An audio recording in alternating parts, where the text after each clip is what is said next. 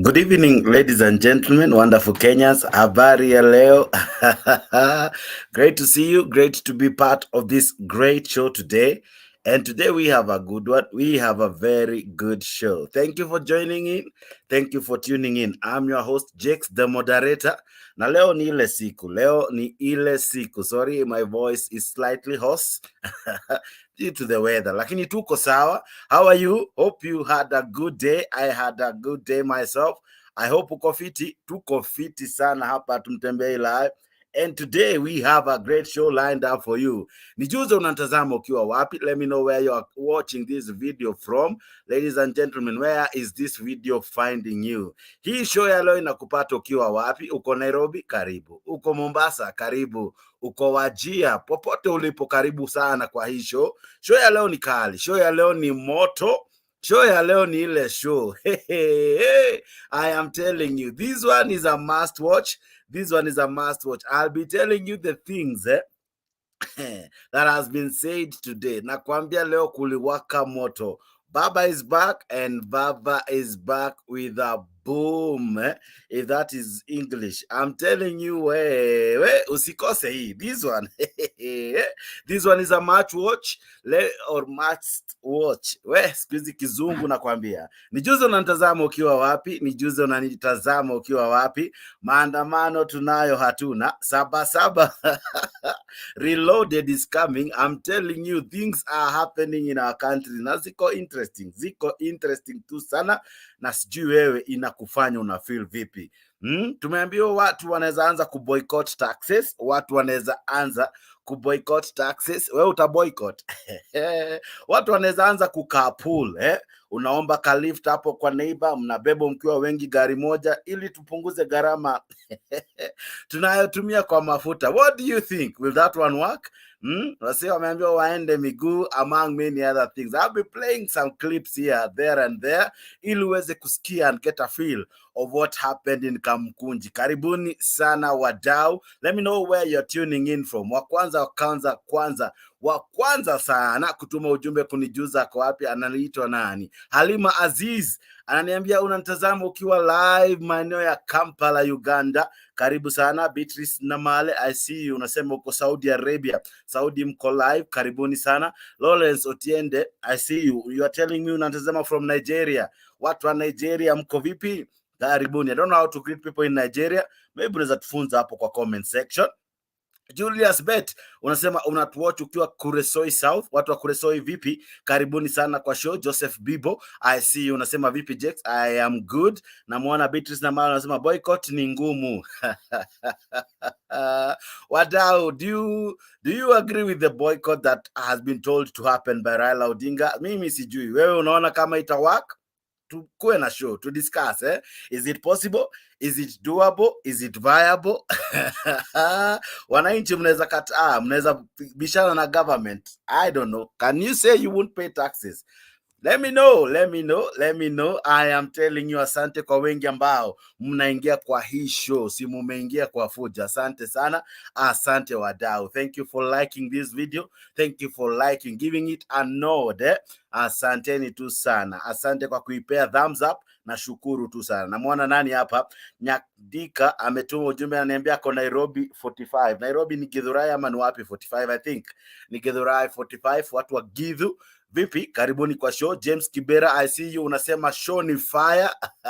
Ndio tunaanza. Namuona Areba Charles anasema hi Mtembei, I am watching you and getting you loud and so clear from Nairobi, Kenya. Asante Charles Areba, asante tu sana. Freedom Wow, I see you. Unasema we can. It's just easy. We send nil returns. Watu watume returns za zero, waseme they have not made anything, so hawana mambo na kulipa tax. Okay.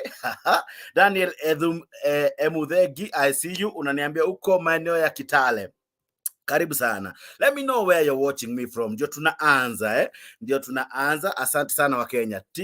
Inapotimu tu masaa ya saa 4 show yako inaanza. Show kali, show fiti inaanza rasmi. Asante sana wadau. Thank you for choosing this show. Thank you for choosing this host. And I am your host, the one and only Jakes, the moderator. Ochieng Bakaru unasema Baba Tidim. Tibim, okay. Nani hapa? Evans unasema Ruto mkora. Zile maoni wa mnatuma hapa sometimes. Sawa.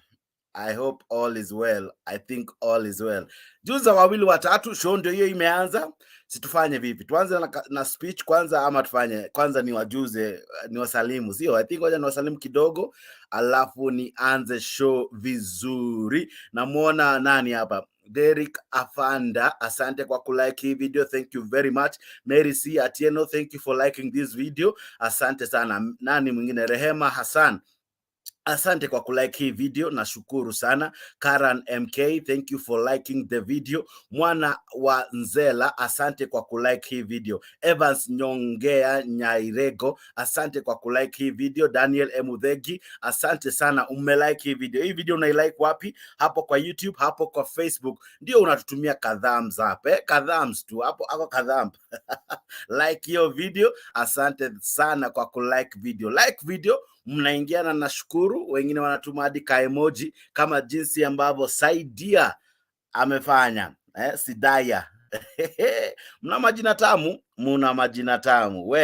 Karani MK, I see you. Namuona Professor Sean, asante sana. Francis Okaolo, I see what you're saying there.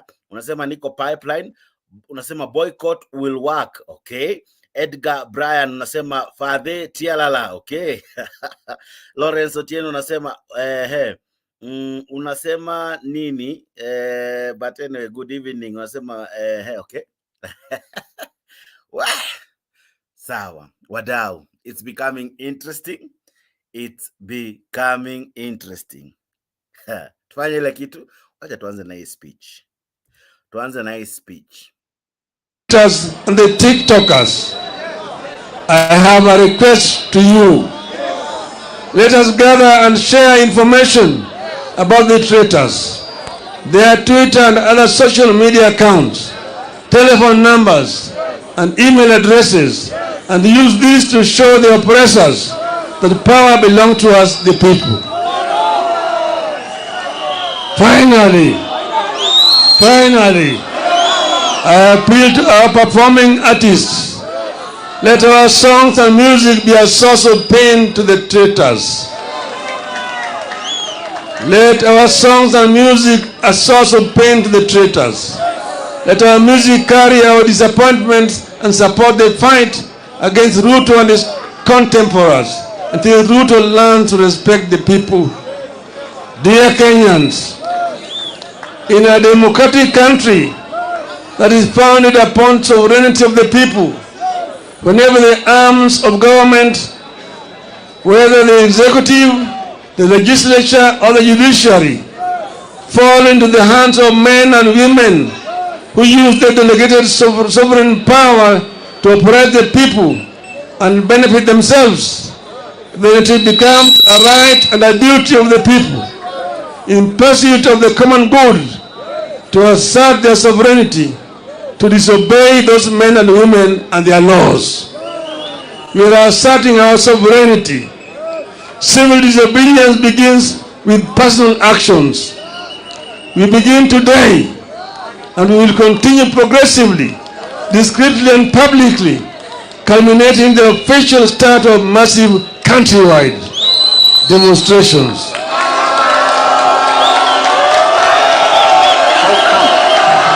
That fuel in Uganda is cheaper than fuel in Kenya. To those who make unjust laws, to those issue oppressive decrees, let us get to work. Let us get to work. Tuanze kazi. Tuanze kazi. Tumesema hao watu wamesaliti jamii ya Kenya. Umma ya Kenya imesalitiwa na Bwana Ruto na wenzake, lakini Bwana Gachetha. Tumesema tulikuwa hapa Kamkunji grounds tukaambia nyinyi tumeanza safari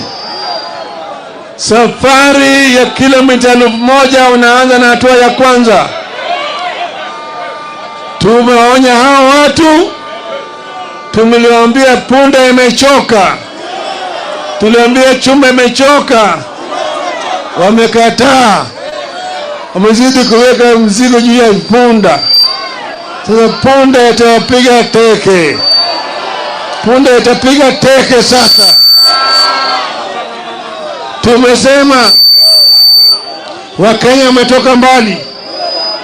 Mzungu walijaribu, lakini Wakenya wakale walisimama imara, wakamwambia mzungu, patia mbali, tutarudi Ulaya.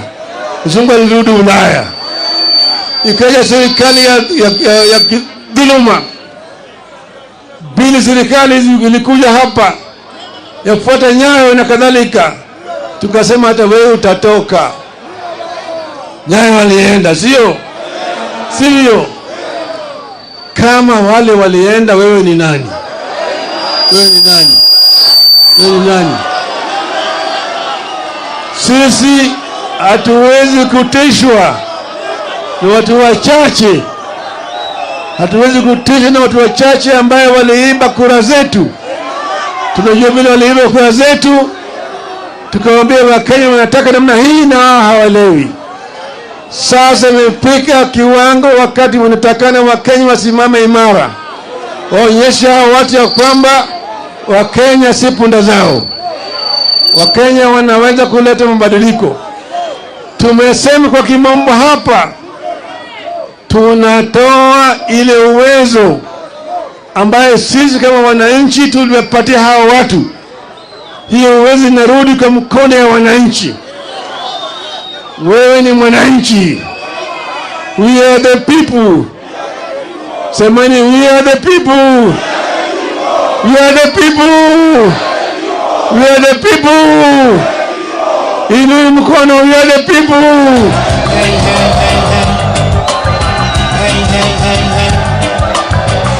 They want us to function.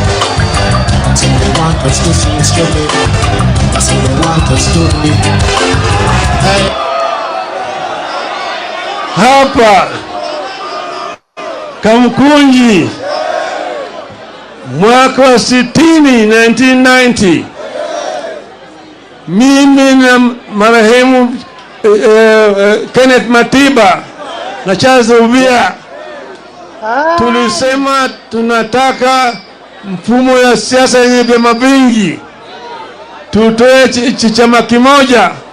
Nyayo walikataa, akasema Kenya is not ready for multipartyism. Itachukua miaka 100 kama Kenya haijarudi kwa multipartyism. Tukasema tuende Kamkunji tuulize wa Kenya, wakakataa. Tukasema tarehe 7 mwezi wa 7 tutaenda Kamkunji. Wakasema haiwezekani.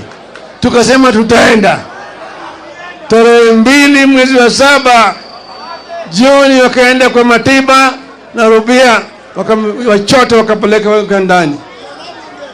Siku 2 baadaye, tarehe 4 wakaja kwangu wakanichota. Nikamwambia mimi niko tayari, wakanipeleka ndani. Lakini Wakenya walijitokeza siku hiyo. Matiba yuko kamiti, Rubia yuko kamiti, Raila yuko kamiti, lakini Wakenya walijitokeza. Walitoka wakaja hapa, walipigana hapa na polisi. Watu karibu 50 waliuawa siku hiyo hapa Kamkunji. Lakini mwishowe ililazimisha Nyayo toa Matiba, kutoa Rubia, kutoa Raila na kufungua katiba na kurusha ile section 2 mbali, sio? The power is with the people. Kwa hivyo leo mimi nataka kufundisha Ruto Okay, the power is with the people. Watu wa Kenya watukufu, karibu kwa hii show.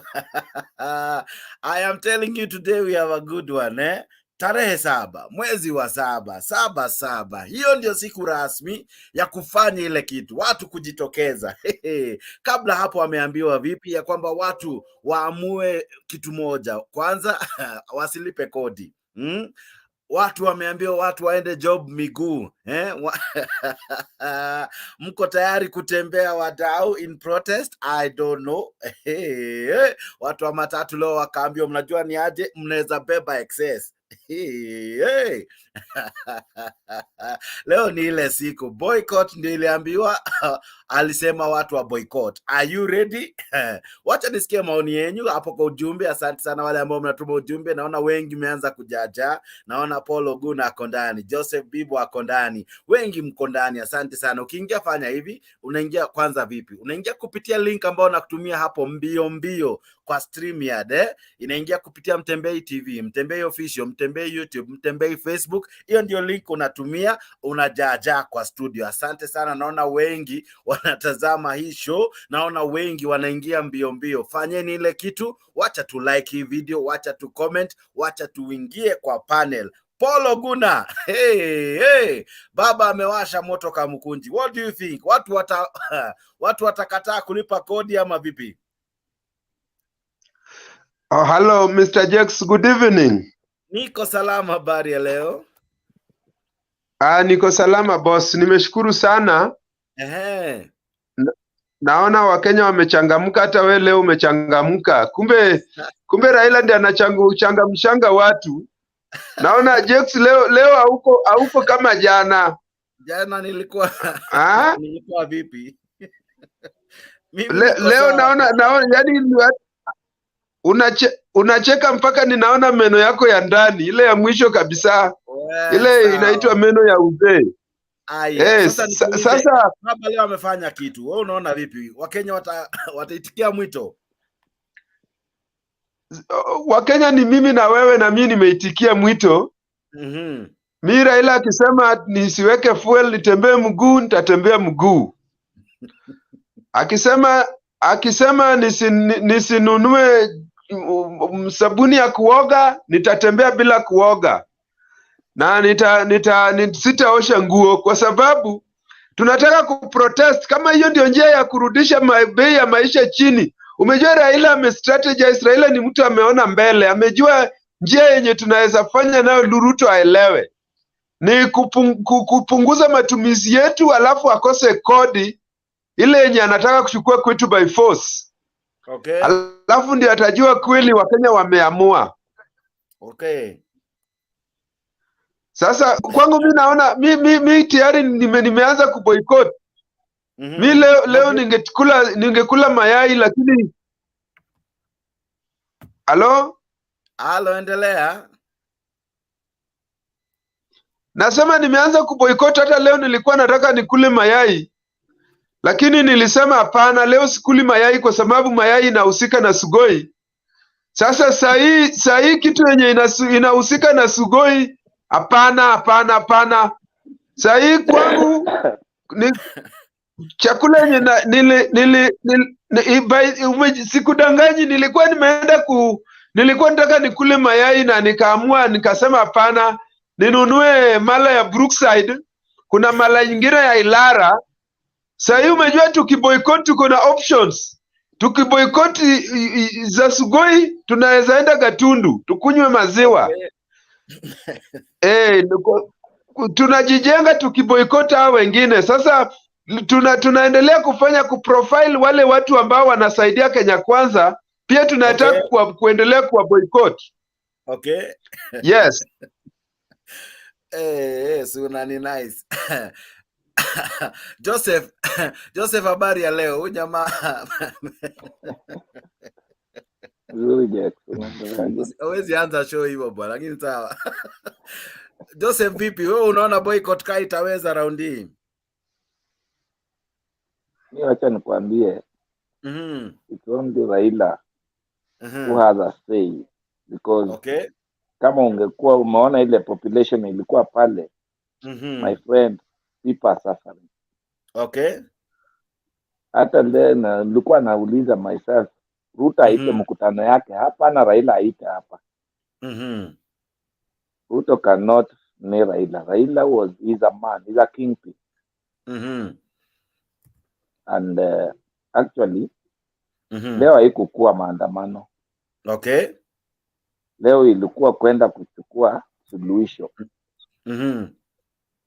Na Wakenya wamesikia mwito na wamekubali. People are ready for anything.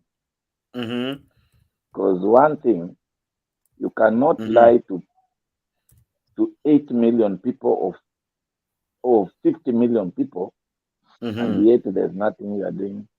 Yeah, because this guy is a big liar. Okay. So mimi mwito nimekubali. Aha. Na niko ndani. Okay. Joseph anasema ako ndani. Wewe Mkenya unasema vipi? Uko tayari kwa maandamano?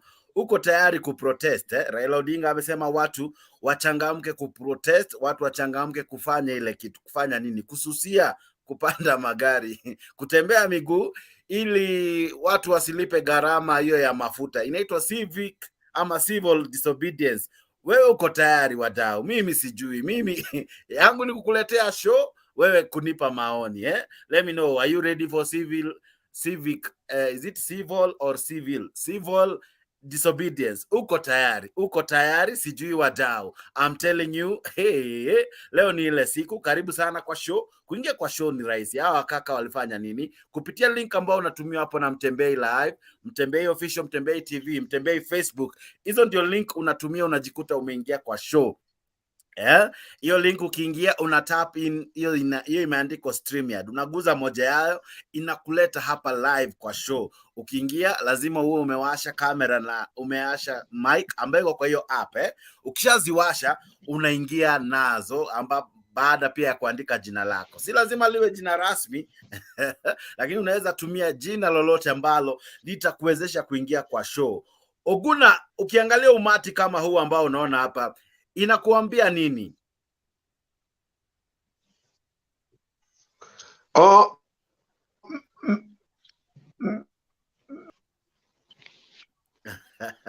Jose, hii umati inakuambiaje? Watu wengi wamejitokeza, watu walijituma leo kabisa. Maoni yako ni yapi kaka? Watu walikuwa wamejaa kabisa, ilikuwa imefurika pomoni. Yes, ndio nakwambia. Aha. When you see this population, inaonyesha many people are suffering. Okay. Because kama hawa watu wote wangekuwa kwa kazini, hawa watu wangejitokeza vile wamejitokeza hapo. Okay. Na liberation inaanzanga namna hii. Because all these people are jobless. Okay. All these people are suffering. So inamaanisha huyu jamaa aangalii maisha ya Wakenya. Anaona mambo yenyewe wenye ako nao. Okay. Wale watu wenye amekalisha pale State House, anawaita, anawapatia kazi. And from the promise that this guy gave these people, he could have done something to change the life of these guys. But you see, all mama mboga, all bodabodas, all mkokoteni pullers, they are outside. Okay. Na bado ndio jana nilikuambia kitu. Before jamaa kusaini ile deal, angengoja aone what Kenyans are saying. But because hana hiyo kwa mind yake, naonekana manifesto yake iliibiwa. Nafaa jiulize nani aliiba manifesto yake yenye alikuwa nayo kwa ground wakati ya kampeni. Okay. Because these people are angry. These people, they are not even ashamed of coming kuja kuongea vile wanaongea. You get? Okay. So, tuache kujidanganya. Okay. Joseph, wacha tusikize speech ya baba kidogo na kizungu. Alipokuwa akizungumza kuna vitu vingi alisema watu wafanye, na I think kuna mtu amerequest ajasikiza yote. Wacha tumcheze kidogo tu alafu tuendelee. Sikiza tu hii speech ya Raila Odinga kwa Zumba lirudi Ulaya. Ikaja serikali ya dhuluma. Bila serikali ilikuja hapa yafuata nyayo na kadhalika, tukasema hata wewe utatoka. Nyayo walienda, sio? Kama wale walienda, wewe ni nani?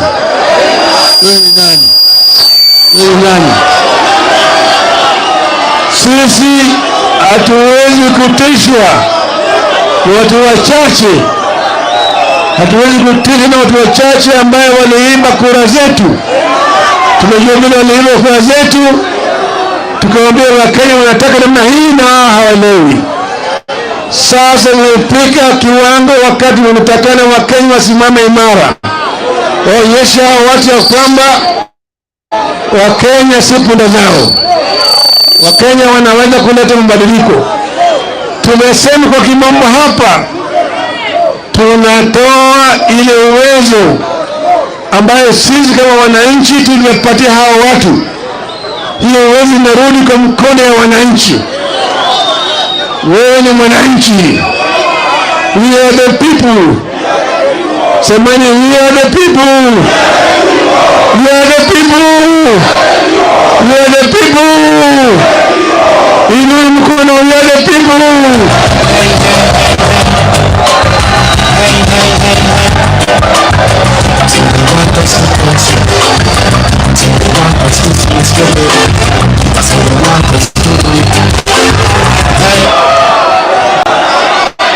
Hapa Kamkunji mwaka 1990 mimi na marehemu Kenneth Matiba na Charles Ubia tulisema tunataka mfumo ya siasa yenye vyama vingi, tutoe chama kimoja.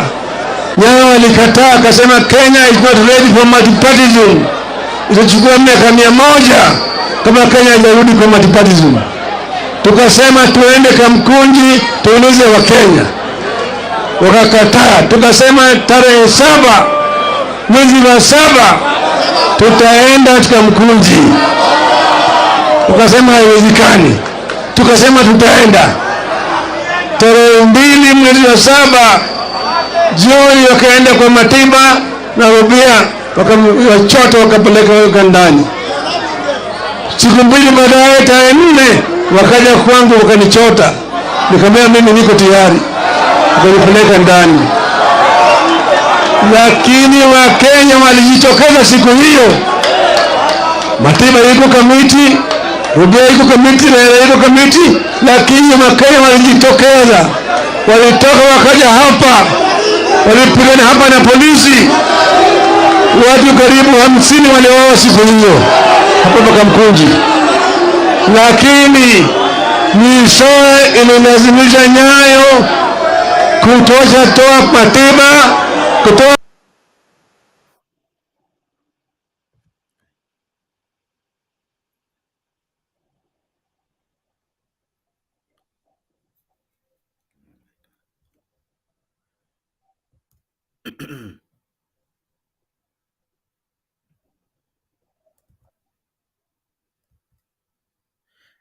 Oh, sorry. Nina hang. Oh, sorry. Can you hear me? Yeah. Okay. Yes, we hear you. Sorry, kwambia wamefanya ile kitu, lakini show lazima iendelee. Wadau, asanteni sana kwa kuwa miongoni mwetu. We have an interesting show. We have an interesting conversation happening here live at Mtembei TV. Nakwambia wananchi mumeambiwa mjitokeze kwa kufanya vitu kadha wa kadha. Moja, mumeambiwa mu boycott. Do you see that happening? If it happens, are you ready? Are you ready for it? Sijui, lakini it's happening again. And I tell you, it's becoming interesting the more tunaendelea. Hakim number 3, habari ya leo. Hakimu, habari ya leo? Washa mic yako hapo kando tu ya jina, kuna mic.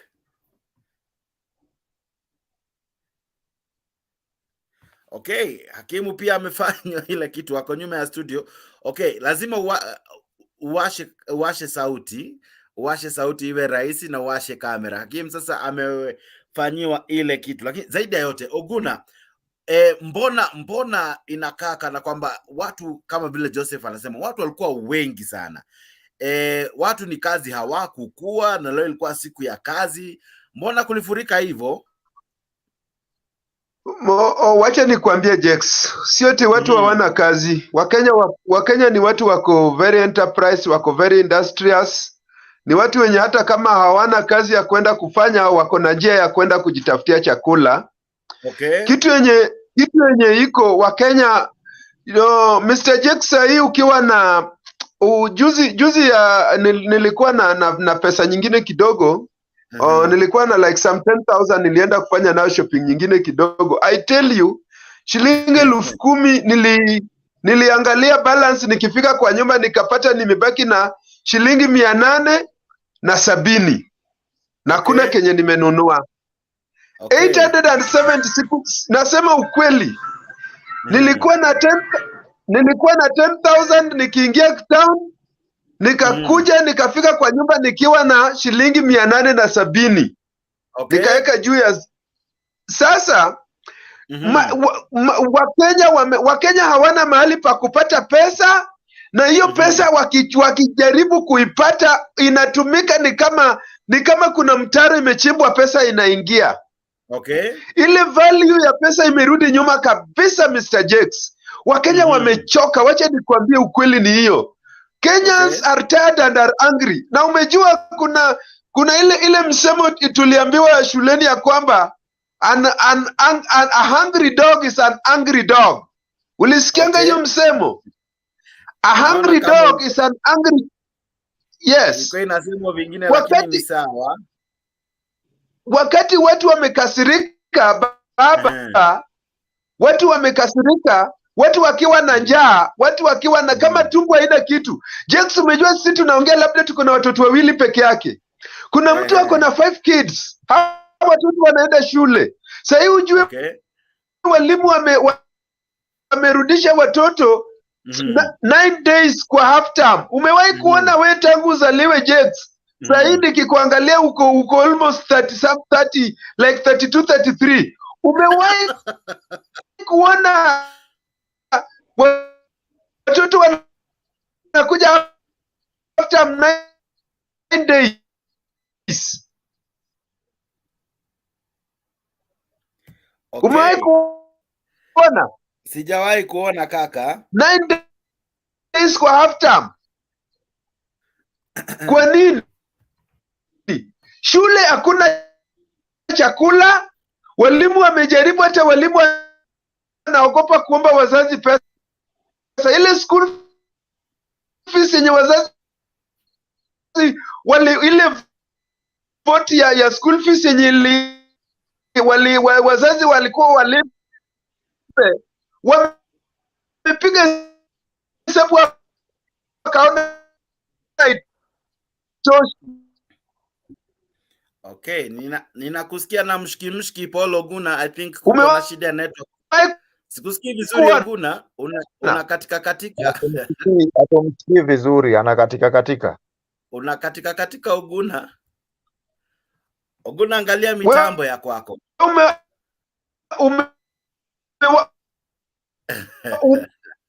Oguna, nitakuchata hapo kando nikusaidie kutengeneza sauti yako.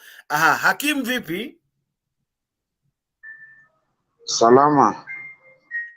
Sasa leo tumeambiwa kuwe na civil disobedience.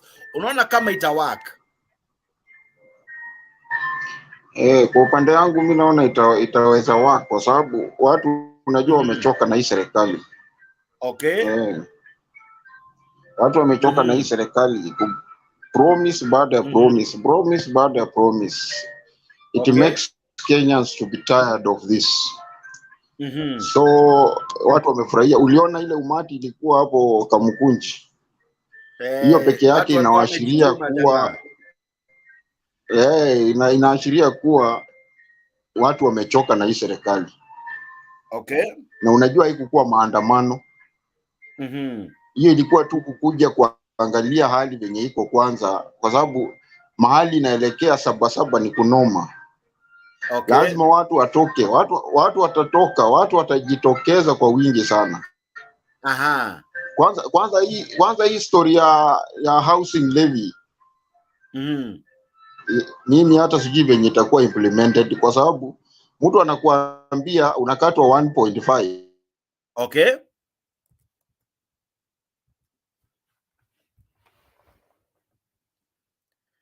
Okay, naona hakimu meaning that na huyu president mwenye ako saa hii ambaye ni Ruto okay, hajakuwa na guarantee how many terms ataenda, na anatuambia hii pesa after 7 years unarudishiwa percentage. Ni nani atakuwa pale kumonitor hiyo pesa? Hiyo story ya 7 years wali change, hakuna kurudishiwa. Itaendelea. So unaona, which means this government is not serious on what they are saying. They are delivering something that they cannot implement. Okay. Yes.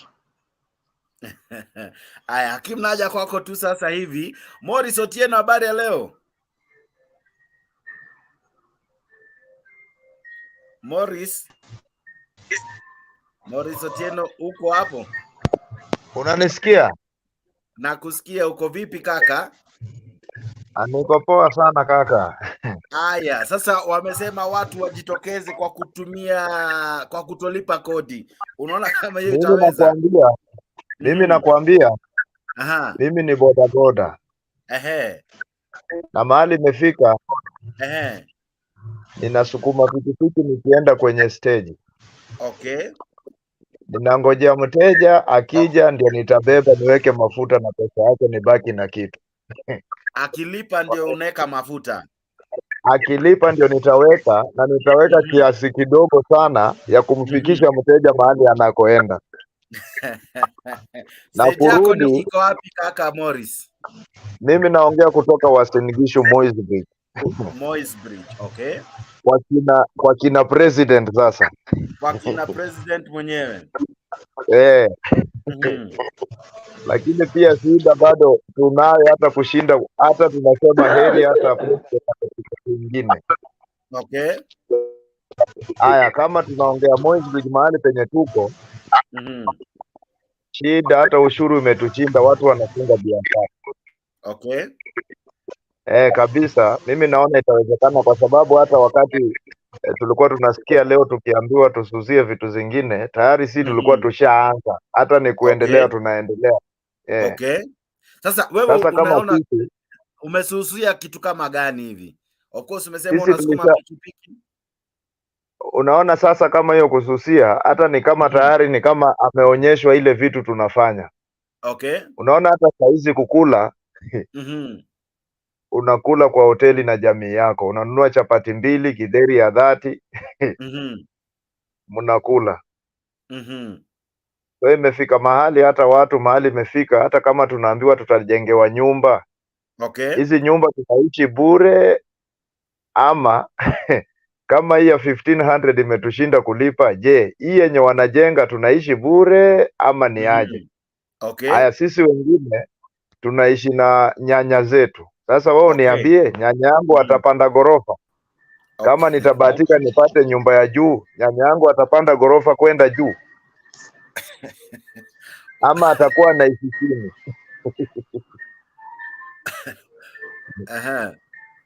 Kweli kabisa imekuwa ngumu, maisha ni ngumu. Hata biashara watu wanafunga, kwa sababu hata mboga yenyewe, mama mboga anauza mboga haiendi. Hakuna mtu yule mtu anaambiwa tulipe ushuru, hana pesa. Hana pesa ya kusupport ule mama mboga kununua mboga, so tunakopa. Tukikopa biashara anafunga. So imefika mahali kila mtu maisha kwake ni ngumu. Yeah. Okay. Omolo. Wamesema leo watu waanze kwenda miguu. Kuna mahali niliona umesema kutembea ni healthy. Vipi kaka, habari ya leo? Omolo, unanisikiza? Okay. Aya, kabla Omolo akuje kidogo tu, nimepata ile nilikuwa nimerequestiwa nicheze. Nitafanya hivyo, acha niweke hii hapo. Tunapanda sasa.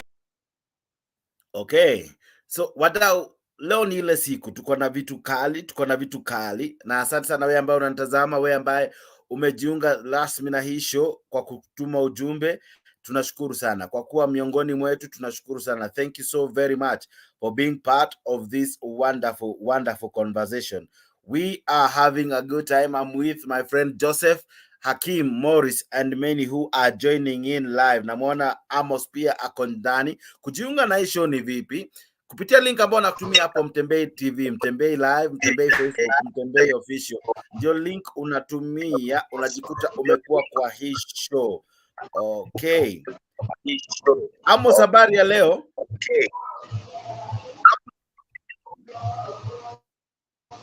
Amos, tafuta jina. Habari ya leo? Okay. Aha, leo ni kama nina mshiki na watu ambao wanaingia. Amos, unanisikia vizuri?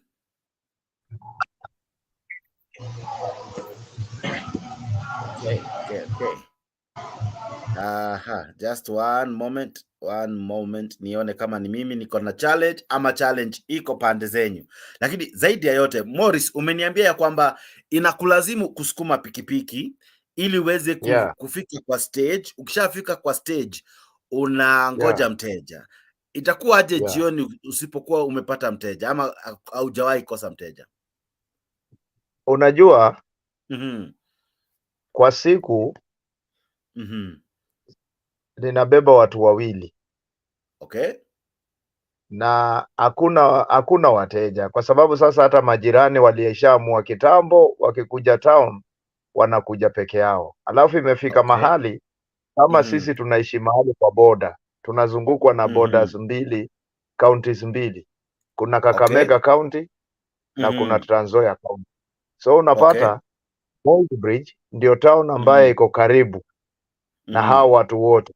So Moisbridge ni kama capital city yao. So unapata watu wa kila area wako na stage yao. So mimi nimebaki tu na ya town service. Unaona? Okay. So kama Moisbridge tuko 1500 motorbikes. Okay. Na ni town kidogo. Aha.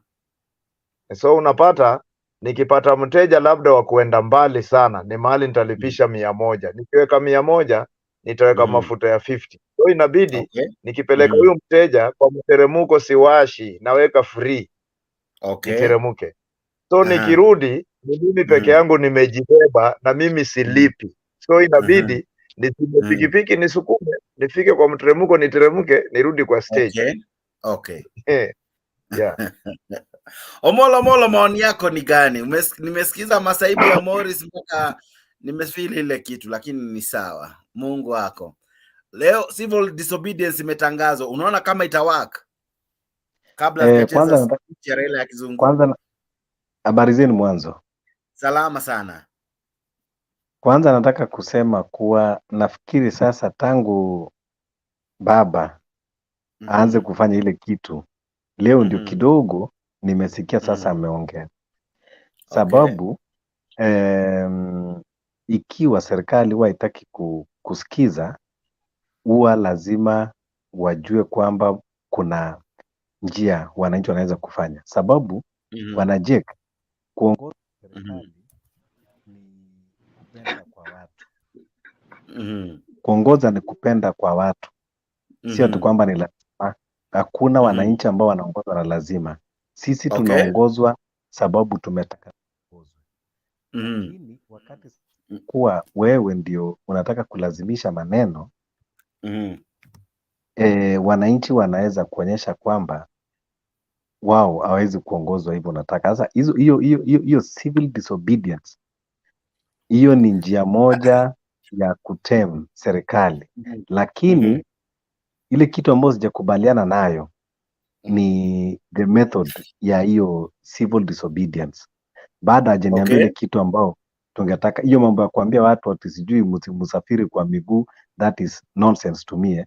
Lakini there are other ways that civilians can practice civil disobedience. Kuambia watu wasilipe tax, mimi ninge expect kwamba hata raia wa kawaida usiwaulize. Kitu ya kwanza angechukua wale magovernors wake wote, akina Orengo, akamwambia Orengo, sasa wewe juzi ulikula pesa milioni 1 ya kununua kiti, nao nataka sasa tusaidiane tupige sasa hapa. Pesa zote wewe kusanya, wacha tuweke katika mfuko yetu kwanza, mfuko ya Azimio, unaona, katika hizo makaunti zetu zote tukiangalia vile inavyokwenda. Lakini kuja kuambia wananchi watu watembee, wananchi wenyewe wamechoka na hii maisha, alafu tena unachokesha kutembea, najua. Na huyo mtu mwenye anakuambia ati utembee amekuja na masav na Range Rover ambao kwanza ni gasla, unaona. Kwa hivyo saa zingine baba anaenda vizuri, lakini kuna kashetani tu kidogo inakuja inamkoroga mahali. Ndio sababu saa zingine ninashindwa hata nikisema nataka kumsupport. Ndio unaona zingine hapo watu wananiambia hauna msimamo, lakini hapana, mimi siwezi kudanganywa tu na kupelekwa ile kitu ambayo haiwezekani kama hii ya kuambia watu watembee. Lakini mambo kama angekuwa niambia magovernors ushuru msipeane iende kuni, hapo tungeona kwamba ina make sense. Alafu sasa ndio twende ina make sense. Alafu twende sasa hiyo civil disobedience kidogo, tuanze kutoa mapicha mazile maportraits, unaona. Tuanze kuambia sasa watu sokoni, manake imesapotiwa na serikali za county, msilipe hizo ma revenue, msilipe hizo ma levy za hiyo, inge make sense. Lakini kuambia watu ati msipande gari, hiyo serikali hizo kupita. Amesema watu wabebane, watu wa cost share, watu kama ni mimi na Alex kwa gari ya nani, kwa gari ya nani, gari ya Alex. Unajua Alex ni dynasty, so tukiingia kwa gari ya Alex, sisi mimi yangu ninaponea, wewe unaponea, wewe hiyo carpooling. Ndio nakwambia it is in practice, yani I make logic, I make any sense. Ndio nikasema baba alikuwa right kuongea mambo ya civil disobedience, lakini the method na hiyo njia anatupeleka nayo haina any effect at all. Unaona hiyo mambo ya kusema sijui, lakini angetuambia kwamba magavana, nishaongea na magavana wangu wote wale wa Azimio, nikawaambia kwamba revenue zile ambao wanakusanya wasipeleke kule, hiyo tayari tungeona kwamba ina mwelekeo. Alafu then another thing ile ambao baba alishindwa kutuambia ni kuwa kwanza wale watu ambao tuliona Babu Owino alikuwa pale, na wakati alikuwa anatakana kupiga kura hakuweko, na Kamukunja hakutuambia kwa nini hawakutupatia satisfactory reason, hawakwenda. Alafu jambo lingine ni kuwa hata wakati tulikuwa tunapinga hii finance bill, tulikuwa hatuna alternative document ya kusema let us discuss. Nyinyi mumelete hii yenu, lakini Azimio wako na hii yao, alafu akakuja kwa wananchi, mnataka gani? Unajua hata wakati Yesu alikuwa anasulubiwa walipatiwa option, mnataka Barabas ama mnataka Yesu? Watu wakalia wakasema tunataka Barabas. Azimio hawakuwa na Barabas wao. Sasa Azimio hawakuwa na Barabas na wana Yesu. Hiyo ndio shida. Unaona? Sababu za kila mahali ukienda kubagini lazima uko na Kaisari wanakataa. Lakini sasa wanakataa kumpa yes. So hiyo ndio vitu ambavyo kidogo kunaleta shida. Na lakini hiyo mambo ya civil disobedience kwa serikali ile ambayo inaleta kichwa ngumu, hiyo ni right, lakini baba aenda atafute wataalamu amueleze. Amesema ametoka Poland kule mahali revolution na World War ilianzia. Sasa yeye aenda atafute wataalamu vizuri au amueleze vile hiyo civil disobedience huwa inakuwa inafanywa. Na kama ni kutembea mguu, ningeomba kwanza angewaambia wale wabunge wake wote mtu asitembee tena, waanze miguu leo. Hizo magari because walienda na magari makubwa, lakini hakuna mwenye alisema gari zirudi home waende miguu. But ni sawa, yote 9-10. We unaona kama watu watakataa kulipa ushuru? kukataa kulipa ushuru, watu watakataa kulipa ushuru, sababu ngoja nikwambie, unajua watu wafurahi kulipa ushuru, na saizi kwanza watakuwa wamefurahi, alafu na wale wajamaa wa KRA pia wamepata sasa njia ya kukula shortcut hapo, maanake watamwambia Ruto, mzee, sio sisi, si uliona wale waliambiwa zilipe ushuru, sasa ukiona ushuru ikidrop, unaona. Kwa hivyo hii civil disobedience itakuwa na mambo mengi. KRA wenyewe ndio watasaidia wananchi wengi zaidi, maanake ndio watakula pesa sasa, wakisema wananchi wamekataa kulipa ushuru. Mathias Alila, I think nimekutamka jina lako. Ngoja kidogo nimalizie kitu moja, ila moja tu. Another thing ile ambayo iko ni kuwa this kind of statement also iko na complications, sababu unajua in itself is a treasonable, unajua manake kusabotage economy of the country in a legit government itself is a treasonable, ni mbaya kabisa. Is economic sabotage, economic crime.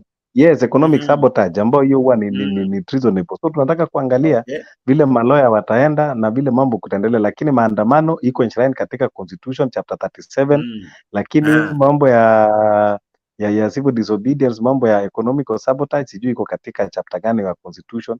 So tutaangalia vile itakwenda. I'm sure Alex atatueleza kama hiyo ni sheria, tutaona tu saa hizi. Mathias Alila, habari ya leo? Ni Matthew ama ni Mathias? Ni Matthews. Matthews vipi? Matthews, asha mic yako kaka. Hapo kanda jina lako kuna mic, iwashe ile iwe on.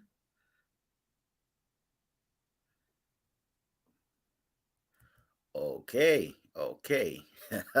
Kabla amewasha. Matthews, maoni yako ni yapi Matthews? Matthews amejaribu kuwasha ikamfanya ile kitu. Nakwambia leo ni ile siku, lakini kabla sijaendelea sana, wacha nifanye hivi. Wacha tucheze Inawezekana. Ndoto yao ambayo walisema Mungu bariki nchi yetu ya Kenya. Inawezekana. Haki iwe ngao na mlinzi. Tukae na ndugu. Inawezekana. Haya. Vijana hoe. Nairobi hoe. Kenya hoe.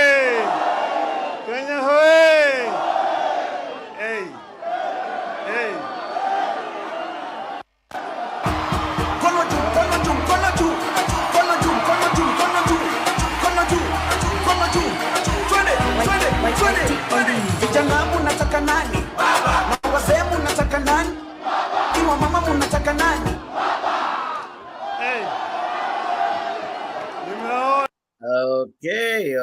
Okay. Nitaendeleza hiyo tu sasa hivi.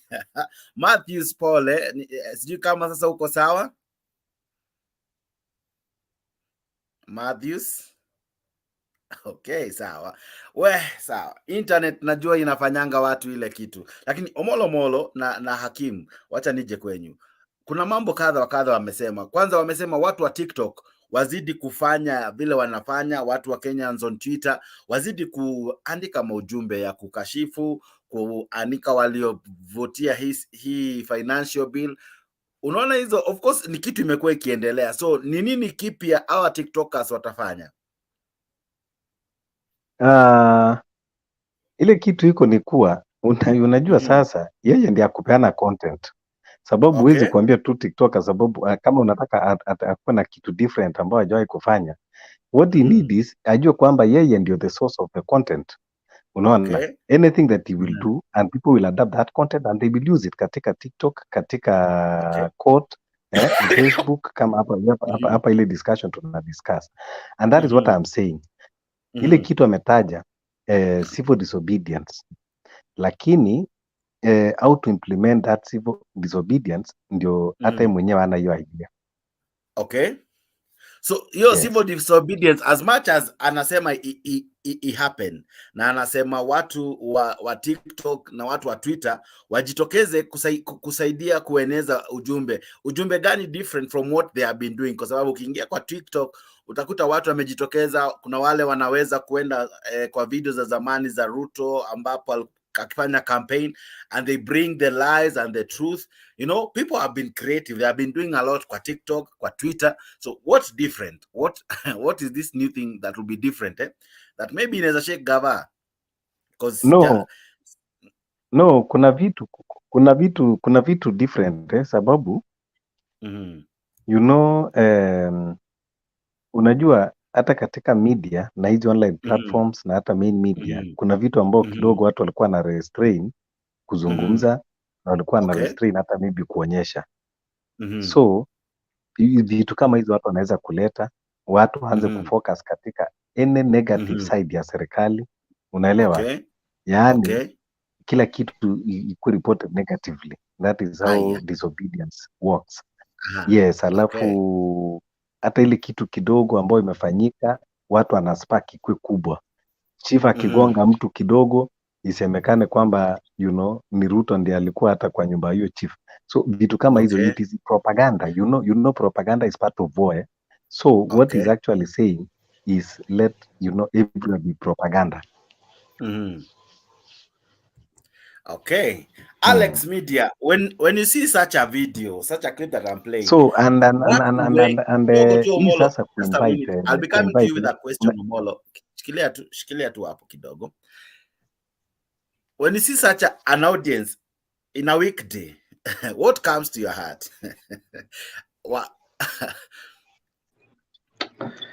You know, the only words I can use to replica the audience is Malala's own words, the Secretary General of UDA, that the only person who has an organic support in this country is Raila Amolo Odinga. That's the only thing I can say. On a Tuesday, it's an organic crowd. Okay. It's not a bot. Not ferried. Not ferried. No. That one, if somebody wants to play politics, he can, but that was an organic crowd. Yeah.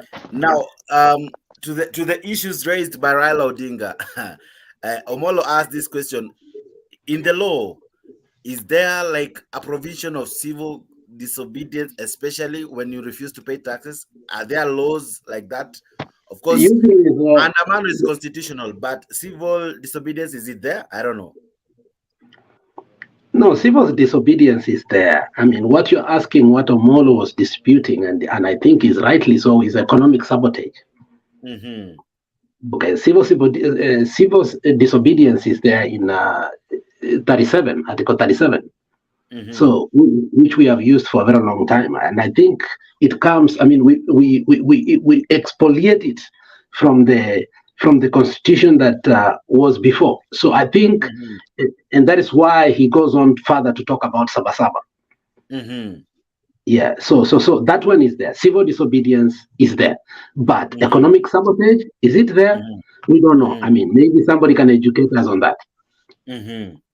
Yeah. Now, it is also in the law to pay your taxes. How do we go about overcoming that part of legislation? And that is the burden of proof that we have. And I think the main reason, and that's why I keep on saying, I do not know. You see, my departure from my coalition is the confusion and that I'm entangled in. I don't even know why we converged today, because he said it was a consultative meeting. Consultative for what?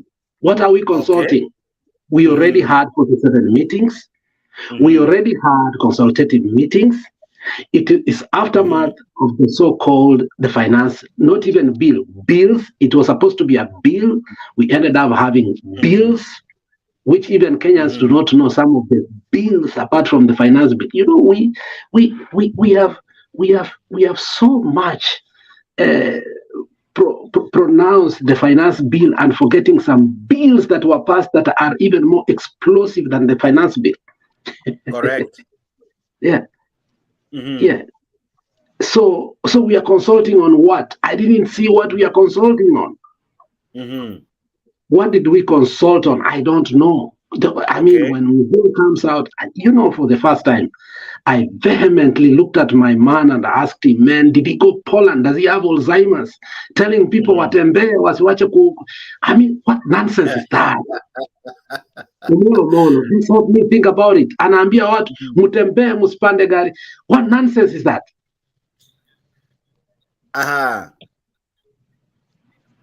Okay, go on. Yeah, go on. Let me ask you, what was Itembe? But they have come with, they came with very heavy machines.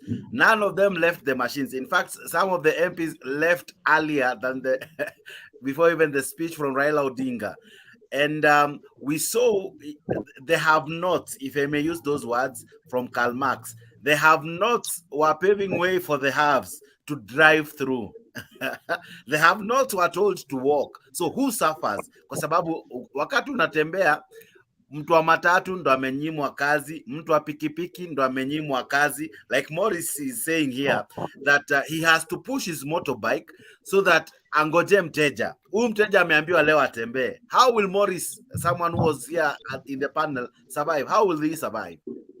And actually, Morris made me come in because I was in the middle of something. Then I've decided to stop whatever I was doing so that I think we can have a reasonable discourse today here. Because some of the things, it's in comparison with what Ruto said and what Raila said.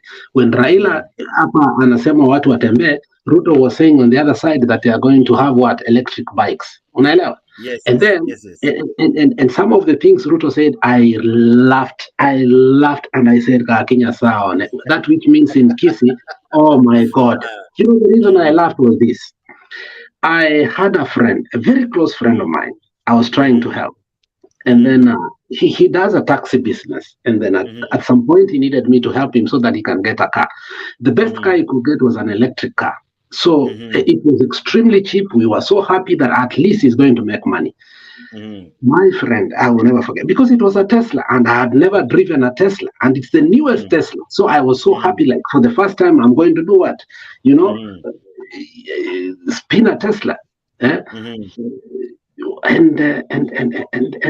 I drove it from the dealership. We went, we came, and we saw. I mean, we were excited. I mean, the technology it had. It was an electric car. My friend was a battery issue. We had to tow the car to the nearest charging station. Getting to the charging station, we had to wait for 2 days to charge the car. The car had to charge for 24 hours for us to only drive for 4 hours. So when he said we are going to create charging stations, you know, I'm laughing. And is this guy say, how are you going to do border? You're going to wait on a charging station for, I mean, do you guys know what electric car is or electric bike?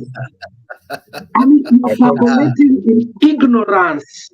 And this guy, I wish we get those electric motorbikes. So that badala ukae kwa station ama petrol station where you are waiting kwa mafuta yako in 10 minutes, you are waiting there for 36 hours. Tuone sasa huyu mwenye. And these electric motorbikes, you know, the reason I laughed is kwa mteremuko uwezi yeka ile ujinga unaweka free. It is electric. It got to get electric. Kitu inaitwa electric uwezi yeka free. So you are into a rude shock. That even some of these ujinga mnafanyanga mkifika kwa mteremuko mnaweka free so that msave mafuta. Hiyo stima lazima itumike na lazima utaenda kwa charging station, lazima utaweka laini, lazima I mean, we don't have a solution. This side has no solution. Alex. Yeah. I want to ask Alex, sasa ikisha vile saa zingine mafuta inaisha alafu tunachukua kibuyu tunakimbia station, hii utakimbia na nini kwenda kuchukua electricity? Vile inaishaga zingine msituni. Hakuna charger. no charger. No, when you heard something called charging stations, and I want you to Google that.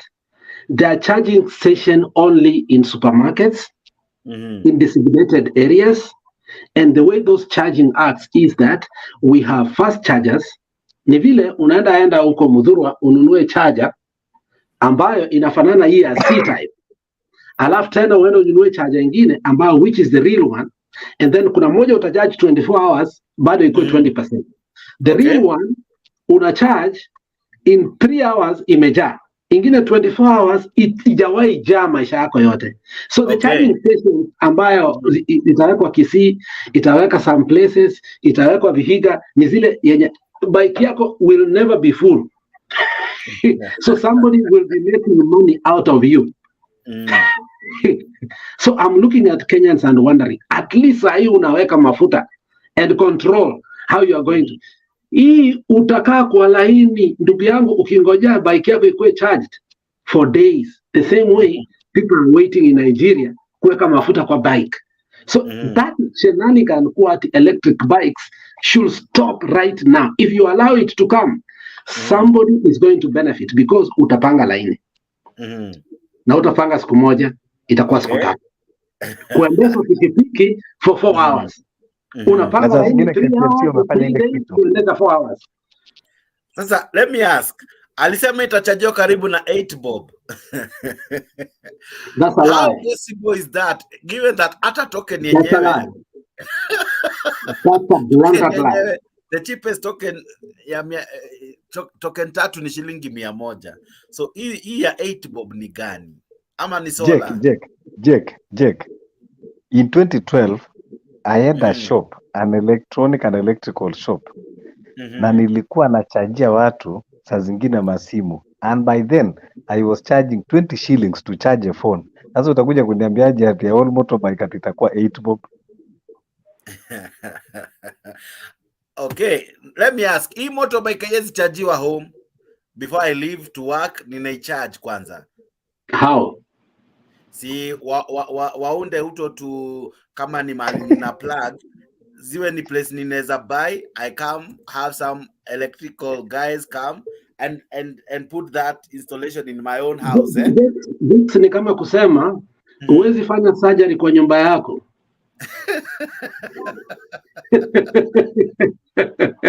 Jex, unaweza fanya surgery kwa nyumba yako? I don't think so. It's not sterile. So I mean, it's not. So Jex, let me tell you, technology. You know, let's be honest. When these things come out, they are patented, so that somebody can get money out of it. If they allow them to go home scot-free, a man is not going. 80 bob. Mwenye alitengeneza hiyo ujinga, how is he going to get? And look, 80 bob. If you look at it, you look at 80 bob. Right now, $1 to Kenya shillings is 130. You want to tell me that somebody will look for a technology whereby is getting only 30 cents within $1? Let's not even go there. Wacha tuenda maneno ya what happened today, because maneno ya Ruto wachana nayo. Ruto is so mandated to a point that sometimes I just laugh what he says. You know, whilst tulikuwa na maandamano alikuwa anadanganya watu leo, and you know, I was just laughing. I'm like, flip the country now. Just let me tell you. Leo for the first time, speech ya baba ilinichekesha. For the first time in so long, I laughed hard. The guy had no speech. He just comes from Poland. I mean, he lands in the morning. He has no. I don't know. I mean, for those who will hate me, let them hate me. I mean, igari imeisha charge. Na hatuna electric charger. Hii gari imeisha charge. You know, the only problem that we have here is this: the people are ready for Maandamano. The people are thirsty to give their grievances. And you know, today I was speaking with the Voice of America, where I have my good friend Tulisoma Nae, and we were conversing. You can go and see the show. And we were conversing, talking about what we used to know in Maandamano. And I gave him a classical example of what we need to know, what we used to know. We were young boys and we were being recruited. I was born and raised in Kisumu. We were being recruited to Baghdad boys. And our work was to do the work that the people who are older than us could not be able to do. And I remember this day whereby Majoni used to be called the GSU. They were sent so that they can carbonalize all the people who are between 18 to 23 years old, because they had the energy kufanya maandamano. Nakumbuka tukikuwa Kondele, anybody who knows where Kondele is, tunakuja all the way Kondarina. That road is straight. And by the time unatoka Kondele, unafika KMTC, those people were about 1,000. They wanted to destroy. Kutoka Kondele, utakuja wapi? Utakuja Urusi, which was Russia hospital, utapata KMTC, utapata kona miti ni dawa, utapata kona bar, mpaka utapata kona mbaya. That area is overly populated. So the plan they had was, we are going to fight with GSU, they like it or not. Okay? And how they did was, zile post the Kenya Power and Lightning ambazo zilikuwa kwa barabara, they prepared, tukanunua diesel. So sisi watoto ndio tukua wakiweka tu post hivi kwa barabara, tunaweka nini? Petrol tunawasha. Wale wakikuja wanapata moto. Alafu orujre zilikuwa tunarusha, and we could fight them 24 hours. Risasi zinaisha, kila kitu, wanaenda nyumbani, and we are the winners until Moi gets so mad. Maandamano, I call it TikTok because it's not even Maandamano. And you know, Ruto is laughing at us. On 20th March, we had something called Our Day with Destiny, to a point that Ruto was so afraid and called Baba Odinga my brother. Gachagua akasema, we are losing 20 million, how much billion a day? They invited him. They invited him on the negotiating table. We have degenerated that the only thing that we had, to whereby I think Ruto is now emboldened. He's not even afraid of us anymore. And that is not something that is right. And I'm asking our people that, and this is what years ago, Miguna, and I hate him to be my reference because I don't think he's the right person for me to refer. This is what he said. Kenya, unless we have a leaderless revolution, whereby we are ready for anarchy, that is the people only themselves. The people themselves, devoid of politicians. That is when we are going to succeed. And today, we saw that. And I don't want us to speak about Baba's speech because Baba has done his part. Baba is being forced to do these things because we don't have a leader anymore. Baba has done his part. You need to know that. Nobody should criticize that man. He has done his part. So let's not say that. The question is, the people who ought to be there, what ought they do so as we can move on? We can't keep on depending on Baba. Honestly, Jex. He has done his part, you say so. Even you know, that's unarguable. Everybody is using Malala, Moses Kuria, everybody, even before election, they spoke about it. Aya, shikilia tu hapo, umesema Malala. I'll be telling you something that Malala leo amepata promotion. I'll be telling you about it just now. Let me talk to this guy, former Baba supporter, Charles Areba. Hey. Leo leo roho yako inafeel aje? Ulikuwa zamani supporter sugu wa Baba, ametoa speech moja moto kama pasi. Unafeel vipi? Wewe utakataa kulipa kodi? Unajua checks, wacha niwasalimie watamjambo. Tuko salama, habari yako Areba? Niko salama kabisa na nimeshukuru sana kwa kunikaribisha huku kidogo. Mimi kulingana na speech ya Papa ya leo, unajua mimi ni mtu wa Papa damu kabisa. Ni ile tu, unajua sometimes hata kwa kazi mtu akatangi promotion. Unajua, if you can't inform yourself, you will be forcefully be informed. So sometimes changes pia inakubaliwa because huwezi kaa hata watu wanaishi Kawangina Kawangwale, wanakuja wanahama, mtu anakuambia siku hizi niko Mlolongo, siku hizi niko pipeline. So even hizi chama watu wanahama, wanaendelea kusoma. Hizi chama ni kusoma, huwezi kaa kwa chama moja kwa muda yote. Okay. Sasa vile nilitoka nje ya ODM, kuna vitu nimelani mingi sana. Okay. So mimi being supporter ya being mtu wa papa wa kitambo, pato ningali pato niko na damu ya papa kidogo, hata kama niko UDA. Because nikiangalia papa kulingana vile state, ile kitu nakosoa papa tu, ile kitu ilifanya nikaondoka tu bado ODM. Unajua papa akiambia watu waanze kutumia mara Twitter, mara TikTok kumsaidia kusukuma agenda yake ya kupressurize the government, hiyo naona hiyo ni just an old method. Papa kuambia watu waanze kama ile wakati alisema msitumie hii kampuni, msitumie hii maziwa, you boycott this and these services. Hiyo muda imepitwa na wakati. Papa anatakana ajue wakati hii watu wengi wako wameaccess na wamesoma. So anatakana apply, aendelee kuapply vile tunaendelea kusonga, anaendelea pia yeye kusonga kimawazo, si kurudi nyuma. Papa maandamano yake mahali mimi. Unajua papa by the way calculation yake ya kupress maandamano against the government alicalculate poor. Number one. Papa maandamano yake hata saizi angekuwa ameweka maandamano. Saizi angekuwa anafanya parasas. The moment Ruto aliapishwa, ndio papa angepata nguvu na awe strong zaidi. Ni kwanza kuweka parasas. Saizi angekuwa bado anaendelea kuweka parasas all over the country. Ndiposa aone system zote zimechumuishwa katika serikali. Na hizi system aone vile Ruto anaendelea kupanga serikali.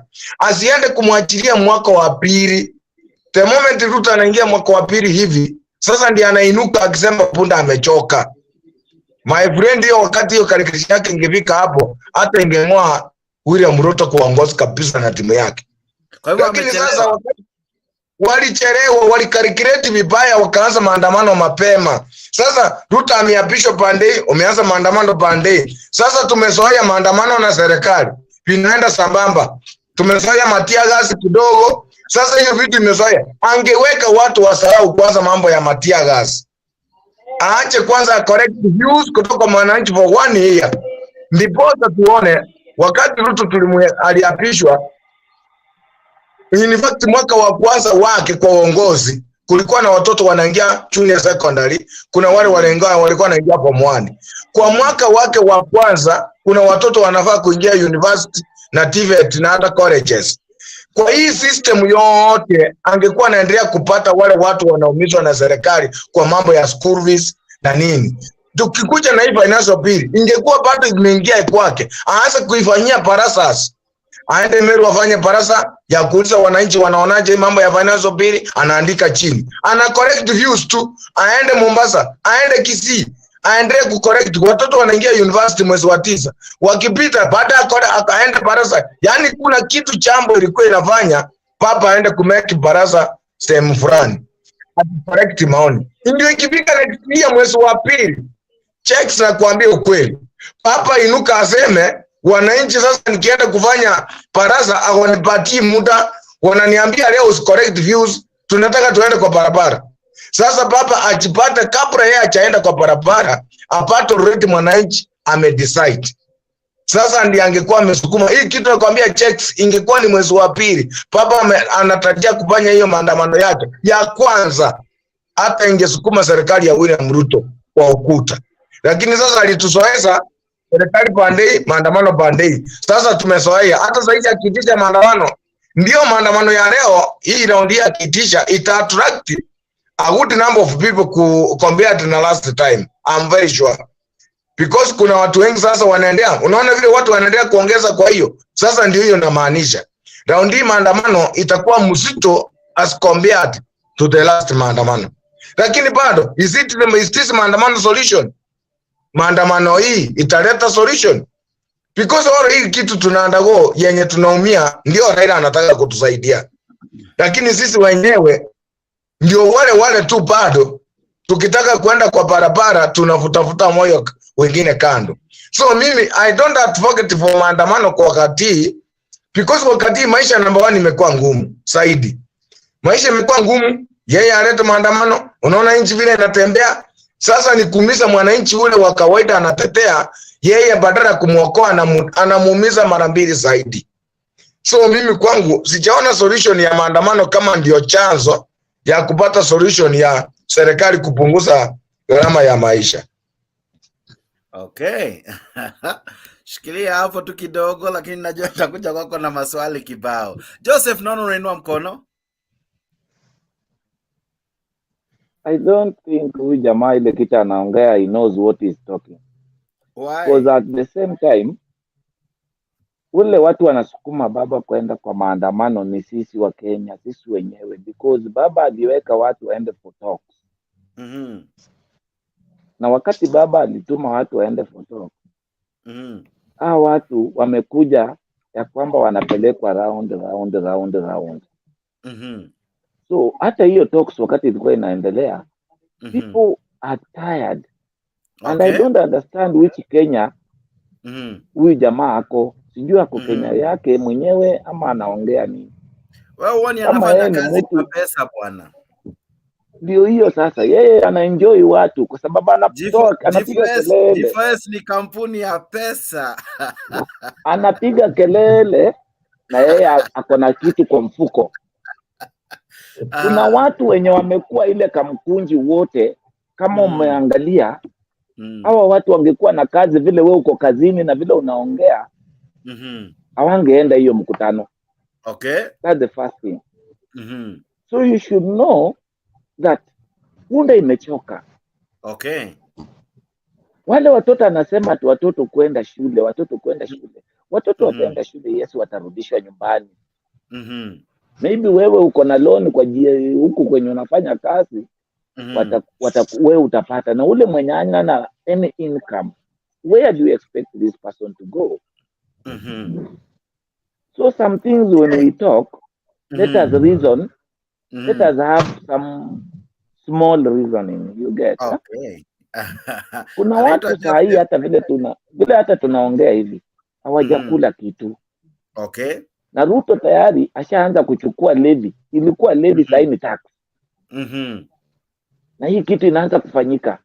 So ningoje nifinyike mpaka nikufe kama nipelekwe Shakahola, na mimi najua haki yangu.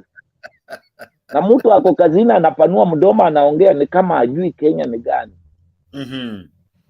Surely let's have some common sense when we talk. Ni maoni yake Aremba, na kila mtu ana maoni yake Josaya. Kila mtu ana maoni yake, na hapa kwa hii show tunakukaribisha wewe na maoni yako. Si lazima sifanane, na hiyo ndio utamu wa hii show. Namuona Alex alikuwa kwanza kuinua mkono alafu Hakim. Alex vipi? Unajua ndugu yangu, we are not disputing of all the issues that Kenyans are going through. Okay. And you should know that from UDA and Azimio side, and that is a critical thing that you need to know. But the approach overall is now where even the people of UDA at some point started looking at Baba, that maybe Baba may have a solution. Yeah.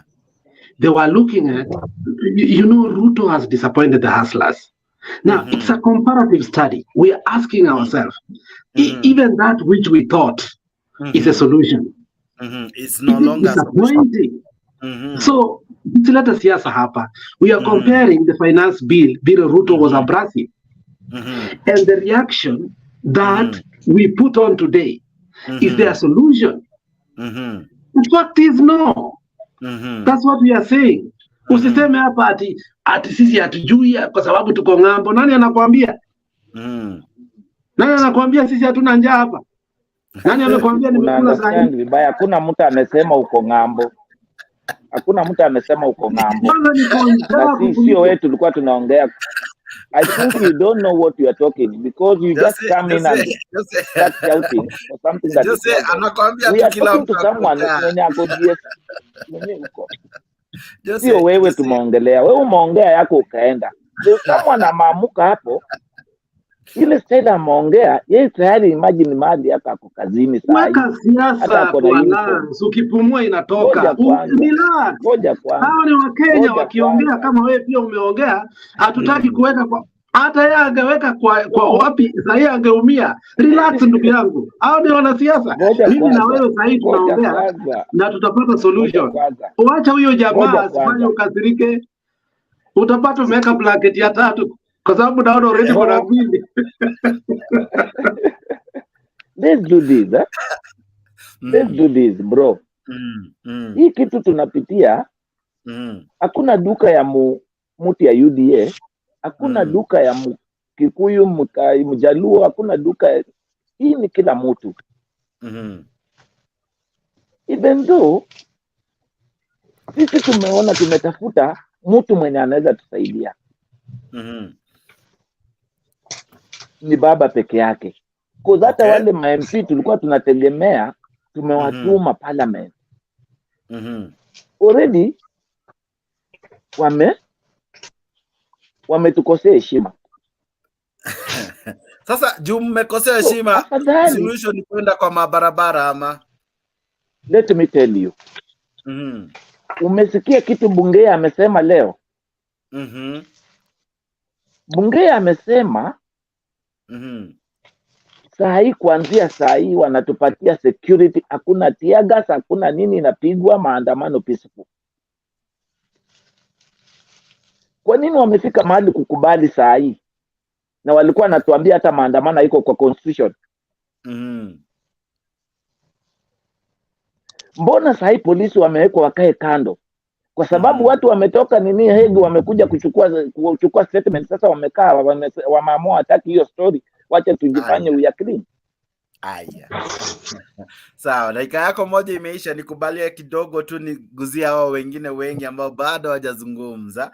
Ambro Serere vipi? DK I see you, Ambani I see you, Dada Roda akondani. Mwana dada cheki tu. Ni wewe tu kwa show umeweza kumatch kitambaa na blouse, nakwambia. Na lipstick. Anu umelala? Yes, Mama Roda, acha nianze na Mama Roda kwanza mbio mbio. Mama Roda, dakika moja kwako. Hizi kati nimevaa, ni nguo nimevaa. Hizi kama dress. Hizi ama summer girl. Unaweza niona hizi dress. It's not a bra. It's dress. So how are you guys? We are well. How are you? I'm well. I'm fine. You know, in Kenya we used to say we are fine, but in America they say, I don't know, they say we are good. We are fine. I'm fine. You're good. You're looking good. Summary. You're looking summary.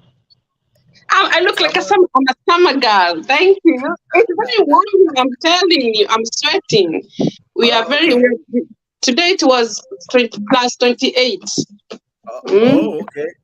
Yes. Kenya tujuangi stories are plus, lakini ni sawa. Now tell me, Baba today was in Kamkunji. What do you make of it? Wow, today I was so happy because in fact today I saw many people in Kamukoji than it used to be. People are so I was very happy people they could able to come that rally. And of course I like everything Baba was speaking. You know, Baba always speak.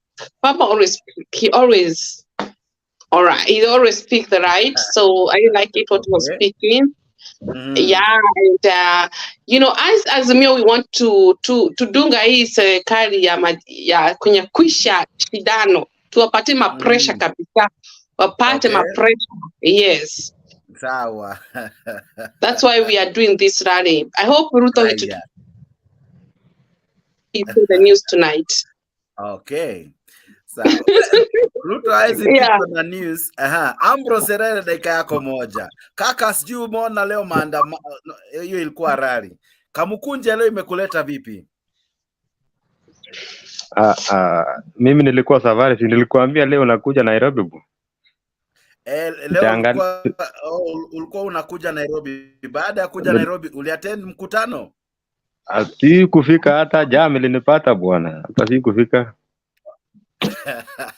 Kwa hivyo ulimisi uhondo.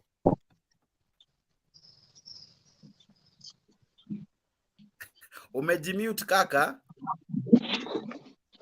Nimeangalia hivi kidogo kidogo, mambo ni yale yale tu. Okay. Hakuna ta. Hiyo ni kawaida ya Raila tu. Hiyo tumezoea hiyo.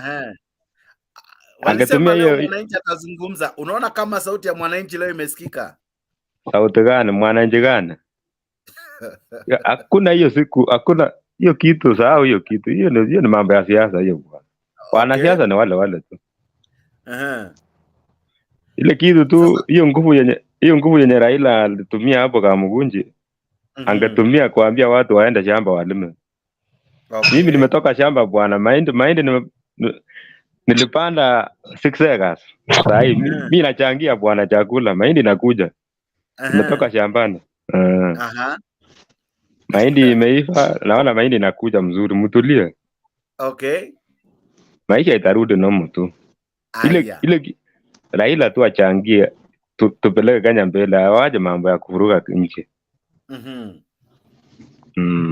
Sina maneno mengine sana. Aya, DK kwenye beat. Hi my brother, good to see you. Umejificha mtaa, lakini how are you? How is London? Roger, yeah, thanks. It has been a long time. Nilikuwa kidogo. You know how this place works. You know, like sometimes you have to disappear, you come back. Sangine job ikikushika, you know, umeshikika. But sometimes, not only that, mwana nasikizaga uko in the background. And then even you, there was a time you disappeared. Niliwa after kidogo, you disappeared. But guess you're back. And then, nasikizaga tu in the background. I think it has been good. Lakini ya leo lazima nichangie. There was no way I was gonna miss this one. Okay. Today, my friend Raila let me down. Why? In a biggest way. Sisi watu wa TikTok tufanye ile kitu. Hata mfanye TikTok. What is this carpooling? Ati you have to share.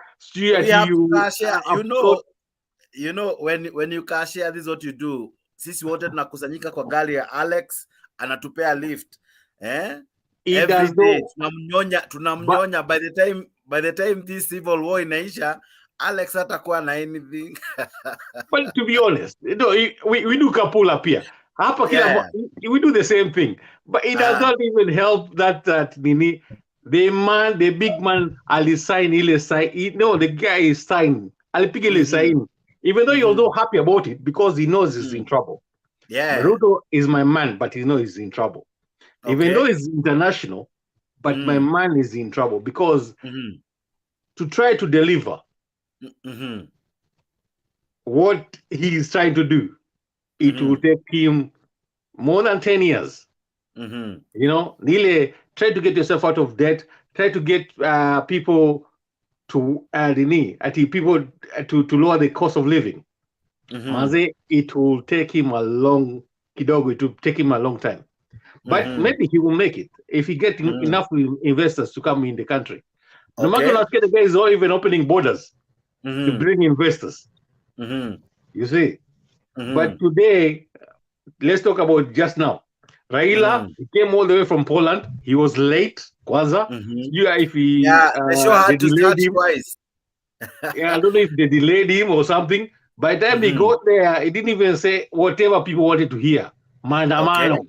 You know, guys were waiting to hear, give us the Maandamano. It's only Kioni who said on the 7th, which we know is not going to happen. You know, look at our next first lady could have been our next first lady. Ye mwenye albekula vumbi, amechoka. You know, guys already tired. Guys, he was already tired. You know? So, hii kitu ya nini, Azimio, they just need to accept and just become a proper opposition. He also reads it because everything is signed on. So the guys, all they need to do is right now is to just bear with it, give it another 2 more years, and roll with it. Because there will be no more. Hakuna maandamano, to be honest. That's the truth. You know? Asante sana DK. Let me come to Ambani. Ambani vipi? Habari ya Busia? Salama ndugu yangu. Wewe ulisafiri kama vile Ambrose alifanya ama wewe uliamua kujionea nyumbani? Mimi nilikaa hapa Busia. Kusafiri na safiri wapi? Hakuna mazuri ya kusafiri. Zamani wakati ya Kenyatta na Moi na hiyo wakati ya nyuma tulikuwa tunasafiri, lakini sasa hii hakuna kusafiri. Hakuna mazuri, hakuna mazuri hiyo inafanya unasafiri. Aungefika maeneo ya Kamkunji labda ungepata mazuri. Kamkunji tuko nayo, tuko pamoja kiroho tuko pamoja. Kiroho tuko pamoja. Maoni yako ni yapi kulingana na yale yalisemwa leo? Sasa maoni iko namna hii. Kuna tofauti ya kuendesha inji na tofauti ya kuendesha kampuni. Kampuni inaweza kuwa ya David Wambani na wengine. Umeona ndugu yangu? Lakini inji ni ya watu wengi. Inji ni ya watu wengi. Sasa hawa wenye wako kwa serikali saa hii wanaendesha kampuni. Na kampuni inaweza kuwa na Katagwa Alikampani namna hiyo, si ndio? Lakini sasa inji ni ya watu zaidi ya watu wengi. Unaona ndugu yangu? Sasa wakati hao watu watatoka katika usingizi yao. Unajua sasa hivi wako kwa usingizi kwa sababu wamechukua serikali vile wako kwa usingizi, wanaonanga ya kwamba Odinga ni maandamano tu maandamano. Wakati itanuka watajua kumbe my friend bwana, wacha tutoke kwa usingizi ndugu yangu. So hawa wanacheza na watu ya njaa. Ukiona wale watu walikuwa Kamkunji wote ni watu ya njaa. Na uwezi kucheza na watu ya njaa na wewe umeshiba. Mtu ya njaa atakukujia hapo na hapo. Wakati watakuwa bado kwa hii kampuni yao wanasema wanaendesha kampuni, hii kampuni yao itakuwa imeporomoka. So wajua kwamba Wakenya wako na njaa. Wakenya hawako pamoja vile Kenyatta aliwacha Wakenya wakiwa pamoja, Moi aliwacha Kenya wakiwa pamoja. Saa hii Kenya inaendeshwa kwa msingi ya kampuni. Hata wakisema ya kwamba tususie, tunaweza susia, hata tunaweza kutembea kwa miguu. Kwa sababu gani? Hatuwezi kutoa ushuru ya watu wengine kuendesha makampuni zao, kwa sababu Kenya ni ya sisi wote, si ya kampuni moja. Unaona ndugu yangu? So wacha walale kwa hiyo usingizi yao ya pono. Wakati wataamuka kwa hiyo usingizi, mambo itakuwa imeharibika. Saa hii kila mtu anasema mambo yake. Pande hii kila mtu anasema mambo yake. Lakini ile umati ilikuwa Kamkunji. Mtu asidharau hiyo umati. Hiyo umati ni watu hawana kazi, kitu ya kwanza. Hiyo umati watu wako na njaa. Unaona ndugu yangu? So wasiseme ati Odinga ni mtu ya maandamano, Odinga ni mtu ya nini? Hapana. Jua ya kwamba Nairobi yote tunawachia Mathare tu, hii Mathare ni yao. Lakini sehemu yote ya Nairobi ni ya Odinga. So wasilale kwa hiyo usingizi yao, waamuke kwa hiyo usingizi yao. Waanze kutengeneza maneno mapema. Wasipotengeneza maneno mapema, my friend, Kenya 20 mahali pazuri, tunaelekea mahali pabaya. Sijui kama wanaona hiyo. Waone kwa macho ya ndani, Kenya tunaelekea mahali pabaya. Kwa sababu Odinga akisema waanze kususia vitu, watasusia. Tunaona wakati walisusia Safaricom ilienda hasara kabisa. Ilienda hasara, watu wakarudi kwa Airtel. So watu wakati wanaongea wasidharau Odinga wakisema Odinga kazi yake ni maandamano tu. Mulale katika usingizi hiyo. Wakati mtaamuka kwa usingizi hiyo, mtapata maneno imeharibika.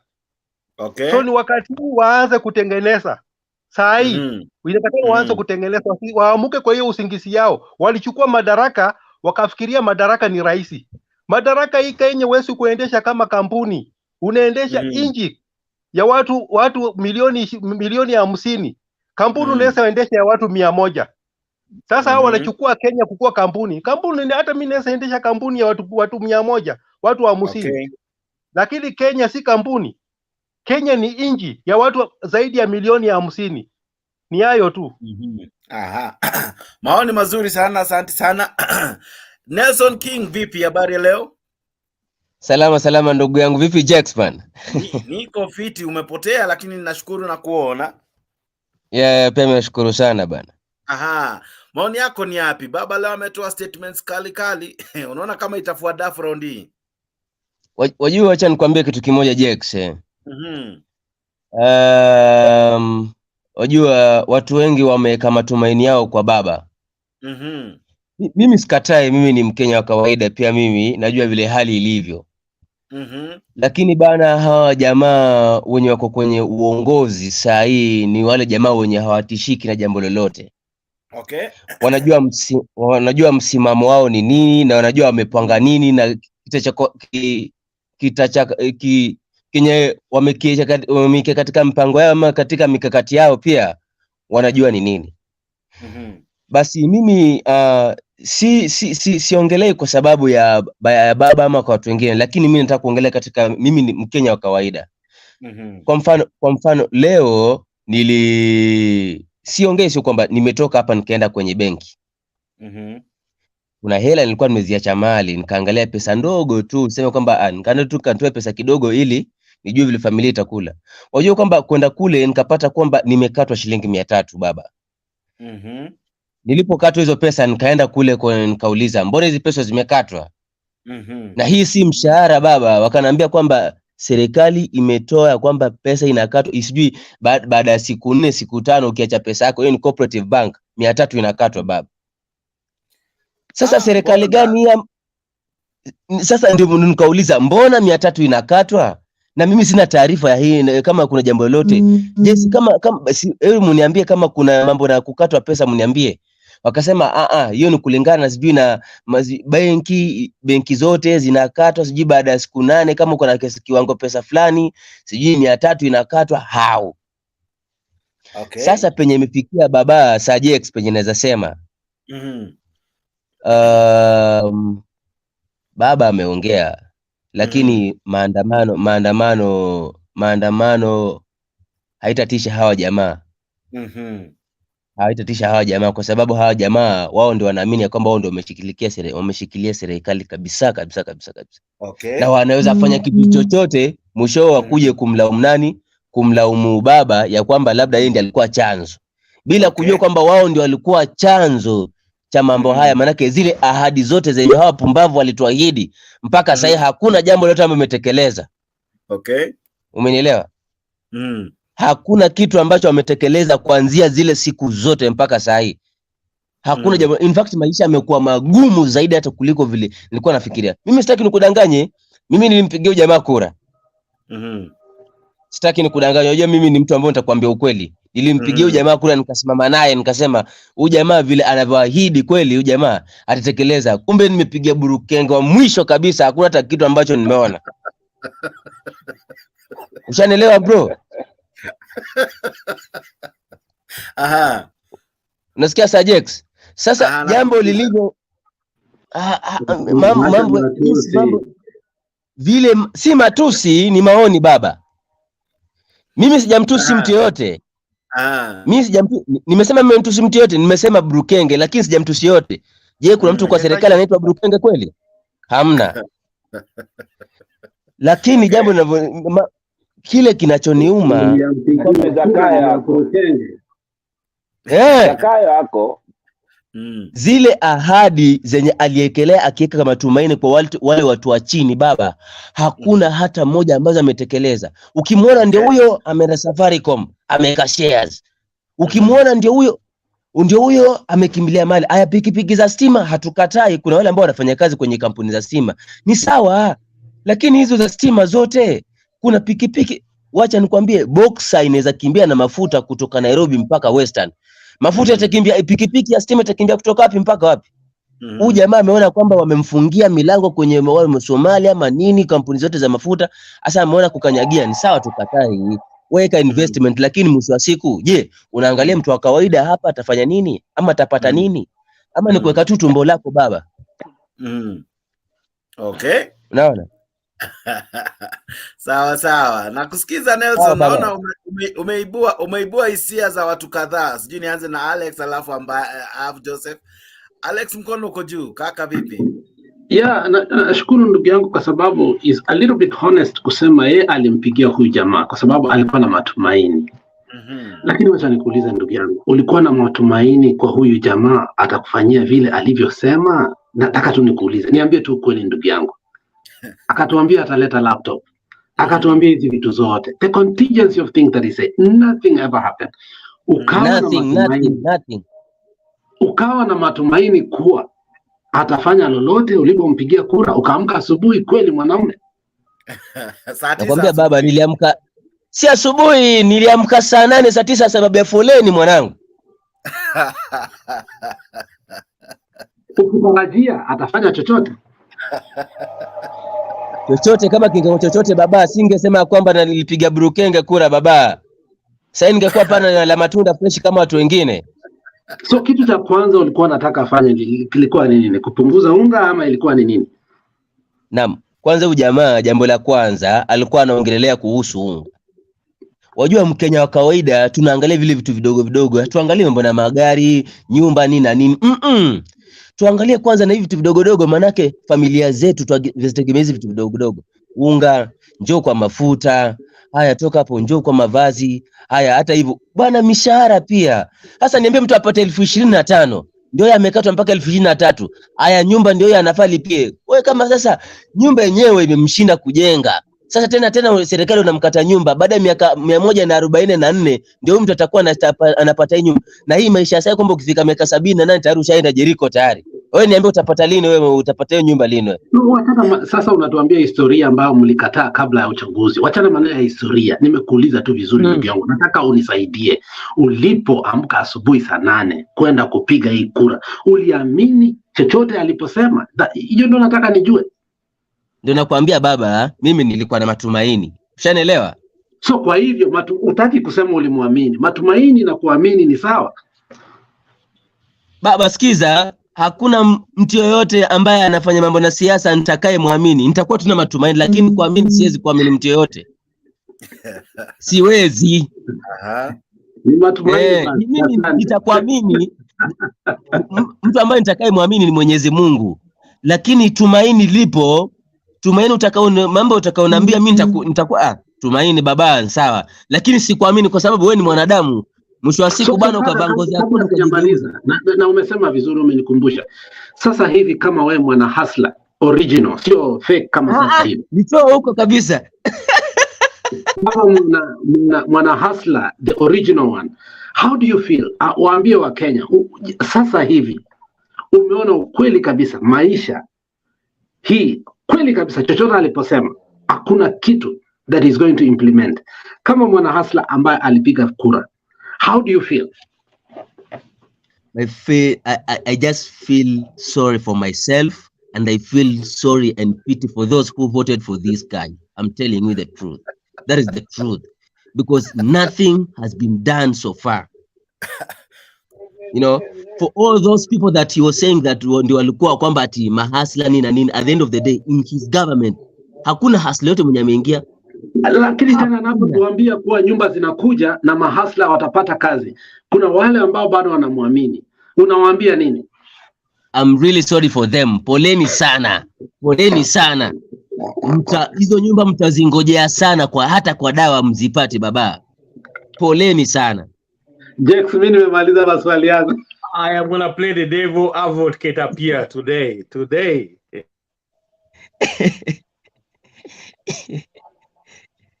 Sajex kwako. Nelson umenijengea siku lakini ni sawa. Yes, DK. Well, big man, I'm gonna play the devil advocate on this time round. Yeah. I'm gonna wanna say one thing. The thing is, the problem is, whenever anybody who try to build up, okay, let's say, you know, they be calling this thing a company. The problem with a company, sometimes when you do the wholesale takeover, you will find the problems which are there. And the thing is, there is no way you can be able to change, even to add salaries, even to do the little things, just what people they need and they require once you take over. Because one thing is going to need money, it's going to need patience, and at the same time, it is going to need leaders who be able to drive the company to where it's supposed to be. Okay, what did they say? Kama sasa naongea about Kenya. Okay, me, I've seen what Ruto is trying to do. talking about the housing levy, it is a beautiful thing because he wants to take the Mabatis to Mawe. That's one thing. Do you know there are some, okay, like Alex, already you're now in America. You have the housing projects. You have housing projects in it. That's the ghetto. Everybody knows this. If you look at Singapore itself, they used to have Mabatis as well, but they have projects the same way. So instead of living in Mabatis, people live in houses. Even if kuna time ya baridi, people are sorted. That's one thing. I know he has tried to get the money in a very good way, because he's yadi ameka kila mtu, you know, whichever way, even if you don't want, you want, tutatoa your pesa, which outpost they agree now.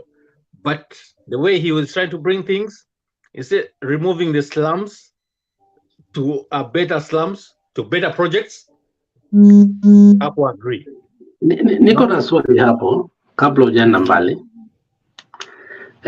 Ruto is telling us, because the issue of housing is a noble idea, and I think we have discussed here. I'll never refute it. And I'm one person who has said, I mean, if there is anybody who ever convinced me about this issue of houses, it is not even Ruto, it's his PS, Mr. Hinga, when he went to Spice FM. You can go listen how cogent and persuasive he was. But let me ask you, my friend. Now, Ruto says we are going to build 200,000 houses in a year. Okay? Now, we have 47 counties. Okay? Let's round it up to 50. Because in mathematics, we used to do round-ups. Ukiweka 50, unaelewa? So we are talking about 4,000 houses in a year. Yes. Can that happen in Kenya today? Yes or no? Yes, it can. And that one, I'll back it up, because that one, we do have people. The thing is, we have to go, we have the yes potential. Or no? Yes, and I'm going to back that one up. Yes, we have. Okay. And we have the potential, because let me tell you one thing. By the time, if you have built a house, and I know maybe you have, or you have bought a house, if we do not change how we build houses today, that will not happen. Because first of all, you have to go to National Construction Authority, you have to go to NEMA, you have to go to the county, you have to go to the national county, you have to go to all these like 6 institutions before even you start building a single house.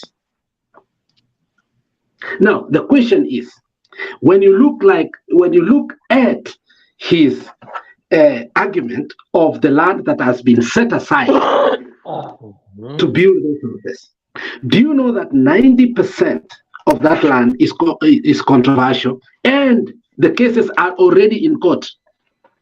Okay, here's the thing. That one, I didn't know about it, but I'm saying one thing. You see, if the government is involved, most of the red tape is cut off. Kama sahi, like the way we said, build a house. Ukijenga ukuta, you see those kanjos who always come and to make sure like you have lipat those charges and everything. So imagine you don't have to lipat all those charges, because now this one is for the government, and everything is bought under the government. What do you mean? Don't lie to Kenyans. At both under the government. What do you mean? I mean, be cogent enough to be honest. Because they cut the red tape. There's no more red tape to it.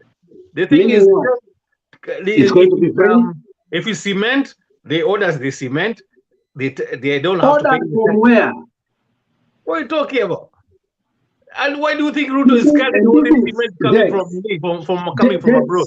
Jex, this is the lie that has been going on.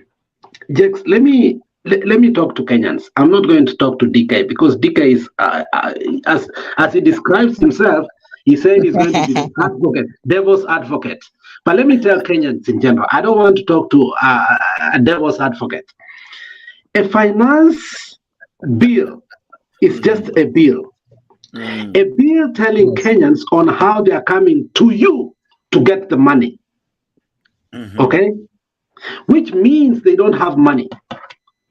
But they have strategies on how to exfoliate or extract money from you. Correct. So the money they want to get by the end of the year from you and the corporate, it's about 3 trillion. And they are hell-bent to do that. Which means they can or they may not. The history of Kenya tells us that every time we have wanted to raise money, the revenue for our budget, we have always fallen short. The highest target we ever got was 78% under Mwai Kibaki. So when you say that we are able to build those houses, I pity you, because first and foremost, we have lost some of the multinational companies who are being forced to give 1.5% of theirs so that it can match 1.5% of the employee. Why? Because energy has gone 70% more. So when I talk to you, I'm not looking at one angle. I'm looking at the 3D of is it an objective that we can? The government itself connived out of this. Okay? It's looking at the outside corporation and parastatal. When we tell the government to march on the government is saying, for us, no, we can give what? A cut out of it. So the government will not put the 1.5, but it wants the corporation to do that. If you did not know that.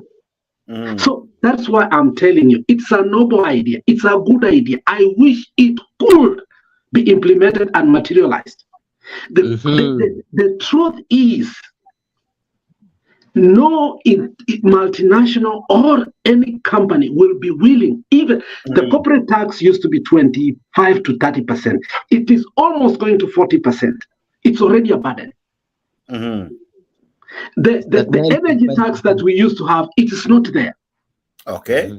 So, nakwambia Mr. DK, you cannot overtax, like Nani alisema, Boni Kalwale, you cannot overtax people to build wealth. So, and that's why I'm telling you, this is a pipeline. That's why Martha Karua was very right that we have legislated and passed corruption in this bill, because there are no houses that are going to be built, because they explained it very well on how it ought to be. And I wish that could be followed up. Okay. But I'm sorry, from the finance bill that I saw, actually they told us it's finance bill. But you know, there were bills that were passed that we need even to talk more than even the finance bill. Do you know that? Here's the thing. Whatever you read, the thing is, you read the same thing I read. So the thing is, because I am right here where I am right now, me, what I read, I'm like, okay, this guy has a plan. And the plan looks good. And the plans look good on paper. So the only thing is just to implement whatever of the plan. But the only thing is, he has to remember one thing. Whatever he has passed now, it is going to come and bite him in 2027. Because there's no way he's going to get away with it. Laptop so he must have a way through this. Because there is no way, if he does not pass through this, whatever you read, I read the same thing. It will come and bite him. Once it bites him, he will never be, he'll be a one-term president. And believe you me, there is nothing worse like being like a Trump, like to be a one-term president, you know? So anyway, I'm going to pass it along. This one, we'll catch it at another day. No, don't go away. Today, don't go away. Please. Don't. Today I'm here. Today I ain't running nowhere. Today I'm right here. But Obala amefanya ile kitu, anasema Kenya is on fire. Namwona Michael Machogo, asanti sana, Remosi Egon, Gitash, Patrick Nyamai, na wengi ambao mna like hii video na mna comment. Thank you very so much. Si yake Moi, habari ya leo? Kidogo tu Joseph, acha nisikize Sia dakika tu moja. Sia, habari ya leo, unanisikia? Mike iko sawa, ongea tu, habari ya leo Sia.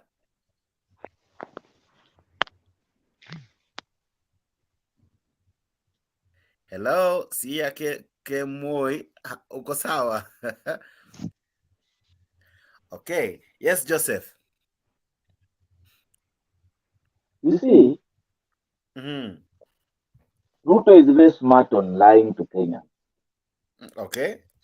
And I'll take it like this. You know, when someone comes in with the way Ruto came in on power, Ruto is more than, he's like those conmans that stands. You know, conmans, when you want to go somewhere, you wear very well, you have a suit, you talk nicely. When you achieve what you want, you count yourself, you have succeeded. But what I know from the beginning, this guy, he cannot do away with last regime of the government. I remember there was this project of the Morel Dam. Ruto, when Baba talked about it, about corruption, Ruto said there's no money that has lost. After some time, he said it was 7 billion. But Kenya still trust him. He has come on power from behind the door. Now, he wants to tax us, even our shoes.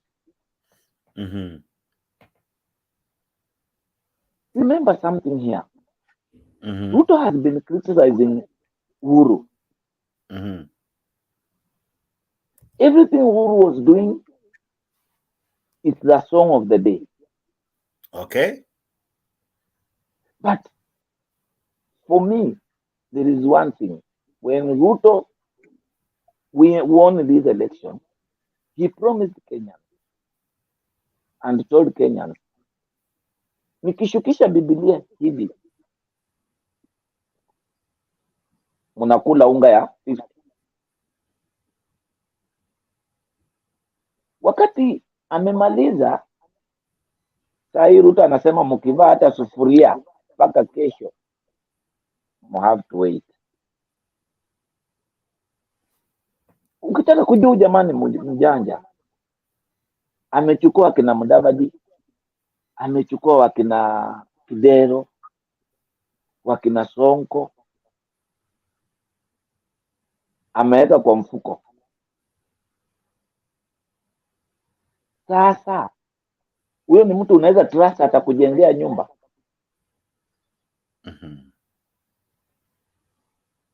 So far tayari ashatukona. Okay. Saa hii anasema vaeni sufuria, rukeni, muende nyumbani. Okay. Kwa anajua ameshaweka pesa kwa mfuko. Kuna vitu tatu ama mbili ningependa kusikia kwa speech yake before hata niziulize, kwa sababu there's a lot he said in his speech that seemed to be raising some eyebrows in many people's hearts. Na ndio nitaanza tu naye sasa. Wetu Uhuru Muigai Kenyatta ametuma salamu. Mnapokea? Mnapokea? Leo ni siku muhimu sana. Tunapanda sasa leo katika awamu ya pili ya mapinduzi katika taifa letu.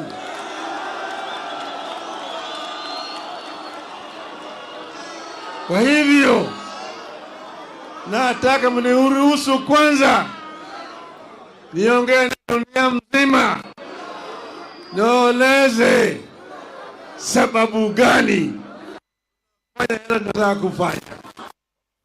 Unakubali? Nitasema na kimombo, sawa? Kwanza naanza na quotation.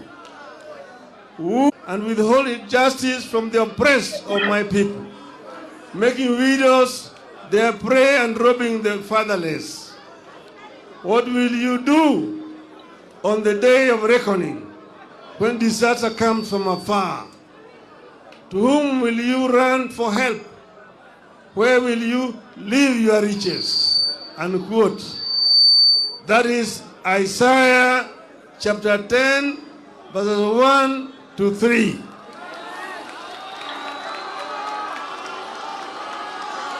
Mr. William Ruto used to love this verse. I hope he still does.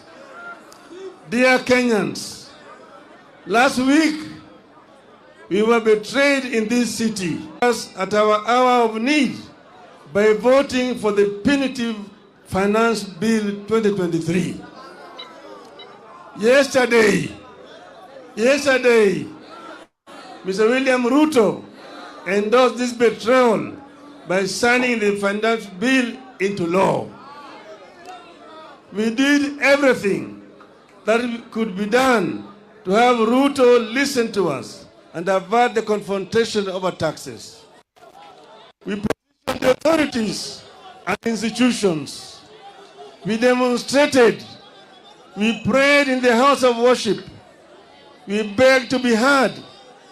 We sought amendments, and we pleaded with the members of parliament to stand up for us. Our petitions were thrown to the dustbin by Ruto's tyrannical hands.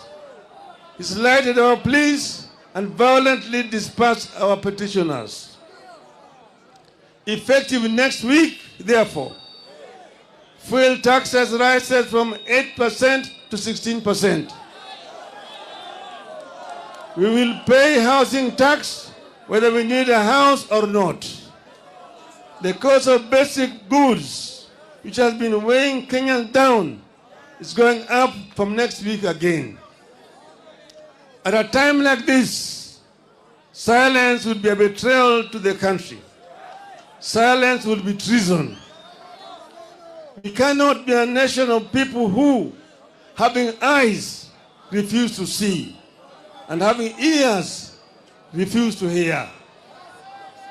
We have suffered a cruel betrayal of our trust and confidence in the ability of our representatives to protect us. We must punish the traitors, and we must force a repeal of the Finance Act. But what happened this past week and yesterday is not just about the Finance Act. This is about the re-emergence of a dictatorship under leaders who cut their teeth and hone their political skills in an infamous school of dictatorship. We all know where Mr. William Ruto is coming from.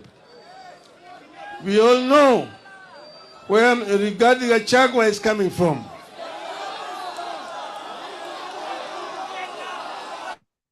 In the run-up. Okay. Nelson King, sijui kama bado uko nami mkera DK. Nelson, unanisikia Nelson King? Yeye nakusikiza baba. Aya, sasa kama umesikiza, nimeanza hiyo speech vile ilianza. Kuna vitu tatu alisema. Moja alisema wamejaribu maandamano. So he admits wamejaribu. Akasema pia wamejaribu kutumia wabunge. Akasema kuwa wamejaribu strategy zote. Sasa he admits with his own words ya kwamba maandamano haikuwork last time. How will it be different this time round? Yes, we already failed. Kwa sababu pia kama maandamano haikuwork, and I don't think kama hiyo bipartisan talk pia hiko. Hiyo imeshafeli. Hiyo imeshafeli. Hiyo imeshafeli. Sasa kama maandamano imefeli, bipartisan talk pia imefeli, my friend. hiyo itabidi tu Wakenya tupambane na hali kwa sababu hatuna otherwise. Okay. Yes, kwa sababu hilo ni maoni yangu, kwa sababu hizo demonstration ndio zenye huwa zinaleta sometimes change of something. But mzee kama baba akifanya kitu, amejaribu kitu, aseme kwamba haitawezekana, sasa then who are we to say? So itabidi tu tukunje mikia yetu, tupambane na hali yetu.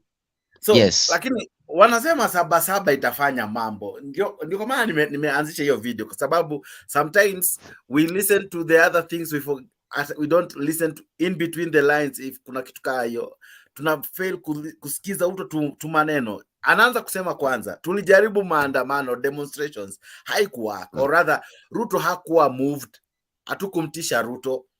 So swali langu ni Sabasaba, kwa unaona kama itamtisha Ruto? Yes, before that. Unafaa kujua Ruto was the first person kuita Raila kumwambia stop this, we go and talk. But pia Raila mwenyewe alikubali, pia yeye mwenyewe alikubali kwenda kuongea. Kama you know kama maandamano ilikuwa na effect as much as Ruto ndio alimuita, leo ange mention some ilikuwa na effect. Yes. Yes, maandamano ilikuwa na effect because the first person kuja kwa street kuanza kulia alikuwa Gachagua. They are losing. Acha labda tunasahau, na mimi shida yangu nitakukumbusha tu. Unaona Jack, excuse me kidogo tu Joseph, maandamano ya kwanza ilikuwa ya sababu gani? Ilikuwa ya server kufunguliwa. Kama ilikuwa na effect, server hazijafunguliwa bro. Waliamua waende waongee. Okay. Na kuongea imefika mahali watu ya Kenya kwanza wakaanza kuenda hivi mara leo. Kwa hiyo mkutano Otiendo Molo wamepigiwa simu waendelee na partisan. Na ndio Raila akasema no partisan. Okay. We are going back to street. And do you know the same Raila ndiye alisimamisha maandamano because people wanted to go through, iende mpaka hata kama ni 1 month, tuone hii 2 billion yenye Gachagua analia. Lakini bro, mimi nimesema speech yake ukisikiza, anaanza kwa kukiri, kinywa chake chenyewe chasema ya kwamba tulijaribu demonstrations ikagonga pasipo, right? Anasema ya kwamba tulijaribu kupinga hii mswada bungeni. In any case, kama kuna watu walimfeli, hata si Kenya Kwanza sana, ni watu wa Azimio. Wengi hawaku turn up kuvote, wengi hawakukuja kuparticipate in the conversation. They were absent either because of being suspended for fighting for the wrong reasons in parliament, right? Now that's why he has come back to the people. No, big man, sorry. I'm gonna cut everybody. No, wait, 1 second. Raila himself, that's what nakwambia. Mimi, if it's anybody who has let me down today, it is him. Mimi, I'm always as him. Mimi najua mimi ni mtu wa Kenya Kwanza. But today, the first thing, once he landed from Poland, all he could have said, kesho, hata kama ni tuko na Idi, or the Friday, tunaenda maandamano. But he has come so politely today. This is the thing about it. The way he has come, even he is so calm, so politely to say he has done this, he has tried this, because he didn't even have the numbers itself in the parliament. That's why I said. Was it him admitting failure? DK. First thing, umekubali wewe ni mtu ya Kenya Kwanza. So, what I know, any Kenya Kwanza person anafurahia sana akisikia Azimio iko na weakness. But if you no. Wait. Let me answer. No, 1 second. Yes, Jakarta. But to be able to keep this government in check. No, to be able to keep this government in check, you will need to have that man in his rightful place as the opposition. You see the thing, that's what I'm saying. If he came today and akasema Maandamano on Friday, TK, he could have put Ruto in his TK. place.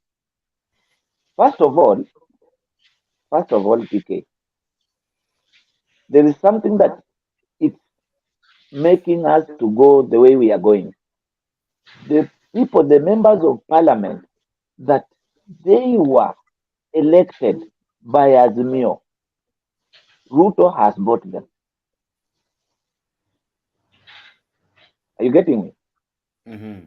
And these members, we want to remove them, he's covering them.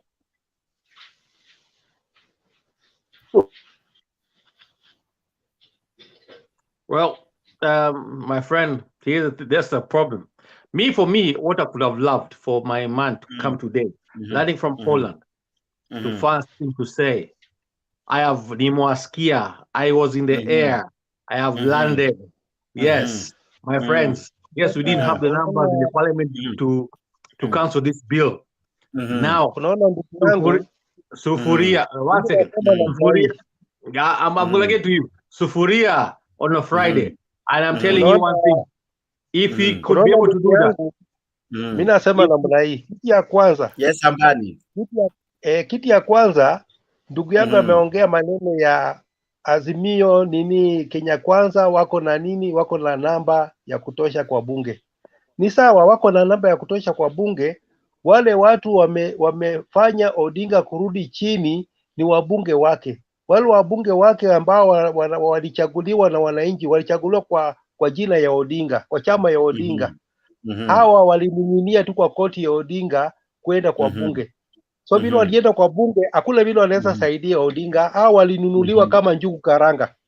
Okay. That's why Odinga alirudi kwa watu, alirudi kwa wananchi, kwa sababu wananchi ndio wako na power. So bila rudi kwa wananchi, na ndio wananchi wameamua ya kwamba hii maandamano wataenda maandamano, kwa sababu bunge haina chochote inaweza kupatia mwananchi. Hakuna chochote inaweza patia mwananchi. So that's why Odinga alirudi wapi? Alirudi kwa mwananchi. So ndio tunasema namna hii. Odinga pia saa nyingine anatufail. Kwa sababu gani? Sisi wakati tunataka kusafisha watu kwa ground chini hapa, tunapata ya kwamba mtu amekwenda kwa headquarter ya ODM amepewa certificate. Sasa sisi hakuna vile tunaweza saidia, lakini kama angewachia mwananchi tungesafisha hii watu kabisa. Tatizo tulipanga kuwasafisha, lakini wanakimbia kule kwa headquarter wanapewa certificate. Vile wanapewa certificate ndio baadaye wanamsaliti Odinga. Lakini tuko na yeye, tuko nao tuko matanga. Hakuna mtu yule alipitiza hiyo finance bill atasimama kwa matanga na aongee. Tutamputu off kwa sababu hakuna kitu wanatupangia. Baba, let me cut you short. The problem is watu wote they were in that parliament. Ukisikia the financial bill it passed. Umesikia Ruto mwenyewe alisema hana deni na mtu. Every county got its money. Bona they pass every bill, yeah? At the same time, they keep on rejecting every bill, but at the same time, they still want the money for their own counties to develop themselves. That's the thing about it. The people, they know exactly what they're doing. They keep on saying they preach something to you, but at the same time, at the background, it is something different else. Why do you think even Ruto signed the bill? Why do you think even he signed the bill the other day? Because they told him sign the bill. Baba will come even late. They knew exactly what is happening. The problem is, if Baba stepped in to become an opposition straight, I'm telling you, they could have been much stronger. Unaona ndugu yangu, sisi watu kama Ruto ana haki ya kwamba alipita uchaguzi. Mbona ananunua upinzani? Mbona ananunua upinzani? Kama anajua ya kwamba alishinda na akasema ya kwamba wache watu. Ngoje nieleze ndugu yangu, wacha upishi kwa sababu upishana sana. Kwa sababu wewe ni kigeugeu, mara huko kwa Azimio, mara huko kwa Kenya kuisha. Sasa wewe huna msimamo ndio una. So kama yeye anajua kwamba alishinda uchaguzi, mbona unaenda kununua wabunge wa upinzani? Na ulisema uache wa upinzani wafanye kazi yao. Sasa kazi yao si wangefanya kwa bunge kule, mbona yeye alienda kuwanunua kule? That's why unaona Odinga alirudi kwa wananchi. Ambani, hata nikuulize swali. Uliza. Acha nikuulize swali. Itakuwaje wakati ambapo mkishindwa kama Azimio wabunge wamenunuliwa? Hatukushindwa. Kidogo tu. Unajua watu wetu tulikuwa tunafikiria ni wale watu wa msimamo. Kumbe ni watu wa kununuliwa. Kumbe ni watu wa kununuliwa. Shida moja tu nitasema ya kwamba usikuwe mkali, kuwa tu mpole. Sikiza swali, sijakuuliza swali bado. Kama kweli walinunuliwa, right? Kungekuwa hata hiyo ni kitu ingekuwa inatambaa kila mahali, tukionyeshwa jinsi ambavyo pesa zilitumika ama mtu mwenye alinunuliwa, hata mmoja tu. Hakuna mmoja mmesema amenunuliwa ama mna evidence amenunuliwa, right? Kenya Kwanza pia hawaja ni sawa. Mtu kusema atafanya kazi na rais haimaanishi amenunuliwa. Sijui mimi. Jalango hakusema anaenda kufanya kazi na rais. What Jalango did, Jalango ako na biashara yake tofauti, Jex. Yenye anajua huyu jamaa atamweka off kwa sababu saa yako on power. Let's be honest. Let's not put things in the shida ya Kenya tu ni moja. Nadhani hapo ndio tutakuwa na nini. Tutusikize. Wacha tusikize kwanza swali. Sijauliza hata swali langu. Nikiuliza swali tutaelewana. Swali langu ni hivi. Wacha I think I should go to the question now. Right? Okay, walinunua ni sawa. Wale ambao hawakununuliwa, hawakuwa bungeni, hawakuwa wamesuspendiwa kwa sababu ya kupigana juu ya vitu za upuzi, right? Wale walikataa kuattend, sababu zao ni zipi? Wale ambao ukisikiza clip ambao nilicheza juzi, Osoti anasema wengine hadi walienda kujifungia kwa choo wa ODM. Ndio wenye walinunuliwa. So kama ni kununuliwa na nyinyi haswa mnataka kutetea wananchi, mbona hata nyinyi msinunue, muonekane mnafanya kitu ya maana? Ama kwa sababu mmeshindwa mnajitetea na hiyo wabunge wamenunuliwa? Is it a tactic mnatumianga ili mtuonyeshe jinsi mumenunuana ama mtanunuana? Ni nani ajui? Ni nani ajui Azimio had more parliamentary than Kenya Kwanza? By how many? Hiyo ndio swali. By how many? See, these people, we were more than the figure of Kenya Kwanza. By how many? Unajua ukinijibu by how many itakuwa rahisi. Okay. Let me go back to my record. I'm coming back to you. Yeah, please do. Hiyo itatusaidia sana sababu it is a narrative ambayo mumeisema kwa muda. Today we will debunk it. Kenya Rebel vipi? Okay, kabla Kenya Rebel hajakamilika. Nelson King. One of the narrative imetumika sana ni ya kuwa Azimio walikuwa wengi kabisa. Forgetting that if kuna chama kubwa, wacha hata tuache kuongea kuhusu Azimio na Kenya Kwanza. Tuongee tu kuhusu chama kimoja hivi. Kenya Kwanza peke yake has over 100 plus. Kenya Kwanza, UDA as a party. UDA. On its own. ODM has around 80 something, right? So when they say Azimio had the majority, I would want to know the numbers, because that really would inform a lot. Because it's one thing to have a blanket statement, wameibiwa ama wamenunuliwa, because it's the same thing by saying kura ziliibiwa. It's the same thing, right? Always finding an excuse. When you lose, always having an excuse. How comes? Hawa wabunge zaidi karibu 90 something walikuwa absent. How comes when Kenyans needed them? How comes they chose money? If walinunuliwa in quotes, how comes they chose their 1,000, the 10,000, their whatever amount?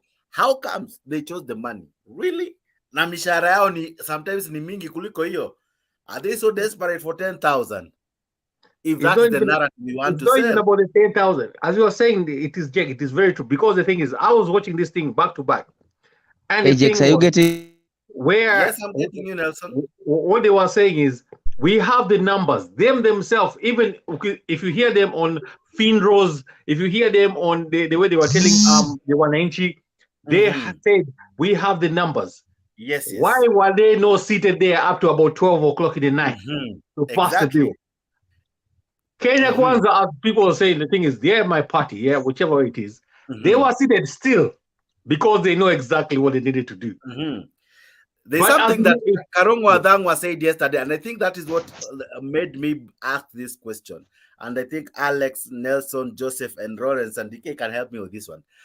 Karongwa Adangwa, the Kikuyu senator, said this way, that Kwamba Kiambu rather, he said that when there are issues concerning the people, the minority side has had a tendency the last couple of sessions of walking out, missing out, not even being in the parliament, where you see the other side empty.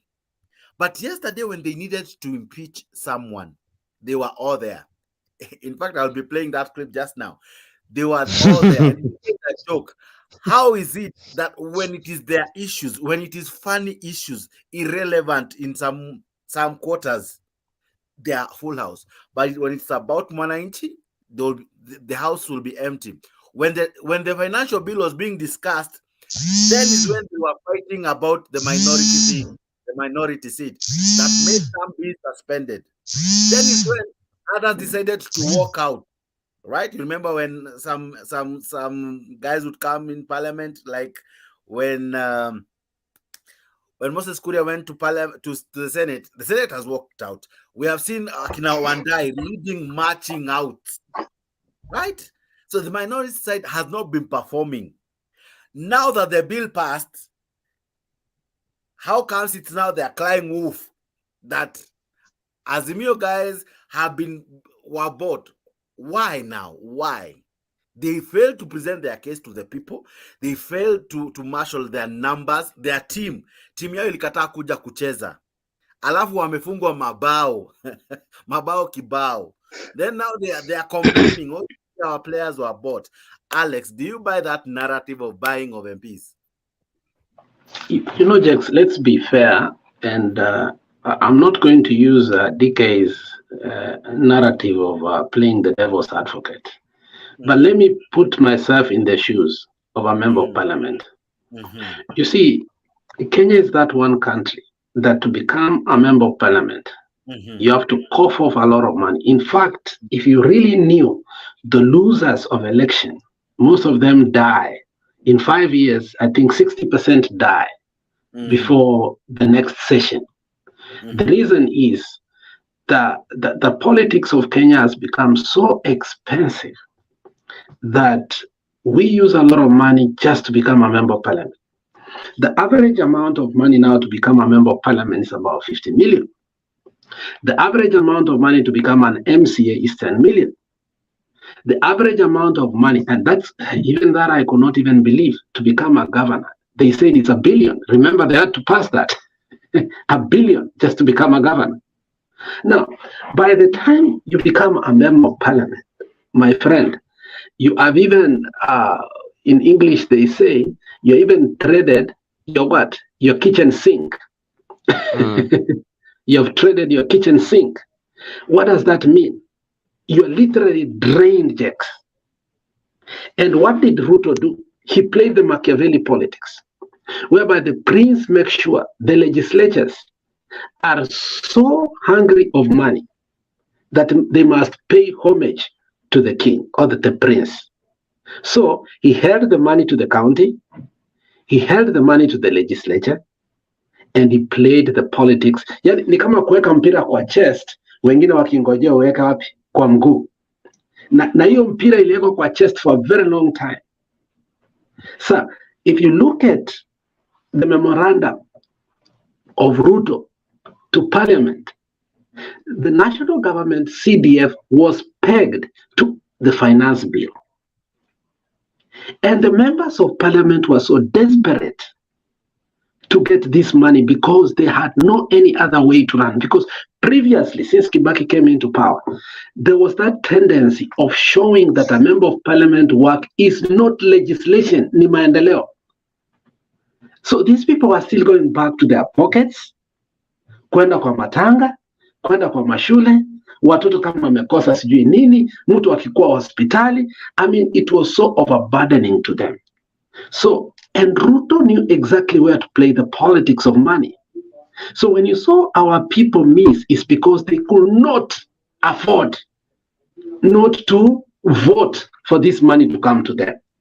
So you can't blame them because that's the politics of Kenya. So if you blame somebody like my member of parliament, mahali alifika mwenye, yani matanga ikikuwa, unajua every matanga a member of parliament haezi toa kama mimi 2,000, at least 10,000, sanduku ndio hii, sio matanga every ward kuna matanga karibu 6. I mean these people were literally running on overdraft. Umaiendesha Jex gari, mafuta inaisha, unasikia unatumia hewa, lakini ukanyagi mafuta sana, unaongojea ufike petrol station. Sijui kama mais, I don't know, yani hata ukichange gear, you are so careful. Uendeshi gari at that particular time, auendeshi gari na mafuta, unaendesha na ubongo yako. Yani there is a way inaingianga, yani unasikia ni kama ni damu yako inaendesha nini? Gari. That is where our members of parliament walikuwa wamefikia.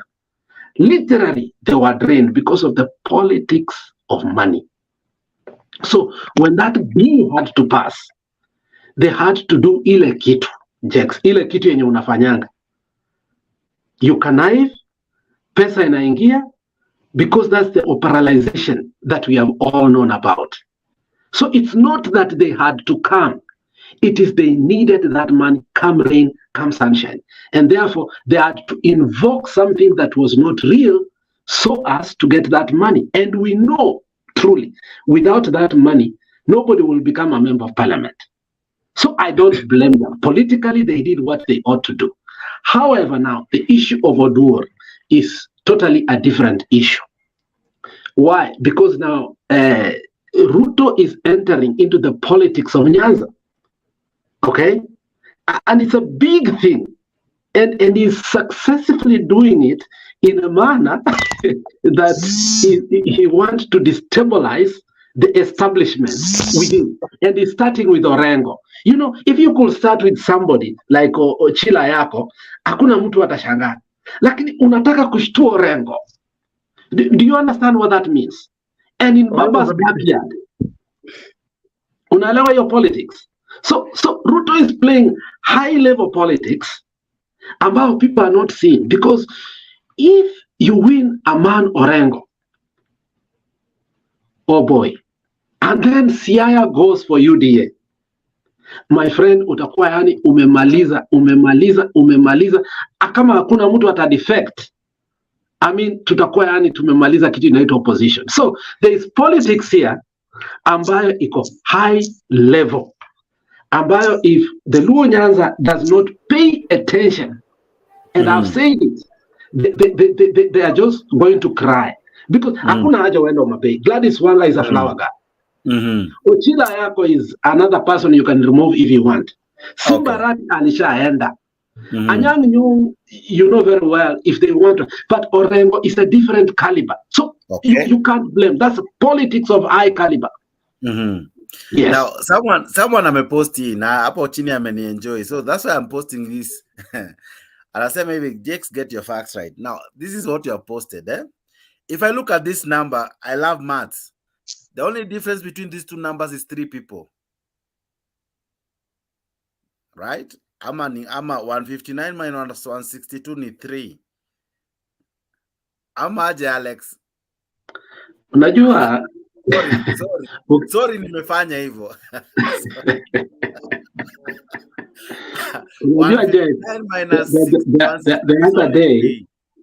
The other day, I love watching Spice FM, and I'm going to be honest, it's the only show that is remaining in Kenya ambao kuna propaganda. And thank God that we have such a show, because at least facts are gotten right. And Mbadi went there and said, there is no country where majority has been taken away from them like Kenya was. That was a coup, whereby the minority produced the speaker. Even, let me tell you, even if you look at the history of Kenya, even when Kibaki wanted to take over from Marende, remember how charged it was. If you look at history, we voted a record of 4 times in order for Marende to become the speaker. You remember that? Yeah. But this time, one touch. Nakwambia hiyo mpira, yani ni kama mtu anaingia kona anachapa nini banana. My friend, that was just hurting. You know, unasikia? What you have said is what it reminded me something, eh? When it was Azimio and Kenya Kwanza to choose a speaker. If truly Azimio had numbers from the word go, it's good to be factual at times. If they had numbers from the word go, Wetangula could not have been the what do you call it? The speaker. By then, Jubilee had not defected. By then, only UDM had defected with 5. You're playing politics there. Yeah, I am, because that narrative of we were the majority, we were the many. At times, when Africa, it was the narrative Tanga used to say, sisi ndo wengi. But when it came to voting, the numbers are not there. But they were bought before even the voting. No. Stop that. No. They were bought. Now go factual. As you say, let's go back factual. Yes. If you remember, Jex, and I want to be on record here. I don't want to play the devil's advocate dicker here. I want to put things straight. And I hope someday you get the clips right. Yes. If you remember when we had the debate about coalition of parties and sijui ni nini, Mutula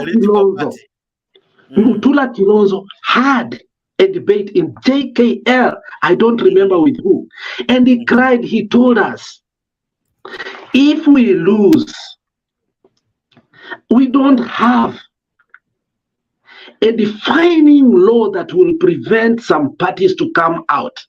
Exactly. And he kept telling us, but because of psychophancy, and we felt like Wiper ilikuwa imetusumbua for a very long time, especially this Secretary General called Wambua.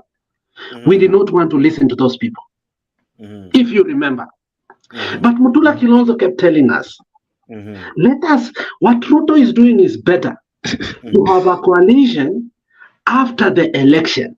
What we are doing is dangerous.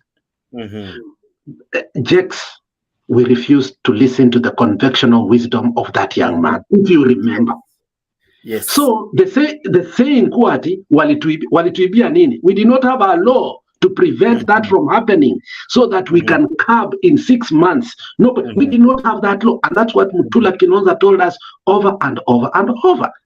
I subscribe. Jex, if there was anybody that could have fought people in Mutembe over Azimio, it was me. Yes, I remember. So when we go back to history, let us be also factual. Let us also see where we made mistakes. Because we thought we had a deep state, and Matiang'i had already told us what is deep state. There's nothing called deep state. And we thought he was telling Ruto. Kumba, he was telling us. So at some times we stopped listening to the conventional wisdom. And I'm one person who said there's value in listening, there's civilization in listening. So hakuna kitu tulibiwa hapa. We went as loose cannons. And some people wanted to win because the influence of Baba. But after the election, they had their freelance to sell themselves whenever they wanted. And that's what they did. You saw Ngilu the other day laughing heartily with Kenya Kwanza. Very soon you will hear Ngilu is a CS. Who is going to prevent that? Yeah, you saw her with Musalia Mudavadi. Yes, laughing as if these people never. I'm telling you, siasa ya Kenya, ukiweka kwa roho utaumia bwana. Weka lungs. And when that happens, you might hear her say, "Oh, amenunuliwa." It's not about kununuliwa at times. I'm going to say something. It will hurt many. At times, this politician, as Alex at times says, and Black and Mzalendo, at times it's about interest. Mtu amepanga 2027 sahi. Kuna mtu ako nyuma je? Yes? Sina mtu ako nyuma unless aingie, sina.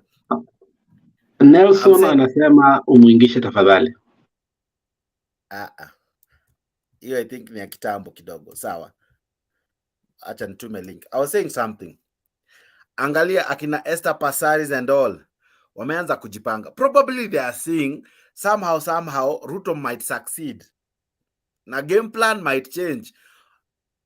And if he doesn't succeed? Just one moment. All those are called probabilities. Probabilities as 1-1. If he succeeds, it will be I'll be playing a clip from Musalia that happened this Sunday. And Musalia said it will be tricky come 2027. Why? Maybe he might, maybe. The word is maybe. Quote me. Maybe he might succeed. Then the game will not be as... Listen, as Alex has said, there is value in listening. Listen, if he succeeds, some MPs... Sakayo is going home. Sakayo is going home. Sakayo should go home. I leave it there. I leave it there. Because you don't want to listen. Alex, this is for Alex. Let me tell my friend here. Thank you. 2027. If my man goes through, I am flying over to you. I'm gonna bring you one of the beautiful bottles, whichever one you choose. Nikulete paka huko. You pick me up from the airport, I will make sure it is here on record. But if you lose, I am still gonna fly to you, and you're gonna put a biggest banner to say I'm a loser in the airport. I'm coming to you. Yeah. How about we do that one? Man? Wow. Whichever way, you're not losing. I am still gonna fly to you. Yeah. Okay. Ruto is a loser and he's going home. Okay. Let me ask you something now that you don't want to listen. Now let me engage you now. I love it that way. When you don't listen, now I engage you using your understanding. Joseph, let me ask you, correctly speaking, Baba has lost in Parliament the first time very well, a serious thrashing from William Ruto. Yesterday, he lost another serious thrashing from the Senate. What are his chances of ever making it through Parliament in any way? That's why maybe he's resorting to the people. Let me tell you. Listen, his words, not mine. His words, he told us, I have the numbers in Parliament. I think that was like 3 weeks ago. That's what he said. He said, I have the numbers in Parliament. We will flop this financial bill. It never, in fact, I think it was Alex who was saying the percentage was sad. The percentage, it was like almost 100%. I think that was what Alex was saying. It was almost like 100%. Now, how do you now convince people that you still have the power in Parliament? How? Yes. This is the time to clean the hypocrite. They have to go. They have 4 years, my friend. 4 more years. My friend, let me tell you. Wait from tomorrow. There's a meeting that is going on with Azmio. And Friday. After that, before we go for Sabasaba, you will see the real thing. These people, they are joking around. That's why we want people to clean them. We people. Okay. You know, that's what you said about Aisha Juma. Aisha Juma finished her term. It's not easy to take out someone. Alex, is it that easy? Is it just simple like saying, who you are talking and is it that simple? Just let me tell you one thing. In the year 2007, I learned something that I'll never ever forget in the politics of Kenya. The politics is not about waiting to be surprised. Ni kitu imepangwa. Na kupangwa kwake is so well choreographed that mwananchi of the normal stages cannot come into its understanding. Raila understood the tall order of becoming the next president because he understood the fight between Chungwa and Banana. So by the time he was going into election, as Nani always told us, Barack Muluka, the political tribal mortgage had already been reorganized. So yeye ni Mjaluo, akaweka speaker lazima akue Mluya because they were trusting enough. And then he played the rest of the game the way he wanted, Jex. Now, what I saw, that is when my uncle became an MP. Jex, the process of choosing a speaker, I swear to you, many people do not know what it takes place. It is so evil, Jex, that deaths do happen. That particular time, if you remember, Mr. Were, who was from Dagoretti, died. And there also, Anaboy MP also died. Do you remember that? And why did they die? The Kibaki regime had given them money to vote for their guy. But Raila has pushed his way. There was not going to be what? A private ballot. It had to be what? Open ballot. Yeah. For Were, who was an ODM guy, to openly vote for the Kibaki side, and once of it, against Muluya, it was detrimental. But Jamaa alikuwa amekula pesa bwana. Okay. And Jex, this is what happens. This one-time MP, the first MPs, they do not understand what leadership is, Jex. Let me explain when I say this. Jex, if you go to run for one member of parliament, you ought to have people who can mentor you the way Shikuku started mentoring people for them to understand what takes place. Hii jamaa mwenye sahi naonanga saa ingine ameweka wine alafu anaanza kutukana Babu Owino. Hii kutoka Mumias. I don't know what that guy does anyway. Tiama anaitwa Salasia. When you become a member of parliament, immediately you are declared Jex. All of a sudden, it is not your party that goes to give you security. It is the sitting government. It is not your party. Immediately you are declared. Unapata tu umechukuliwa mheshimiwa. Gari ndio hii. Haujui mahali unapelekwa. Ukifika Nairobi, ofisi ndio hii. Nyumba ndio hii. Security ndio hii. Things you had never seen, Jacob. Unaelewa? And after that, Jex unapewa ofisi. Before even parliament opens. Hiyo ofisi, Jex uko na secretary 3. Visichana, vizuri, short, round, beautiful, brown, hata chocolate, watatu. Jex, there is no way utapita ofisi 3 kabla hujaangalia mtamu. Before even you vote for your speaker, you have already done one thing wrong. Wanakuambia usipo vote for our guy, tutasema umerepu huyu. Okay. Bad politics. I'm telling you, politics is dirty. You have been campaigning for 3 months. Uko kwa dry zako zingine, and then you are put here. Before even, Jex, politics is dirty. People do not know high-level politics that is played from this side and this side before this. So that's why huyu akisema ati Ruto is going home. I'm telling you, hakuna mahali Ruto anaenda. If he was able to connive us when he was nothing, you can't underrate the guy. Anyway. And now he has all the instruments of power. You can't underrate the guy. I mean, I don't like him. I don't want him. But the fact is, you cannot say, Amen, anaenda wapi. And if you look at him, now he's not even playing the politics of Kenya. He's playing international politics. He has become the darling of Africa.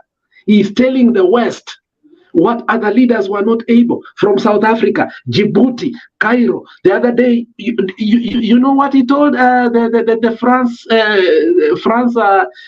Prime Minister? He did not even call him President Emmanuel. He just called him Emmanuel. Yeah.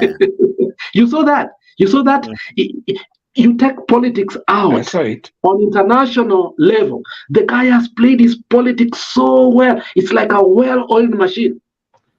And then you think that the guy is going home? Jax, let's be honest. I don't know. Even when he was in France, there's a journalist who asked him about his removal to power.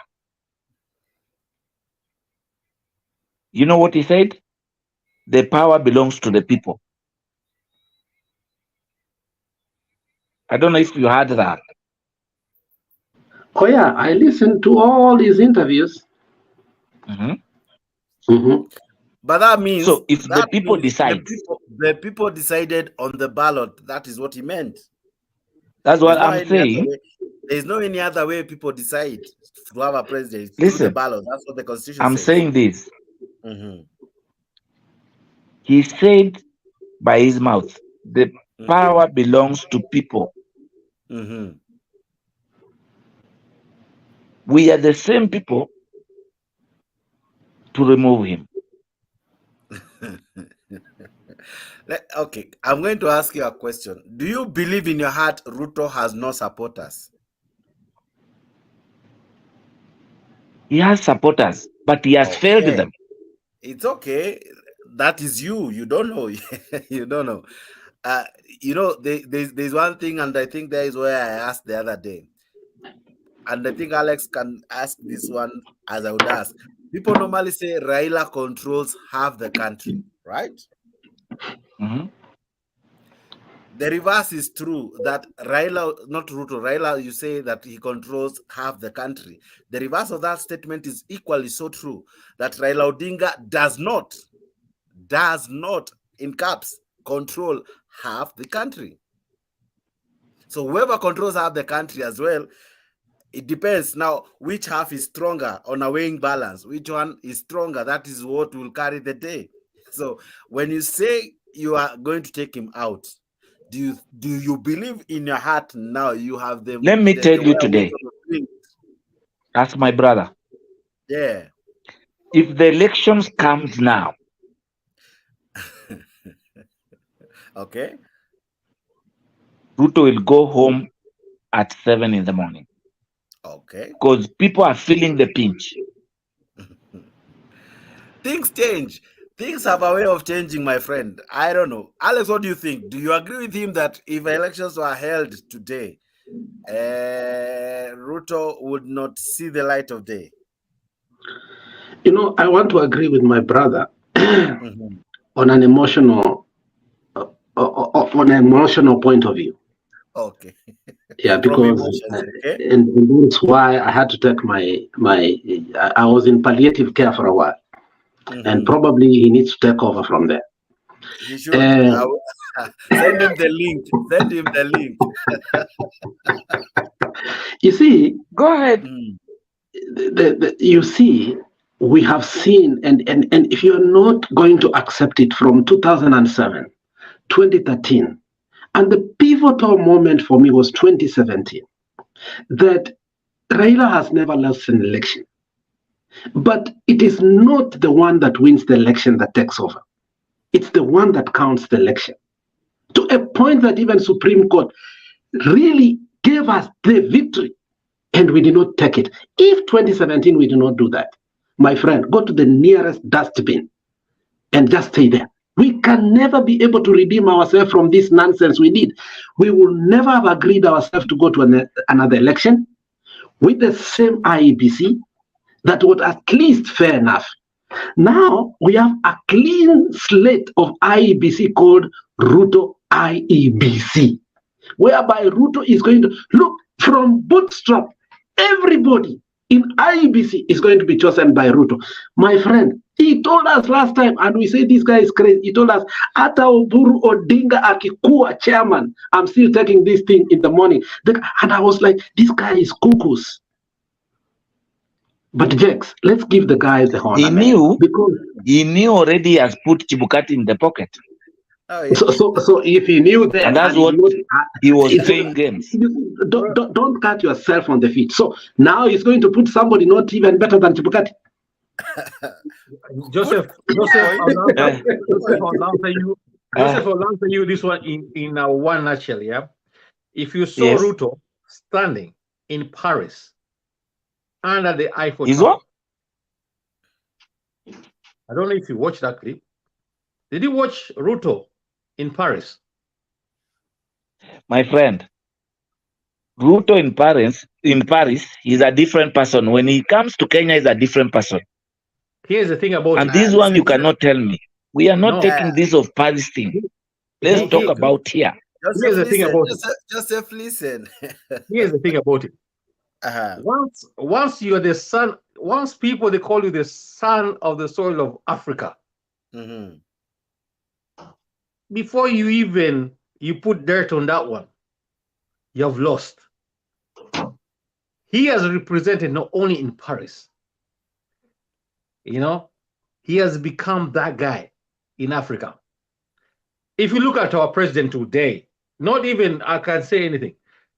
He's not only lean, slim. You know, he has recreated himself. He does not have that big belly like the rest of African presidents. If you look at him, he suits. Just look at the guy. He has represented himself, sharp, proper. He knows exactly what he's doing. That's you, the Kenya Kwanza, not me. The Kenya Kwanza. Yes, not me. Okay. That's what I'm saying. You as Azimio, what? Okay, let me. You know, at times end up becoming Kenya Kwanza, Azimio, depending with who is in the show. You as Azimio, what do you have going for you at this hour? For me. Right, yeah, let's talk now. You have told us to come to Kenya. Let's talk now. For Azimio, yes. For Azimio, what do you have going for you? Yes. Alex, if election is called now, Ruto will go home very early. Okay. That one you have going for you as Azimio. Good luck in that. But the question is this: what do you have?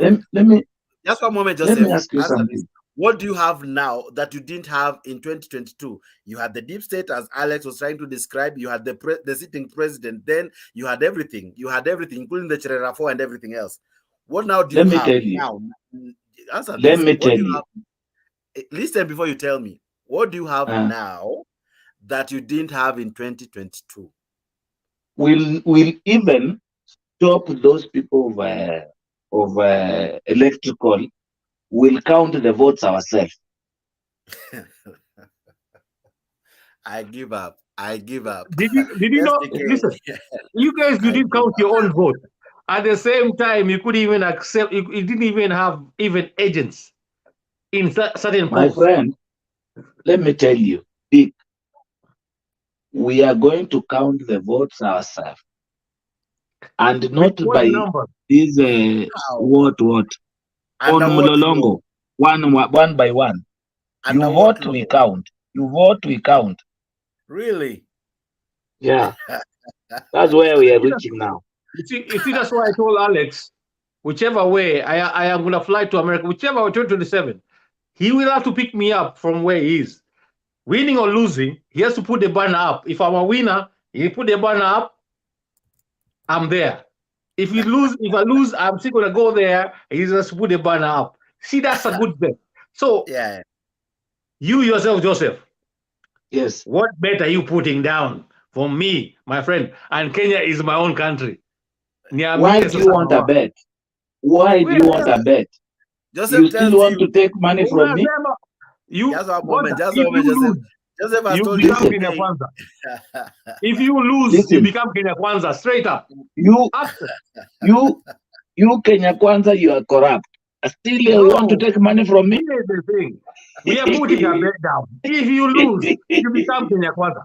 No, the thing is, it is a simple thing. It is a yes or a no. Out straight. Why are you staying there to tell me about the bet? Let us be sure. He's going home. Sini bet sure. Mimi nimesema, if I lose, I'm still going to go to America and go meet Alex. He's going to put a very big banner there for me. Aseme, Kenya Kwanza lost. I am going to walk the shame. But if he loses, he has to put a banner cow for you. I'll change a cow for you. Hey, to even Bali, hey, he's about 32K, man. I'll change a cow for you. I think let's go with a Kagot. Kagot is fine with me. You, I will take that one. 20 like Kagot is 8K. Are you together? Now, Joseph and DK, allow me to say hello to Mzalendo, my big brother. How are you, sir? I'm fine, Jakes. Long time. Very DK, Joseph. Sana, but anyway. Karibu. This I've been trying to meet this guy. I've always seen him and disappearing. Today I've seen him. You've seen Hello. Yeah. DK, we've never met on the studio. I mean, you come once in a while. That may be the problem. The problem of being here, you disappear, you come back. You know how it goes. Yeah. I know exactly how it is. You could just be listening on the background and you can't even participate and you're just there. You were dying to jump in.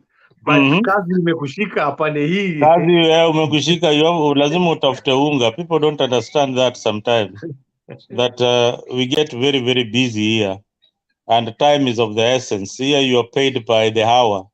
Like if you have like about 20 men under you, you have to know what you're doing. Exactly. The thing is, I keep on saying one thing. I love the diaspora, and whichever way it is, we Kenyans, we actually have represented. 30 are just bragging, but to be honest, we have really represented. Sometimes guys, they ask you, where are you from? Why you talk so funny? And they're like, my friend, I'm from Kenya. Look at my handband. That's where I'm from. And they look at you like this Kenyan doing whatever he's doing. They're not very happy. I wonder, DK, why most people mistake Kenyans to be Ghanaians. Yeah, I mean, there are quite a few Kenyans in the diaspora, not as many as you might think, compared to Senegalese and these other countries. No, we are too polite because even the way we talk is the politeness we talk, how we express our ways. They think like, no, but if you meet with a Nigerian, he will actually argue with you and he's talking to you and he's arguing with you. If you meet somebody like Alex, Alex is a proper Nigerian. Alex is a Nigerian. He's a proper Nigerian, my friend. He dresses like a Nigerian, speaks like a Nigerian. So let's be honest. Have you ever seen a Kenyan with a big head like Mzalendo? Only Nigerians. Kenyans have but Nigerians, listen, Alex, I am unproportionally coordinated from head to toe. You look like Mzalendo is a proper, like a proper from Senegal. One of those Senegals. Because if you look at him, he's well built. He just chill. He doesn't have no worries about money. He said, give me $100. He will just DK, let me tell you, behind the big head and the proper frame, there's a lot of struggle going on, and that is life. With no neck. with a few inches of my neck. All a few inches of my neck. And you look like somebody who just ate hot pepper soup. No, actually, I fried some pork just a few minutes ago. So you want to tell me? So these are the suffering Senegalese, Kenyans, Nigerian, Ghanaian. And I'm sure you don't know that we drink mala in the US. In fact, a lot. What is it called in the US? What do you call it? No, I want to ask this. Yeah, not so many people, not so many Kenyans who live here know that there is mala. No way. Yeah, I knew you didn't know. Knew you didn't. Listen, we don't even have mala. Listen, they are calling it cultured milk. We don't have mala. It's called, you have to be specific. Butter cultured milk. Yeah, butter. Butter cultured milk. Okay. After you eat the pork, you wash it down with your mala. Let's come back. No wonder you're like the way you are. My friend, so I'm just watching how the politics of the day and how we are contributing to towards our country. These conversations are very, very important because they are informed, and we want the best for the country. Although some people might differ with once in a while, But the bottom line, we must find some leverage. That it is important that we participate in the development of Kenya. And being that we are bigger than coffee and any other industry, with the amount that we remit back at home, then it is very, very important that we participate fully. Back now to the topic. I don't know if you watched the proceedings in Kamukunji. It is what informed the show today, and how Raila packaged his speech and what he called 190 to do. He called for civil war, civil what? People to not pay taxes, people not to cooperate with the government of the day, right? One, do you see that working? And if it does, how can the government come in to help save the situation before it gets out of hand? You know, it is sad because I think Raila needs to go back to reset mode, factory reset mode, because he's been doing the same thing all the time and achieving nothing out of it. So to me, I didn't even have to stay 10 minutes to watch whatever he was going to say. His moves are so predictable. We can know what he wants, and Ruto's government already know the next step that Raila is going to take. And unfortunately, is telling his followers to abscond all these services. Yet the same government has paid all those opposition leaders over 600 million Kenya shilling, taxpayers' money, and that money has been taxed. All right, he is paying taxes on the money that we are paying him. And on the other side is flipping the whole story and saying, that wacha tusipande matatu, we walk to work. I think they need to lead by example. We want to see them walking from Karen to downtown and back. That is a good example. But the bottom line is that Raila needs to rethink his strategy if he wants the best out of his movement. But the way it is right now, I don't think he's struggling for the common man, but he's struggling for space and identity. Yeah. But Nani, but Mzalendo, let's be honest. This is politics. And I think you're castigating Mzee for no reason. If you look at the event of things, Mzee goes to Poland with his daughter. Probably they had things to do, only to arrive this morning and then go to Kamukunji. Do you think Mzee was really serious, or he's being pushed into these things? I mean, just ask yourself. Don't say is Mzee really, or there is a vacuum that Mzee is trying to fill. He's even going out to allow other people to shine, but they are shying away from it. Why are you castigating Mzee when he's giving people an opportunity, to fill the vacuum? They refuse. In the heydays of Baba, when you knew him, he was strategizing and doing things. Do you think he could have gone to Poland, come in the morning, then go to Kamukunji? No. You are right. You are so right. I mean, the Baba we used to know is not this one that is entertaining us with some rallies that have got no consequences. The Baba we used to know was a strategist. The Baba we used to know was consistent in whatever he's saying. Today, even listen to his speech. I mean, some of the things that he has said are not achievable at all.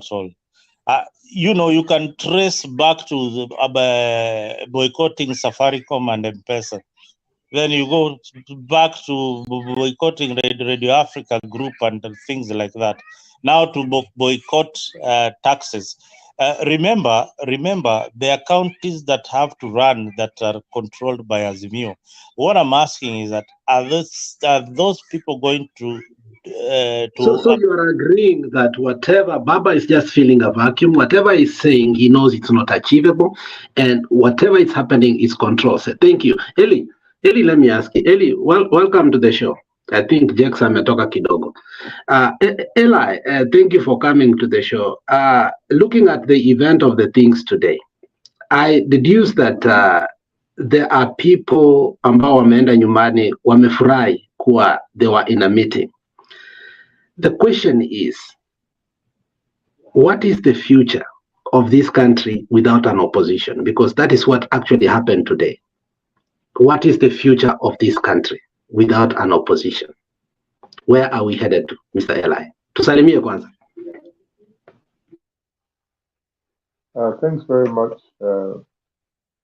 I haven't been here for quite some time, and thank you for welcoming me to the show.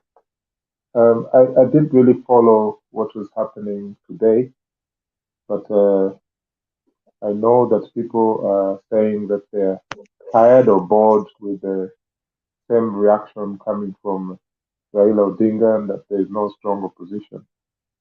This is something cannot be blamed just on Raila Odinga because the transition from Moism is a big transition, you know, because all those people that we hope should be out of the box and the place is transformed, they're still there, you know, from the Moi steps. So there's nothing surprising from what you saw today or you'll see tomorrow. You know, these people keep swapping places. Anyway, I'm not even interested in whatever happened today because to me, nothing really happened. So that's where I leave it. But I wanted to just say one or two things about what some people call the genius of William Ruto, which for me, I think it's just empty rhetoric that we all know about him.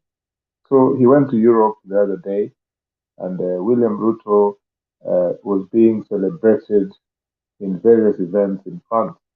In fact, after he made that, conversation with the French president amongst other panelists, he was there. You know, he was then sent over to some rally, and because of his submission, so. In fact, when you look at the comments people are making in various YouTube pages, you know, including those that are not even Kenyan, everyone is praising this man. They're saying this is the Pan-Africanist they've been waiting for. It's, you know, basically there is something that is happening where the forces that forced Ruto into power, the Western powers, especially the United States, they're working around this, you know, around the clock to sanitize this person. And I mean, the most disgusting thing is even Africans now all over the continent are praising this man that they knew what he was about, say 5, 7, even 10 years ago. But everyone is saying that he's taking the bull by the horns. And I think this is really, you know, I've actually, to me, I'm really, really concerned that Kenyans are being played big time in the international platforms. You see Kenyans abroad now, you know, you see their comments on YouTube aligning themselves, you know, they're competing to be the best Ruto fans, yet they know this type of person, right? And it's disgusting. Even the way the Western powers are treating this man, the same man that they put at ICC. There is something going on that is a dynamic that we must try and understand what is really going on. This man, IMF, World Bank, are strongly behind him. And we know from the, even from the meetings that were, that took place at Habitat in Nairobi, the issues of housing started from there. And the things he was saying is the things they were saying.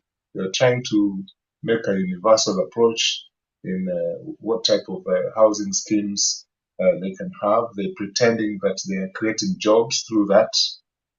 This thing is short-lived. The so-called opposition should be talking about this kind of things, you know, because they have people of quality who can talk about these things. But the problem is the people we have in the so-called opposition are no different from the people in power. They're the same, you know. I'm afraid to say this, but that is the truth, you know. So that is why I fail to understand why people keep still, you know, they still keep marching from the airport or whatever, you know, along those motorcades. It's something I really don't understand. You know, most countries, even in Africa, people don't do this. This is an old way of doing things. You know, it's very, it's the old orthodoxy of doing things. You know, that you are being moved from one place to another. But these guys are sitting in these SUVs. Even in South Africa, they don't do that anymore. Malema, when he organizes a rally, it is a rally where people walk to, and the people are confronting the system properly, you know. So in Kenya, people used to do that in the 90s. It's disgusting how this is continuing to happen. They're talking about boycotting of this and that, and yet look at the fuel guzzlers that they're driving. It's a shame. And I don't want to point this at Raila Odinga himself.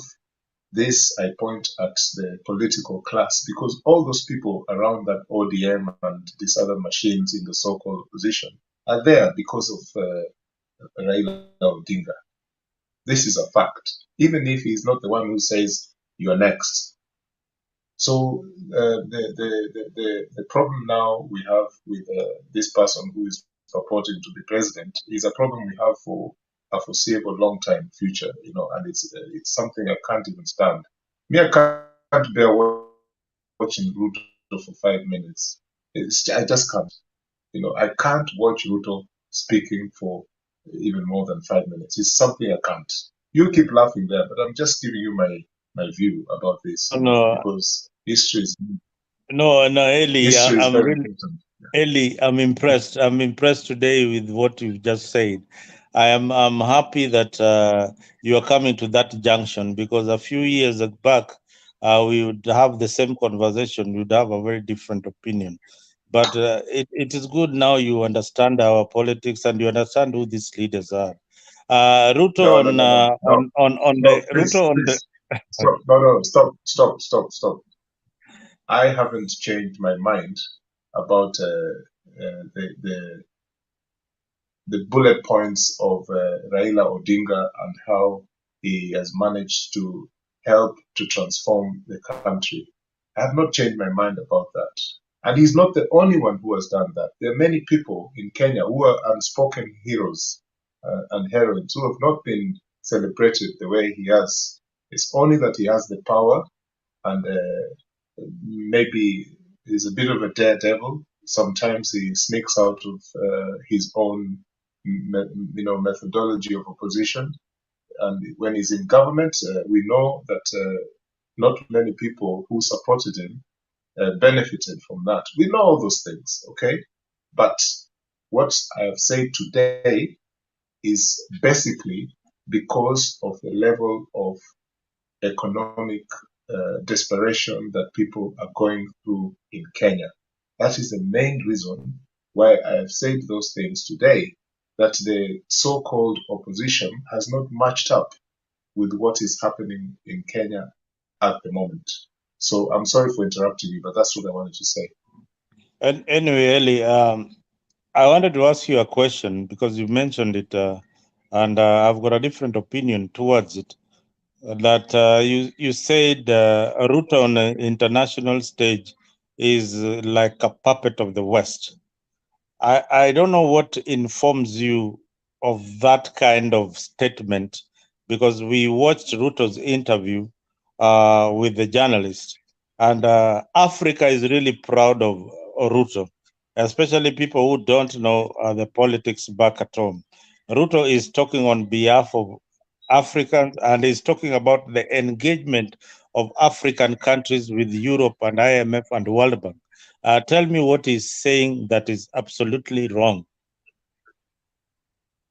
Well, I think, and I don't want to make this like a dialogue between me and you, because there's other panelists there. You know, Alex asked a very strong question, and I may have failed to answer him the way he wanted, but I want to insist that, you know, the way Ruto is being celebrated by these Western powers because, number one, he doesn't have time for China, for example, which, there is an open Cold War between China and the West. He doesn't have time for China. So that's another, leap forward for the West because he's contradicting what Uhuru Kenyatta and Mwai Kibaki did in terms of infrastructure development and things like that. In fact, he's contradicting Uhuru Kenyatta in a grand way, But Eli, my friend, sorry. Eli, I want you to help me as you go ahead because I think you've made a very strong point that I'm still grappling with. It's like we are going back to the campaign moment when we hated Kalonzo, but we still had to talk about Kalonzo. We kept saying, we don't want to hear about this watermelon, but we still wanted him in Azimio. Now, Ella, I want to ask you a very strong question. You see, I've been where you are, but I got to a point, I said, look, for me to have a cogent, persuasive argument about this guy, I cannot say that I can't listen to him 3 minutes, yet I speak about him. Just help me understand. Am I not listening to what you're saying, or is that not contradictory? No. Just help me understand what you're saying. Honestly, this is not pub talk. This is just my honest opinion, right? And my honest observation about the antics of, the verbal antics of William Ruto. You can hear him the way he talks to people. He totally disrespects Wananchi because of doublespeak. He is a con man. He's Pinocchio himself. He's just, I'm afraid to say, even his nose will sell him out because it's like that Pinocchio nose. You can see it. I didn't have to go that far, but it's the reality. But this man, he has no time for the people that he's addressing. In fact, to the extent where I think even with his timid fellow who pretends to be very aggressive, regarding Gachagua, it's just about time. And Ruto will say, enough is enough, and the two of them, you'll see what will happen. But what I was saying is, I cannot stand watching William Ruto. I can't stand watching that man on TV or even to listen to his voice. In fact, at the time of the ODM, the so-called banana orange theatrics of 2005, and then ODM was formed, and Uhuru Kenyatta they were all members of the ODM, William Ruto and so on. Going on to the nomination stage for presidential candidates, William Ruto is known to have said certain things about why Raila Odinga should not be nominated because, he made some tribal comments. The man is a tribalist. I mean, this Ruto is worse than Daniel Arap Moi. In fact, you can just check the statistics of who is who in government. And I don't have to tell you anything about that. Someone made a comment, just 2 seconds. Someone made a comment, I read it somewhere, that in Eldoret now, I don't want to believe that this is true, but if it's true, it's really disgusting. But for example, in Eldoret, you can see a town that was previously, poor. It's a strong economy, Eldoret, yes, farmers and all that. But now, since Ruto came into that office, money laundering and splashing of vehicles that were never seen before. It is an indication of what the Rift Valley people used to do during the Moi era, primitive accumulation of wealth. And that's one of the things I'm talking about Ruto, which this man, I can't stand him. I just can't stand him. Sorry. No, that's just my point. I get you. If I give DK, he'll explode. Let's go to Msimamo 1 minute. At Msimamo, kuna mtu ako huko chini anataka umweke ndani. Msimamo. Link the guy on. Because Big Man, my question could have been, where are you from? Originally, where are you from? Are you South Africa? Are you Kenyan? I think that is irrelevant. Please, I mean, let's not go there. Because it will help for me to counter what he's actually saying.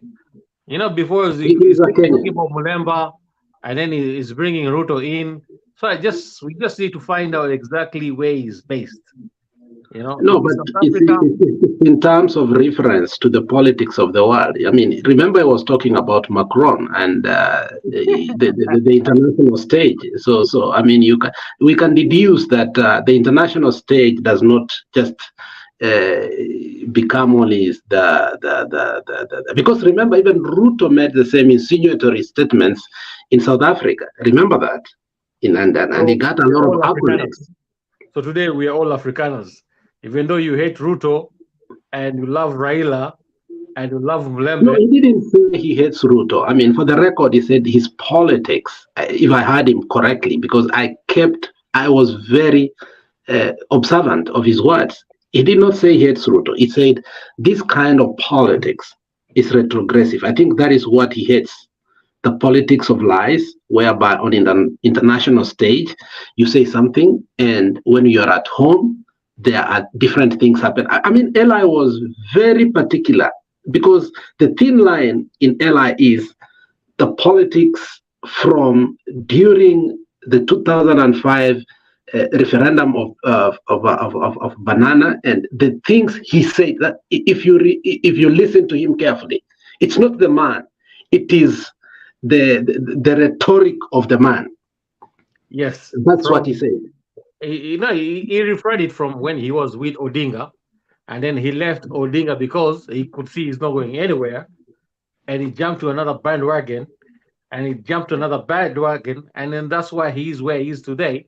If you hate all that, because one thing, even Odinga today, he told people he'll give them 6,000. Where would that 6,000 come from? That's my main question. You know, yet we are still struggling. It will come from the budget of tea that 8 million per day they are using to take tea in State House. It is okay, my friend. Next time when you're in because government, even the control of budget. No, we shall see it whenever you the control of budget. Because this is the same thing you're gonna come with next time. So once you're in government, we shall see where that 6,000 come from. But at the moment, things have to get burned before it gets better. So at the moment, but if the government itself is telling us that the tea and mandazi in State House, it's 8 million per day, my brother, where are we going? Who gave you these figures about is 8 billion? Please. The control of budget and is in government. DK, you have diverted the conversation, because I think where we were is the international stage that Ruto is playing his politics, and he interjected by saying, for him, this is his view. Because even the show, was it yesterday or the 2 days ago, is Ruto shines on international stage, because he's being celebrated all over Africa that he's holding the bull on the whatever you can say. And there are things that he has been saying from Cairo when we had the climate change, and to South Africa, to Eritrea, to Djibouti, now to where? To Paris. So that's the reference that Eli is speaking about. But I think now you're diverting it to where will Baba get the 6,000? I don't think that is what Eli was saying. I was just trying to find out how all this come in between. But to be honest about the Ruto politics in doing it internationally, yes, here's the thing about it. Remember one thing, 2027, the internet will never forget. That is one thing even him himself, he knows this. Even when they're gonna come in, even when they're gonna come for the talks in September to Kenya, he knows exactly what he's going to say. Remember one thing: this is what he's building his legacy. If he does not build his legacy now, he will never build his legacy again. So this is his time. So we're gonna give him the platform. But remember, 2027. that is when we're just gonna know if he is the man or not to carry Kenya forward. Let me ask you something. Go on, Joseph. This guy, the people that elected him, he's lying to them in the face. And then you get encouraged to go and talk to the whites. What is he proving to us? Well, I think, Joseph, you are a bit bitter. You need to leave politics behind. One thing, we just have to know one thing.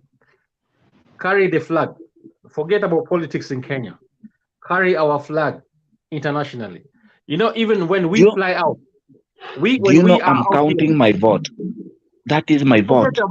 Forget about that one. If the vote cannot help me, no, I wake up to go and vote to a liar.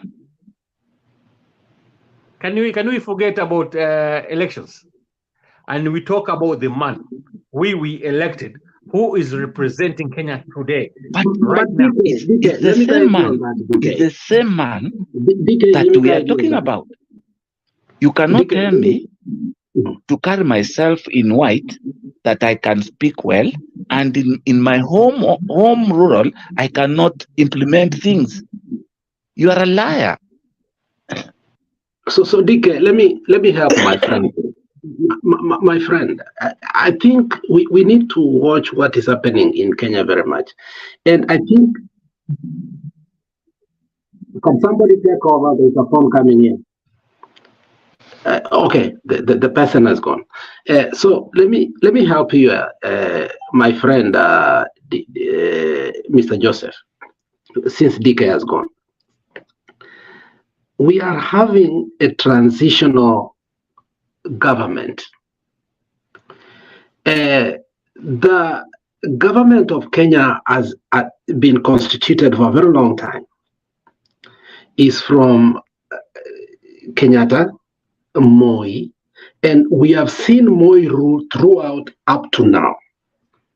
If you look at Kibaki, Uhuru, Ruto, it looks like still it is Moi in power. Exactly.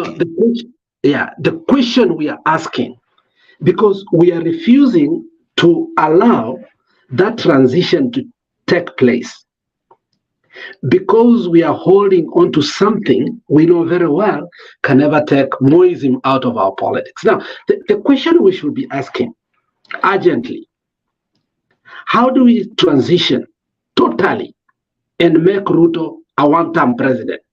Because we are playing into politics of him more than him understand. In fact, we are hyperlating a person who should never have been a president. But now he has become a president, you like it or not. And the tools of power favor him. So if we start lying to ourselves, as I hear people saying, Ruto must go. And when you ask him, how can he go? They don't have a plan. They are saying, Baba will tell us. And when you look at Baba actually the other day even made me the maddest than any other time. Why?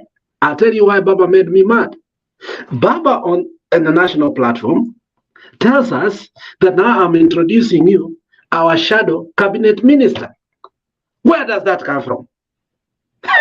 Eli, you know, I was shocked that Baba is telling us Oparanya is our shadow cabinet minister, which means Baba has resigned from Ruto must go and accepted that now we have shadow cabinet ministers. Now, if we have shadow cabinet minister, that means we have an opposition leader. Now, who is the opposition leader? That is him. Then I start asking, and I start pitying myself. When I say Ruto must go, where is he going? When we already have a shadow cabinet minister for finance. So, Mr. Joseph, put reality on perspective. And I've always said words are very important. These words that Baba is telling us, How do they percolate in your mind so that you start understanding where Baba is at this particular time? When he unveils for you a shadow cabinet minister, that means he has legitimized this government until 2027. Let me tell you Mr. something. Eli, can you help us there? Let me tell you something. I wanted to say that that's a very strong, good point you've made, because it is a reality which a lot of us, including myself, have not known how to deal with. Even as we speak here about these issues, I find it very difficult to understand how I'm going to deal with this particular government. How do we challenge it? My electoral card, my voter's card, I tore it into pieces, and because of what happened. But what I'm suggesting now is, Raila Odinga has to leave the stage. Honestly, he needs to leave the stage, and if he's going to leave the stage prematurely, so be it. There's nothing premature about the length of time he has struggled for this country. But what I think he should do is be behind the stage and, mentor some people. And these people need to be mentored now, because, we have a very bad vacuum at the moment.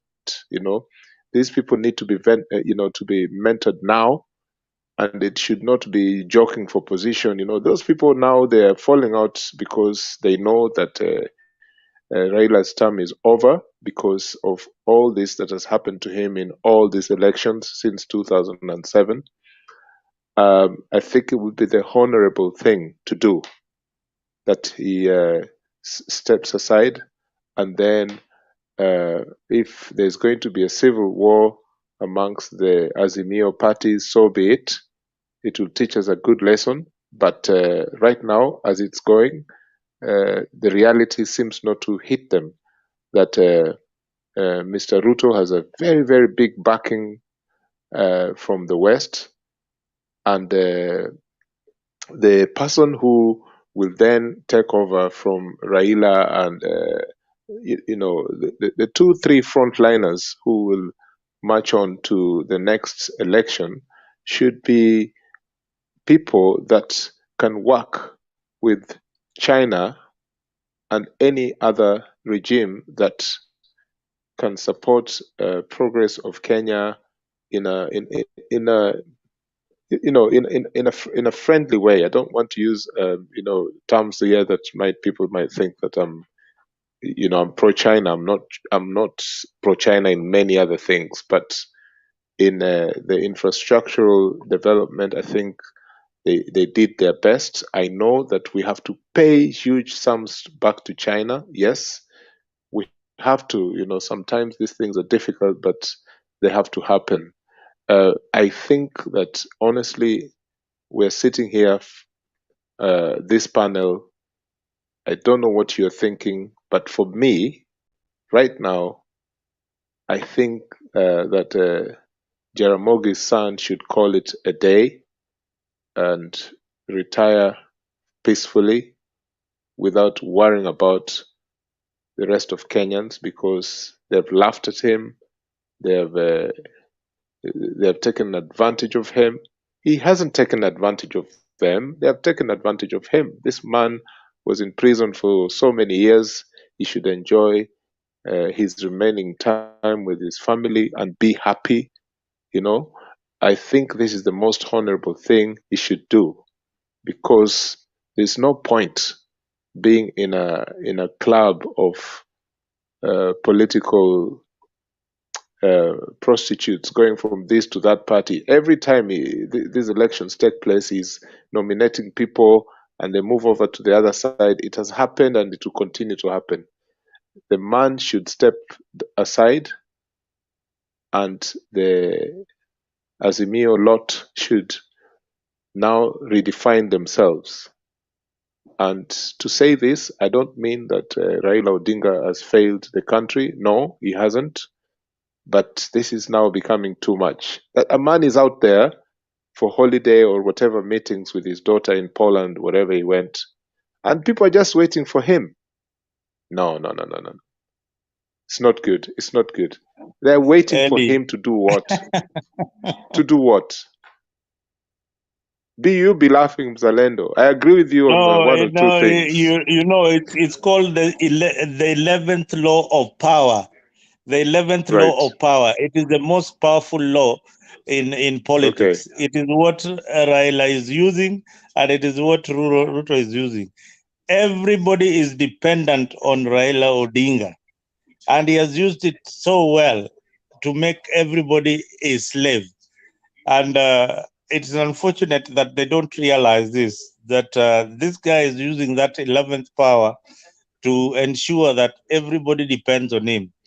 Even to wake up, to go to the streets, he must tell people it is time for you to come out to the street and defend your rights. So is that serious? It is that serious that if Raila exits the scene the way you want it, then there will be no politics. There will be no politics at all. So he can't. So whatever you are thinking about, that him quitting politics, that is out of question. How do you use him productively with the 11th law of power still in his hands? That is what he should be thinking about. But his exit is not anytime soon. It's not anytime soon, my brother.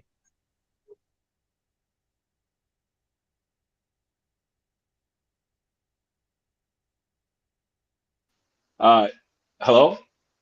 Mzalendo, can you hear me? Go ahead. Oh, just to add on to what Eli was saying. I tend to agree with you, Mzalendo, a little bit that Raila will not step down anytime soon for different reasons. I think he's the support that he gets. It's kind of like a drug, the power that he has. He has to have that, okay? To be honest with you, if you look at Raila right now, he's I can't find any other word other than useless. We see the same script. He always flies out, comes back, tunampokea kwa airport, tunampigia makelele, hey, baba merudi, baba while you're away. But listening to his speech today, I think the old man is done. But he won't step down. He loves it. That's what I came to realize. It's conmanship. He's a conman. He's been a conman for a long time. I'm sorry. I can't buy this thing that he fought for this Kenya. The only thing he was always on the good side of history until 2017, where he sold his soul. So for the people who say that, having a very mature Alex, conversation before you came here to be petty. I'm not going to allow that. I mean, if Kenyans must have I'll give my point. I'll give my point of view. Sorry, that's being petty here. I'll give my point of view. Those are not points. It's not petty. I'm sorry. Petty and hii kitu ya wajakunywa unakunywa before kuja hapa, punguza tafadhali. Sijakunywa kitu. I think no, we are not going to protect you. If you want us here to have a conversation, wachana hiyo mchezo. Yeah, I think you continue. Kenya Rebel. Okay, I'll continue. We are not going to allow you to talk sorry, here. It's not again. Sorry. I'm sorry. I'll have to finish. Kenya Rebel. Zalendo, just finish what? Kenya Rebel. Finish what? Alex. Why are you insulting Raila? Alex, you are too young. Which grudge do you have to him? Stop lying here. Sorry, Alex. Allow you here. Mzalendo. Alex. This is becoming like Leonard. Whatever Kenya Rebel has said, he can retract his statement if you feel offended with whatever he has said. But let the gentleman express his Can opinion. he withdraw? I will substantiate what I'm saying. If you think that is, let us have a conversation. If you want us to go, we can leave you here. Uongee peke yako. But if you want us to have a conversation, let's have a conversation. You're free to leave, Alex. You're free to leave. We're not holding a gun to your head. You're free to leave. I'll give you my opinion. Okay. In 2017, this con man. Can you first withdraw? I will not. Can you first It's my withdraw view. the word This of con man. But you guys useless? have used that on Ruto Kenya several Ribari, times. can Ruto you is a first thief. withdraw? Ruto is what? I mean, this is just a statement. This He is is not a not going to figurative talk then. statement. Then he's not going to Not talk. on this. Let him He is not withdraw going to first. talk. You are not going to Kenya talk. Ribari, withdraw first. We have already told you, Kenya you are not going to Rebel, talk. don't use that This word con conman man. You are not for going the to sake talk. of the debate. Let us just use You are not another going to word. talk. Let us not use You the are word not going to conman. talk. Just continue with the All right. statement You are without not going to referring to talk. Raila as a conman. You are not going to talk. Okay.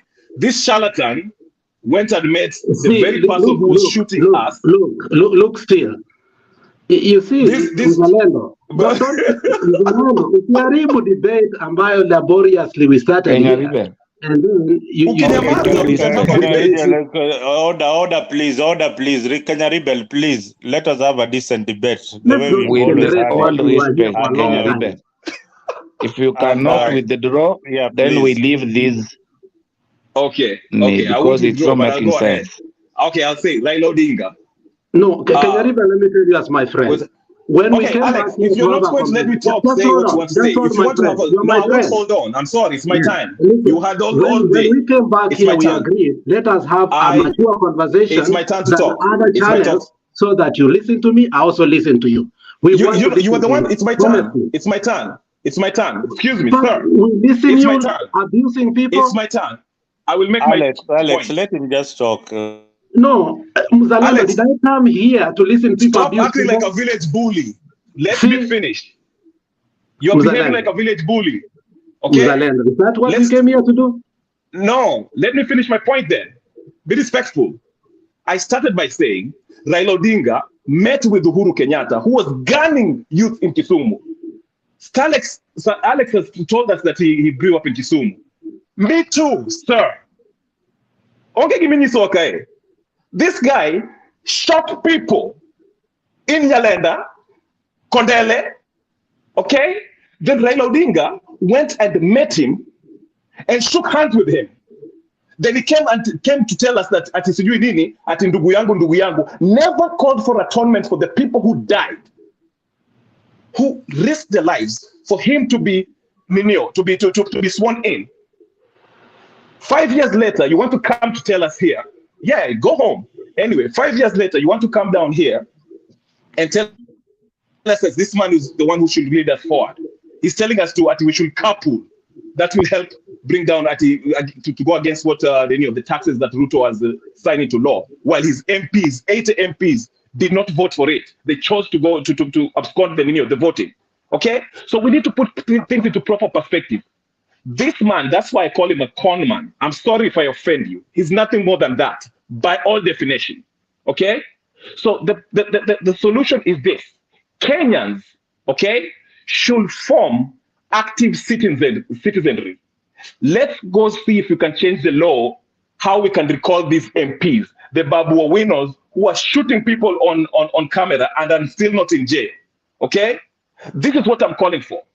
So people like Alex who come here and try to tell us that you Raila Odinga what. Don't run away from the truth.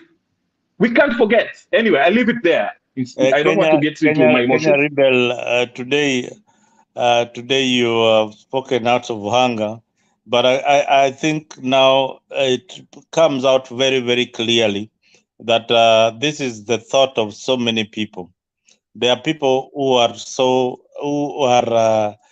passionate about change. At the same time, they want justice for the ordinary people who have been hurt along the way. I think our politics, let us just be civil sometimes. Our politics, we use all these words all the time. Early today said, I can't stand Ruto. Other times people say, come into this channel and say Ruto is a thief. Other people call Raila a conman. We have witnessed all these things, and that is the nature of our politics. But for us to come here, we need to have a decent conversation, a conversation informed by knowledge, and a conversation informed by knowing exactly what we are saying about certain issues. So for Kenya Rebel to saying whatever happened in Kisumu, that is something that he also dear in his heart. But it's good that it has come out. Those who have listened. Those who have felt hurt about it. But no apologies, because some of the people we support have actually participated in these atrocities. So it is unfortunate. These are issues that we need to address.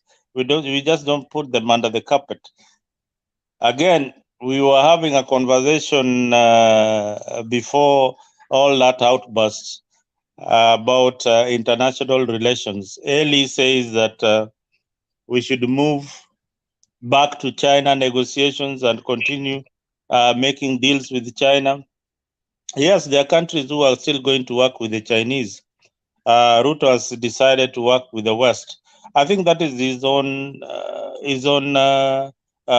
right as the president of the Republic of Kenya. It is not dictated by what we want. It is dictated by what the other partner is giving him. So if the other partner is offering him more deals, then good for the country. But I hope it is not for personal gain, but the gains for the people of Kenya. So we moving out of China or the Chinese deal, maybe it is a plus or a negative. Let us give him time and see the benefits of having the West closer as a closer partner compared to the Chinese. So far, we have seen the roads, we have seen generally the infrastructure, but it comes with a cost. Whatever the Chinese is charging us thrice. Joseph, do you have something to say? And I can see you raising your hand. Open your mic, please.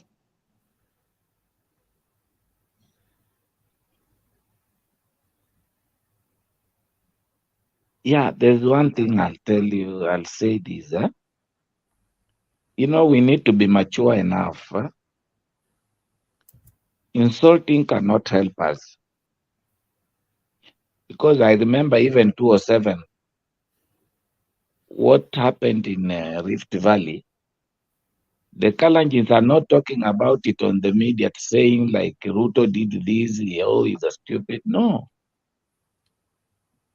And if this is the politics that will contribute and then we are not ready to do this. Because yesterday, Kenya Riven did same thing. And he's not apologetic. He's just like his arrow. It's not. You need to cover your blood because Kenya Riven is a Luo. Or I don't know, Sudi, but he said he's a Luo. So I don't understand why. Every time you come insult Raila, you talk, you make some other people to move out of the conversation. It's not fair.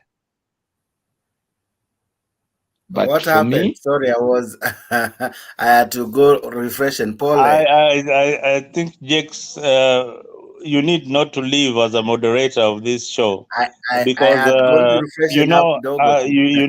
listen, and some of them are people that you put as moderators.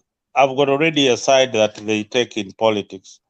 For example, if you put Mzalendo or you put Eli definitely is not pro Ruto. He will lean towards anything that is supporting Raila Odinga. So sometimes when you put a moderator who is leaning towards Azimio, then the conversation becomes very, very difficult because what happened? I thought you guys mlikuwa wachache mtajimanage. Kenya Rebel and Alex had a very, very heated argument here, and I think it didn't get personal, but Alex didn't want Kenya Rebel to call Baba Conman, and Kenya Rebel really insisted in calling Baba Raila Odinga a conman in policy. So that is what brought the heat. and I think Alex left the studio.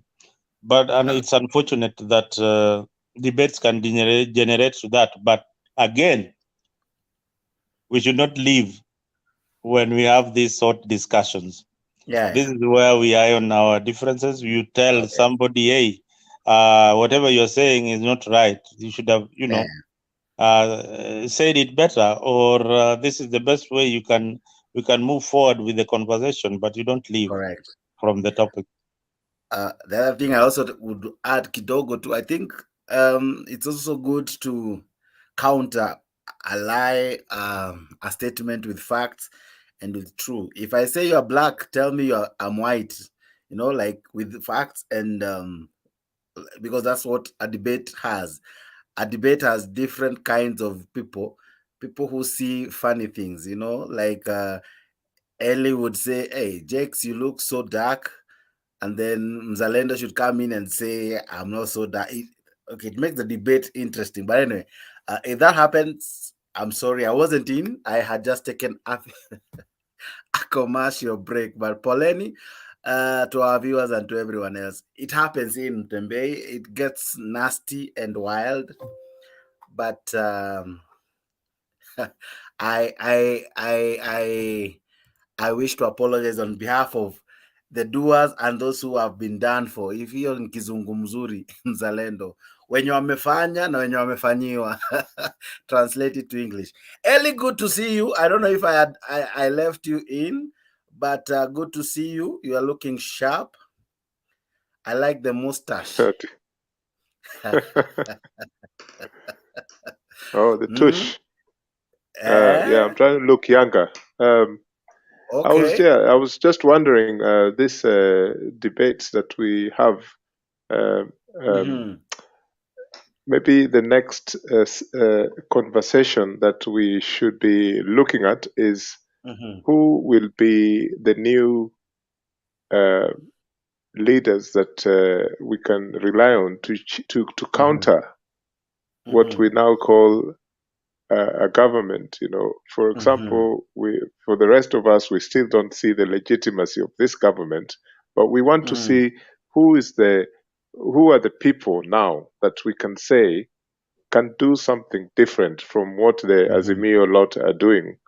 Because if we're not starting to think like that, I was drumming up this here while I was making comments earlier on, that it is time now, I believe, that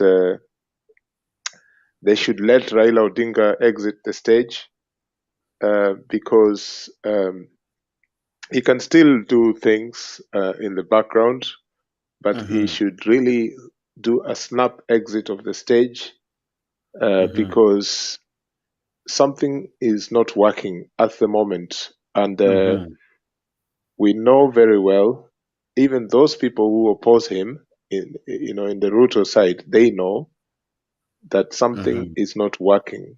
To me, they're even making Ruto more legitimate from the way things are not happening in the Azimio side.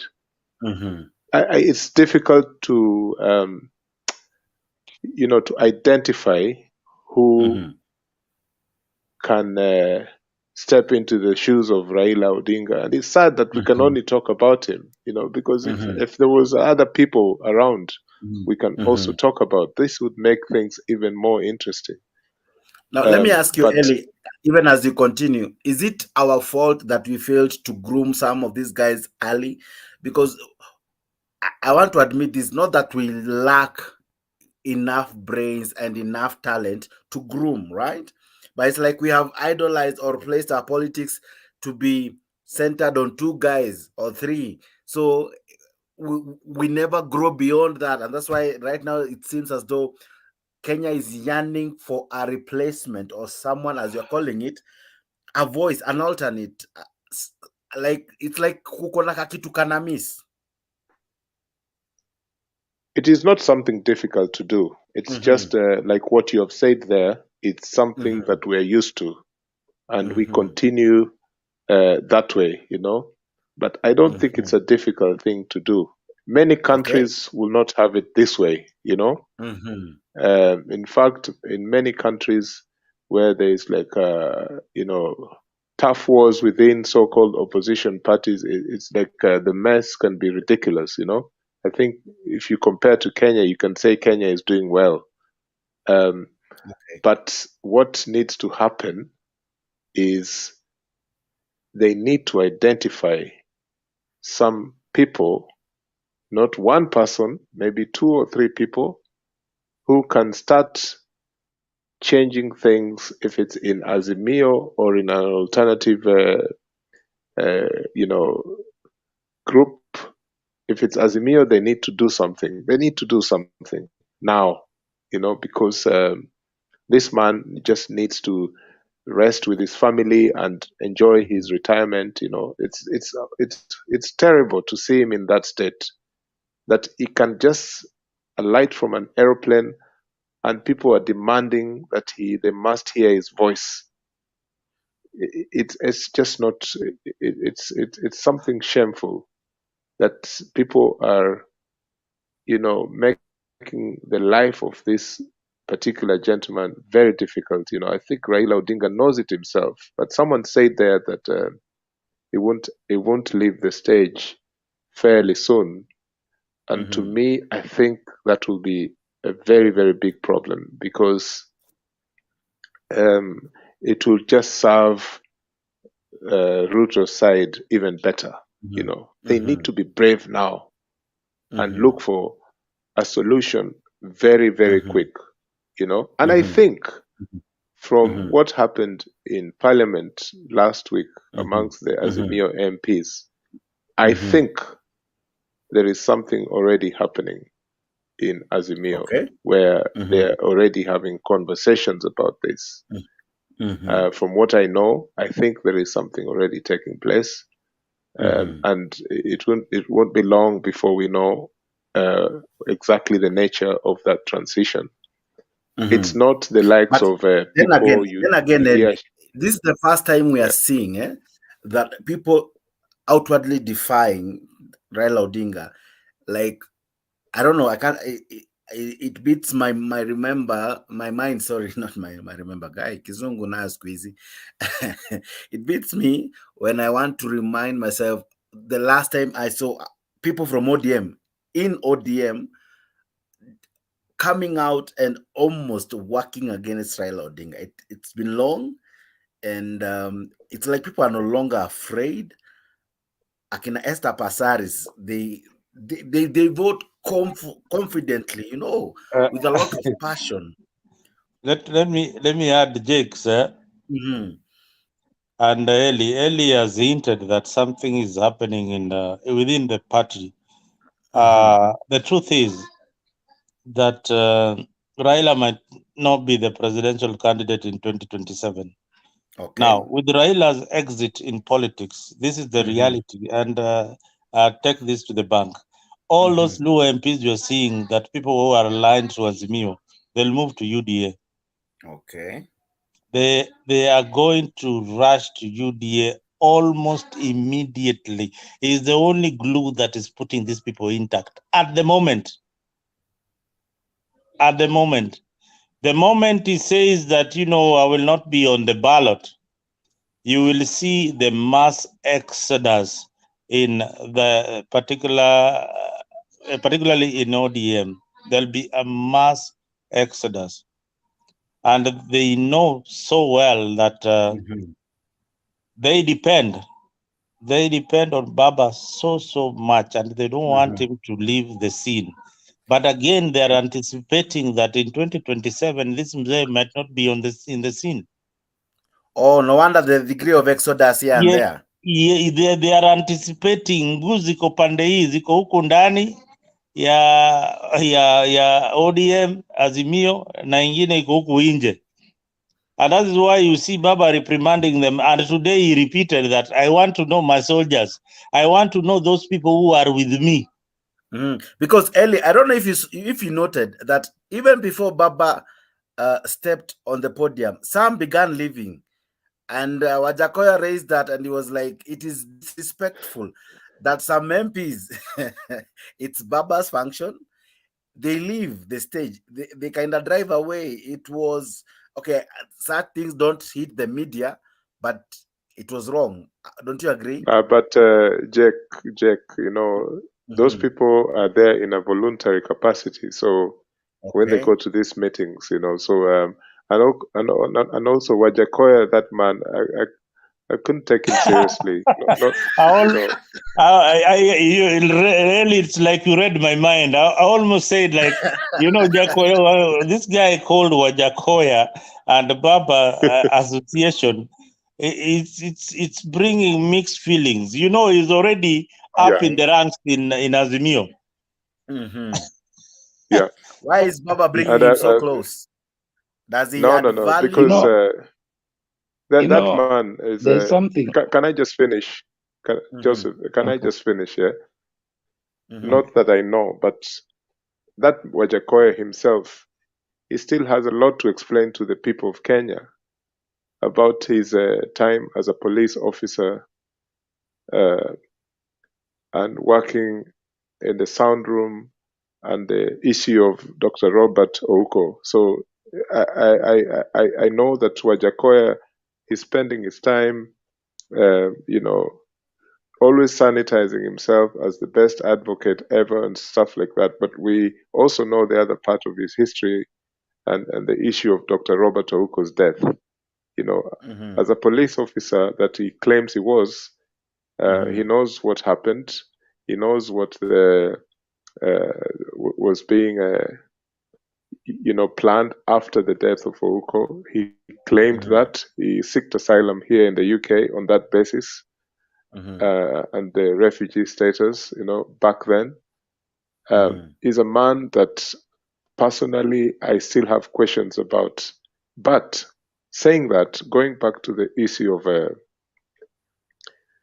of the transition of ODM or Azimio and things like that, we have some very credible candidates there.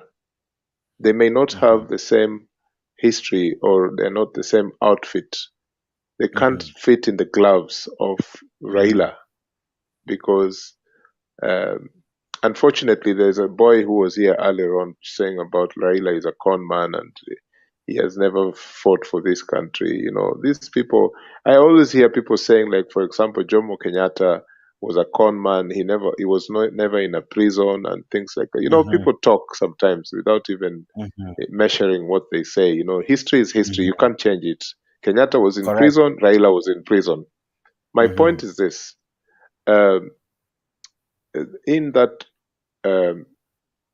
architecture of the so-called opposition, what we have now, there is at least 2-3 people who can be relied on to move things forward.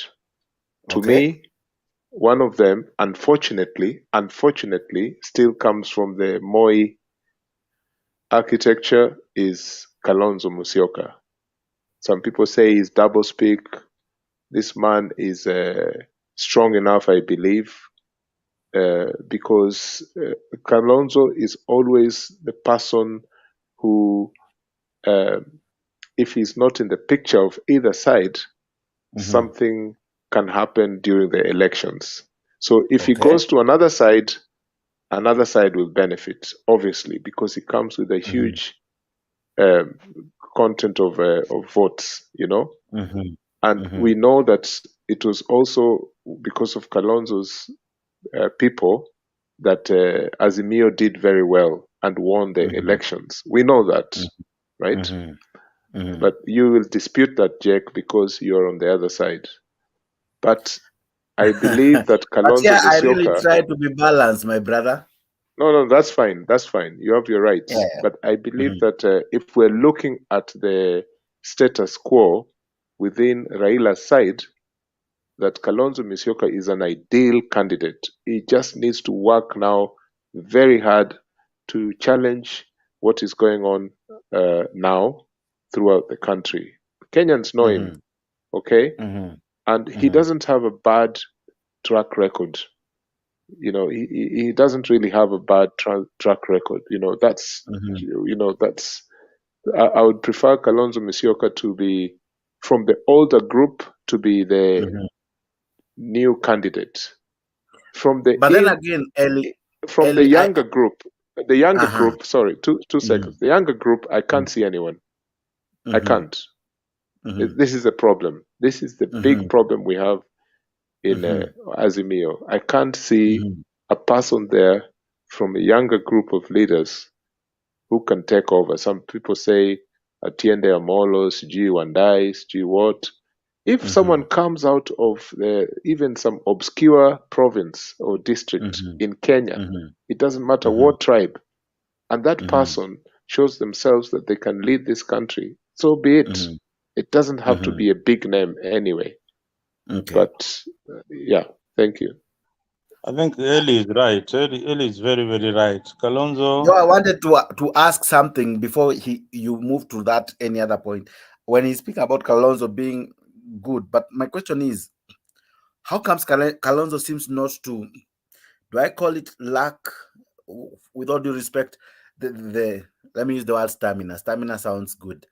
He lacks the stamina to kind of take the ball and roll, you know, like he kind of still waits for an endorsement, kind of a form of like Kalonzo Tosha moment from Raila Odinga. He's refusing to come out. You know, Raila Odinga didn't have anyone pushing him to come and say Raila Tosha. No, it was him. He made himself to be what he is. Ruto as well tried. Uhuru, as much as Moi tried to push him, but eventually he had to come out, remake himself, rebrand, come out from Kanu, build TNA, and then, you know, come out. But his way of doing things, I'm yet to really feel the punch, right? That he's ready to really take the mantle. He seems to be like waiting, you know, like his game is calculated that he needs to get the Nyanza support through Raila's endorsement for him to go to the ball. I don't know, maybe it could be me, but why is he not shining as a man ready to take up the challenge? Let me attempt to answer that. You know, the master is still on the stage. And that is Raila Odinga. Okay. And his followers will not allow Kalonzo to take that stage while Raila is still on the stage. So that is the, you know, he's waiting for that moment. Baba is not leaving the stage. His supporters won't allow him to leave the stage. Unaona, it's a situation like akili ya baba inataka kutoka, lakini mwili imekataa. Imekwama, okay? Imekwama. He wants to go for these holidays, like Eli is saying. He wants to go everywhere and enjoy, but his supporters won't let him. Okay. Have that peace. But and you see, again, Mzalendo, I agree. But you see, if he waits for too long, one, time is not on his side. He's equally not getting any younger. Now young guys are coming up. Sasa skiza Jex, this is now the politics beyond. This is what this is my prediction. In fact, I was thinking about it today. Kalonzo, if Baba will still be around and will not endorse him in 2027, he is still buying time.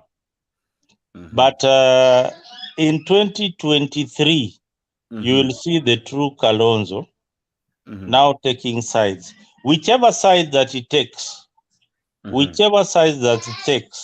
okay, because we have got only two sides now. If he decides to join, UDA, if Kalonzo decides to join UDA, believe you me, he is going to be the next president after William Ruto. His chances are very, very high to become the president of the Republic of Kenya if he joins UDA, because I don't see the Kalenjin community endorsing Gachagua in 2032. I don't see that, because the split in the politics in Central, what Uhuru is causing in Central and Mainanjengas, will not give Ruto what he really wants. And Ruto is happy about whatever is happening in Central Province. He's very much contented with that. But when he brings Kalonzo, he will bring Kalonzo in, whether Azimio likes it or not, Kalonzo will be in UDA. There's something that happened today that makes me now think as you're thinking, and I think I'll bring in Alex, Ellie, and Joseph, and you yourself as well on this one. Today, Ruto added 2 guys to his cabinet. Of course, nowadays 2 seconds. You cannot. The constitution has a capping of 22. Now, what he did, he added Malala. You can imagine now Malala sits in cabinet, and David Ndi. David Ndi, I think, comes from the Kamba side. I'm not sure. Maybe, I'm not sure. Yes, he's a cow. He's a cow, right? Cow Meru, I'm not sure. I don't know. And he's a Meru. He's a Meru. Oh, yeah, he's a Meru. He's a Meru. Meru is a Meru. He's a Meru, not a Kamba. I'm not sure.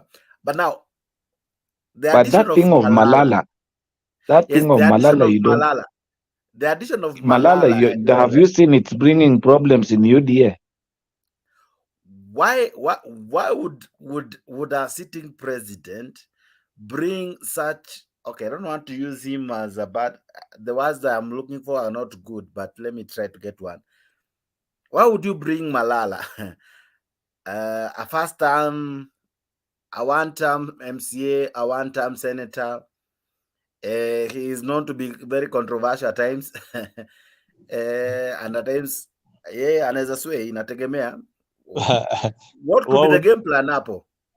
Game plan is simple. Ruto is somebody who uses data and statistics. He knows Malala is young. There's an electoral college that is looking at, and is an important factor in his future campaigns. He can't let him go, so he brings him closer to that, to appeal to that electoral college that Malala can appeal to. So, I don't know. I don't see Malala from that angle. I don't know. Jex, let me help you there. Yes. Since Malala came, we have seen a lot of division within UDA that we never saw before. Yeah. This was a party that was strongly held by the president and how he managed it prior to the election. And remember, there was a candid conversation he did have with this lady, and he told the lady that interview where he said, "I've been the director of election in Kano. I've been that in ODM. I am the founder member of Jubilee. And the last election, I managed all the nominations." And actually, he said, I know who I must give the nominations, not based on friendship, but on the statistics of who is going to win. Okay. And after the election, what you saw is Ruto choreographed a way of removing the former members who were chairing the UDA by awarding them some seats and now infusing new leadership. Of all people he added, the most controversial was Malala, because if you saw what happened in Mombasa yesterday, Moa put it candidly. And I expected a big fight to come out of it, but Ruto has quailed down a fight that could have broken UDA if Ruto could not have done that. I think even Gachagua today was in the UDA offices. Yes, it was bad, because to make it even more worse, Sholei castigated the man openly. Moa yesterday said very bad words. Wewe ndio ulipeleka Ruto Hague. There was a timing bomb that Ruto detonated today. And that is why I said, let us just look at the politics now, how it's harnessing, and what the president is doing to make sure that he has peace within so that he can deal with the issues that he needs to deal with, so that the internal politics, because if you look at, there's a question that you asked, if you look at what Ruto's future is, he knows that he may not depend on the Mount Kenya vote. He knows, because if you look at what he has done to Sabina Chege and Kanini Kega, he knows the plan of also Gachagua. Gachagua is not somebody you're going just to push like this and think that it's going to sit pretty with him. Gachagua is also preparing himself for 2032. And Gachagua is also doing the same thing. If Ruto makes a mistake that Uhuru made, Gachagua is going to be a thorn in the flesh of Ruto for the next few years, and Ruto does not want that. Now, what does he do? If you see what Ruto is trying to do, he is doing everything to seduce the politics of the Western province. Western. The next Bukungu declaration, which we have enjoyed for so long, that is managed by the man Atuoli. They are going who is now appointing the DPP. They are going to endorse Ruto because he put him in some board that I was so shocked that Atuoli is this powerful. You saw that. So the politics, look, we are here going to Kamukunji, and that is what I told people last time at Maandamano, and the guy was buying everybody. He's planning. He's continuing to planning. Everything was being done when we were going to Maandamano. By the time we woke up, Yamune government had already taken place. So when you ask me about Malala, I just laugh because we have lost so much. And let me answer you about Malala. The one headache that Ruto has, whether you like it or not, and I want to tell the people of Kenya, and whether you agree with me or not, but I think there are people who have seen it, is a man called Sifuna. Sifuna is my personal friend, and he has surprised me. When we were strategizing how the guy is going to run the seat in Kandui, okay, because I schooled in Lugulu Primary School. So I used to pass through Kandui, alafu tunaenda Webuye, hiyo ni time ile pepper mill ilikuwa, alafu tunaenda wapi. So I know that area a little bit. So the guy went to run for an MP where? In Kandui. All of a sudden we missed a candidate in Nairobi. Akatolewa huko, akalewa kuja kufanya nini? To run for the Senate seat. It was 3 weeks or a month to election. But the guy was a firebrand. He lost by a whisker. Had he been given an opportunity to run for a longer time, Sakaja angeonole jama. And when Anyong exited ODM, there was a big vacuum. I swear to you, those of us who understand what politics is, because this Anyong was a very effective manager as a secretary general. Then this young man comes from nowhere, and we're thinking he's going to be a transitional secretary general. He becomes the general. And now, if you look at the man, without the man as the secretary general of ODM, ODM ingekuwa imeisha. Agree with me with that or not? I think you are a fool not to agree with me on that. Now, let me finish and then you help me. Yes, Eli. Ella, help me there. No, Alex, I will let you finish. I just wanted to interject there, but I'll let you finish because you're saying some few things that are interesting. Yes, so now, if you look at how the man has come out, if you look at the last Senate, I think which I loved more than even the Tories, the Common, and I love watching the British politics. But at the same time, I like the foolishness of EFF in South Africa, because they can put Zuma to go. I mean, a party with nobody that just says every day redundantly, Zuma must go. Where is the money? Give back the money until the guy goes. You know. So I like that kind of politics. Now, that boy has adopted the politics of Malema, okay, but in a smart way that you may not know. Yeah.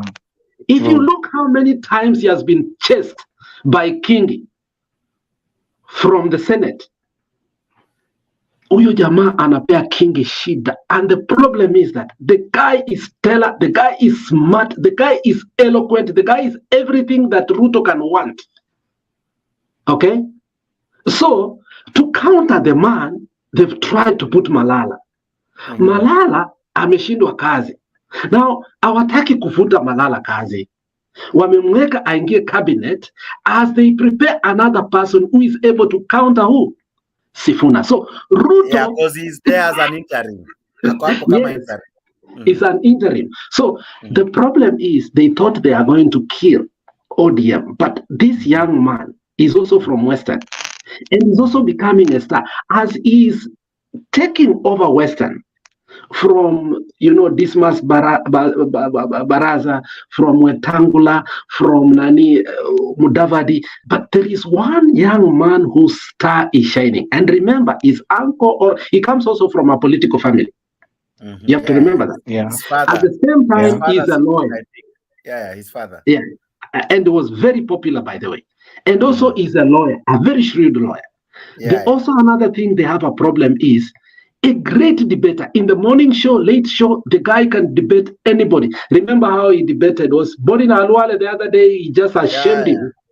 He just ashamed him in that interview, to a point that if I was Boni Alwale, I will never debate with that young man. It's like Julius Malema told the BBC guy that you've started sounding like a scratched CD. So, I mean, the guy makes people sound like scratched CD all the time. So, Malala cannot, the center is not the water is not holding the center in UDA under the leadership of Malala. So, once Sholei said that when you came, we did not have all this, it meant that Malala is going. But how does he go? Ruto is not a person that usually disses his people. He knows how to bring them and still retain them. So he's retaining. Guys, my battery is off. Okay. No, you can say something before you go. You can say something. Let me put it on a charger. Okay, fine. Okay. Continue. Okay, Eli, now go on. Eli, now go on and counter me. I would love to hear your counter. Actually, let me tell you something. What you are saying, it's true. But always, Malala has been a failure. Malala doesn't have any knowledge of politics. He is learning, but he's very quick to look for the riches of the world. See Sifuna. Sifuna is very patient, humbled, and you cannot miss him in ODM rallies, in ODM meetings, in Parliament. And in fact, I remember there was a festival in Nairobi. Yeah. You know, he won Sakaja. During Easter time, yeah. Yes, he won Sakaja. And he told Sakaja, watch my steps. And then Sakaja said, no, you are my brother. I cannot do anything without you. Every time we have been supportive. I know you are going to give me money. Those sweet words. But it's a dangerous one. Okay. And we need Ellie? people with the stance. Because actually politics without stance, you are going nowhere. Okay. Okay. You know, Alex, you yourself, you're a firebrand. Wewe unapiga kelele tu kama kama nani Shikuku ama Sifuna, which is quite encouraging. But I was almost saying one or two things about Sifuna. You know, earlier on when I was suggesting about younger leaders who can, you know, take over after Raila has stepped down. And in my mind, I was thinking of Shifuna and Olekina. But there are people who feel very strongly that Olekina is not the full shilling because they would not subscribe to some of his views. But I think we need someone who is like that. He doesn't jump ship easily, you know. He's very difficult to bribe because most Kenyan politicians, especially the young ones, are easy to bribe. This is part of the problem with our political space because it's easy to manipulate through bribery. Even when these guys are going to vote, you remember Moses Kuria said a few years ago that when Amos Kimunya was being booted out, I think there was a minister who, there was something, a controversy in parliament or in cabinet during Uhuru's term, and Moses Kuria actually tabled how much, he told the BBC how much he was paid in order to vote in a certain way. So I think that one of the problems we have from our young leaders is how easy it is to bribe them. And I think that Olekina is not one of those to be easily bribed. He comes from a very strong political family. In fact, one of his sisters recently won an election here. She's a councillor here, just 2 hours away from where I live. She is very, very aggressive in her politics in the city of Derry. I mean, she is just a photocopy of Olekina in terms of the way she does her politics.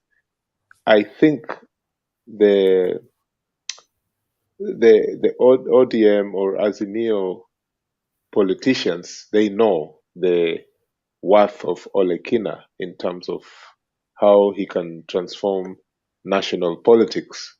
But again, the problem is the old guard, you know, Kalonzo and so on, may not take that lying down. So for the old guard, I would prefer Kalonzo, and for the youthful people, Olekina or Sifuna.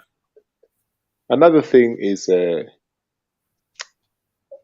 let me just say it in a way that it doesn't sound too tribal. But we've been accused, you know, people from the Luo community, of holding on to this powerful space of ODM, you know, for quite too long. And I think it is true. Maybe we just need to have a different person from a different community to lead the show, because it's important. You know, in our constitution, we also have the you know, the diversity, cultural diversity of all communities is important, and I think that needs to inform the politics of the country. So I think it's time also. I'm afraid to say Luos, but maybe to say that it is time that a different community takes the mantle, because we look at our politics in that way. So I think this is very important, you know, even though there is another version of the truth, which people said time and again that Raila Odinga himself is actually not a Luo, that he's a Luya because of his paternal side and the king from the Nabongos and all that. Nabongos so that comes in now and again. We've had that story, and in fact some people in the Luo community believe this story so much that it's nearly the truth. Now if you look at other communities like the Kisii, this Onyonka is a firebrand, but again he comes from a family that adds the families that are seen as the powerful, wealthy families with the ministerial background of his dad. So that could be an issue amongst the Kisii people, but he's a strong leader, this Onyonka, and he's very diplomatic as well. Okay. Unfortunately, at the moment, I cannot really see a firebrand, strong, strategic female politician within Azimio that can lead the show. I mean, Martha Karua, of course, the problem will be when she tries to even think of challenging Ruto or Rigathi, the old issue about her tribe will come in and people will say, no, we can't have, this situation again of a Kikuyu person, fronting for Azimio. It's unfortunate, but that's just the makeup of our politics. That reminds me, what you have said, Eli, it has reminded me a question I've always wanted to ask. I don't know if I ask you, Mzalendo's Alex, or even Joseph. No, ask anyone. Now, that card you have brought, because I remember when they were choosing a running mate, and there was all this story about how Mount Kenya votes and all. Was it one of the reasons that informed having Karua as a running mate, so that to counter the Mount Kenya card, so that when Ruto has a Mount Kenya deputy running mate, Raila himself has the same? That's why Kalonzo lost that position, because I don't think the gender card really was to sell, because as you have rightfully said, as much as tribe really would come in if Karua chose to go it alone, the other thing that still will be a challenge and a headache is the gender issue again. Now, I don't know, is Kenya ripe for a gender president, the DP and all? And Martha Karua again, can he also replace any of the above, given that she has two things that affects her, the gender part and as well her community? I think Martha Karua she's an ideal candidate, but it's just her community, and that's unfortunately that's the way we think, and that will go against her, But also anything that involves Raila, this system, the people who are behind what Kenya should look like, they will make sure they deal with that person, So that's why we need some totally different space and face, Maybe this idea of someone like Sifuna or Olekina, I was in a meeting after the election. I think I talked about it here just after the election when I was in Kenya for some 6 weeks, and during the elections I was disgusted because I bought my ticket. Part of the reason why I went back home there was, we knew that Azimio was going to win. Okay. So you wanted to be part of the celebrations. Bwana, Alex, we had some real big ideas to do things. To do things forward. Wacha kucheka we mzalendo. So let me just let it out now. I'm telling you, we knew this one. This is the one. Huh? This is the one. And it was my first election. I'm 50 years old, but this was my first Kenyan election. I'm not even joking. I just thought this one is the one. Huh? And then things happened the way they did. But we were at Elkanah Odembo's home, you know. Now I can talk about now I can talk about this comfortably, because I remember that time when I spoke about it, I didn't want to give the full picture. But Elkanah, you know, is the one who writes Raila Odinga's speeches and most of his core speeches, not just the blab, but really well thought speeches are written by Mr. Odembo, who was the former Kenya High Commissioner, was it ambassador in Washington for those years of Kibaki's the big government, you know.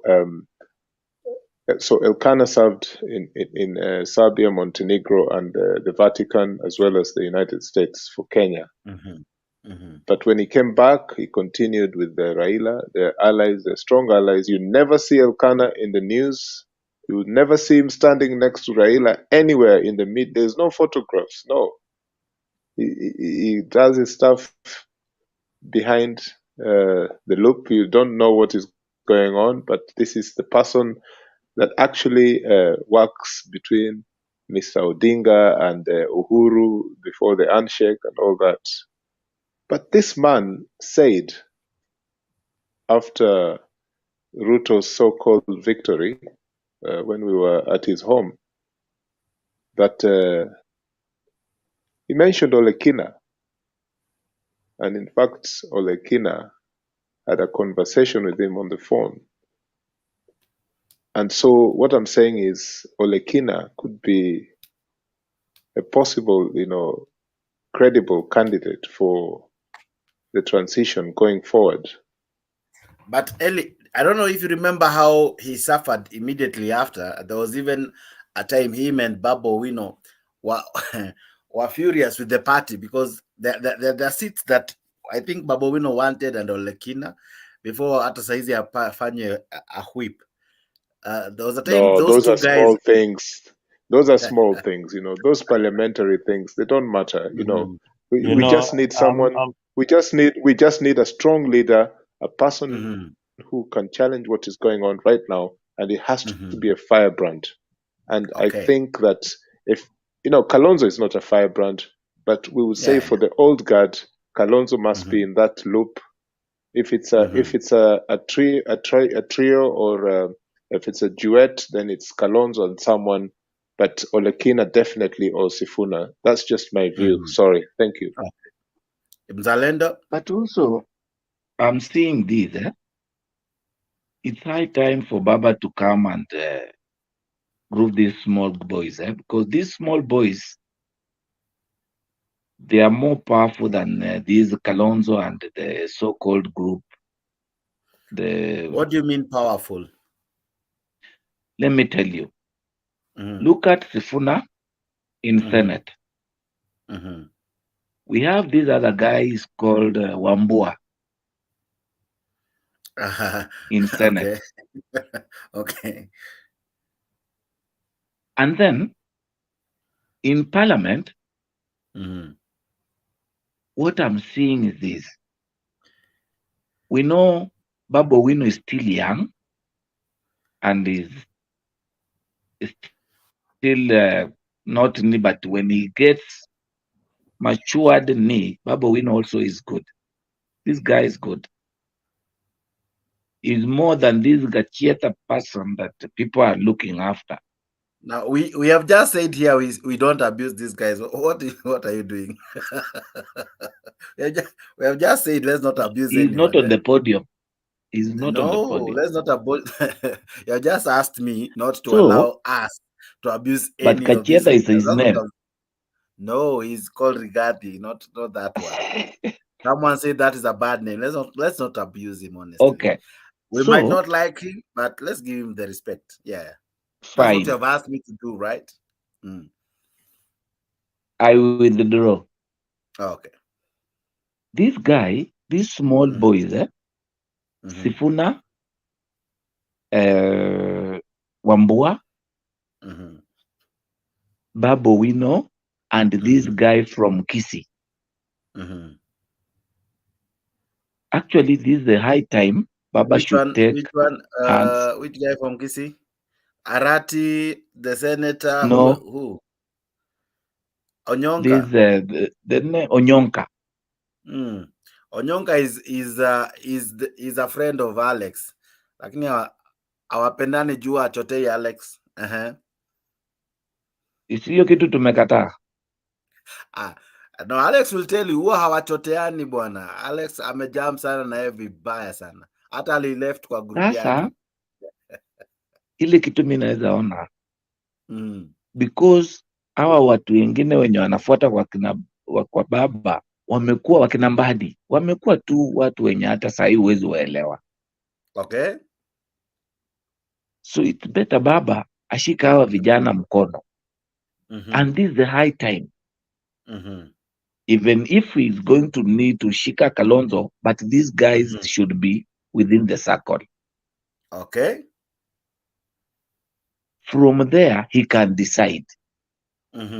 Because actually, Wambua asked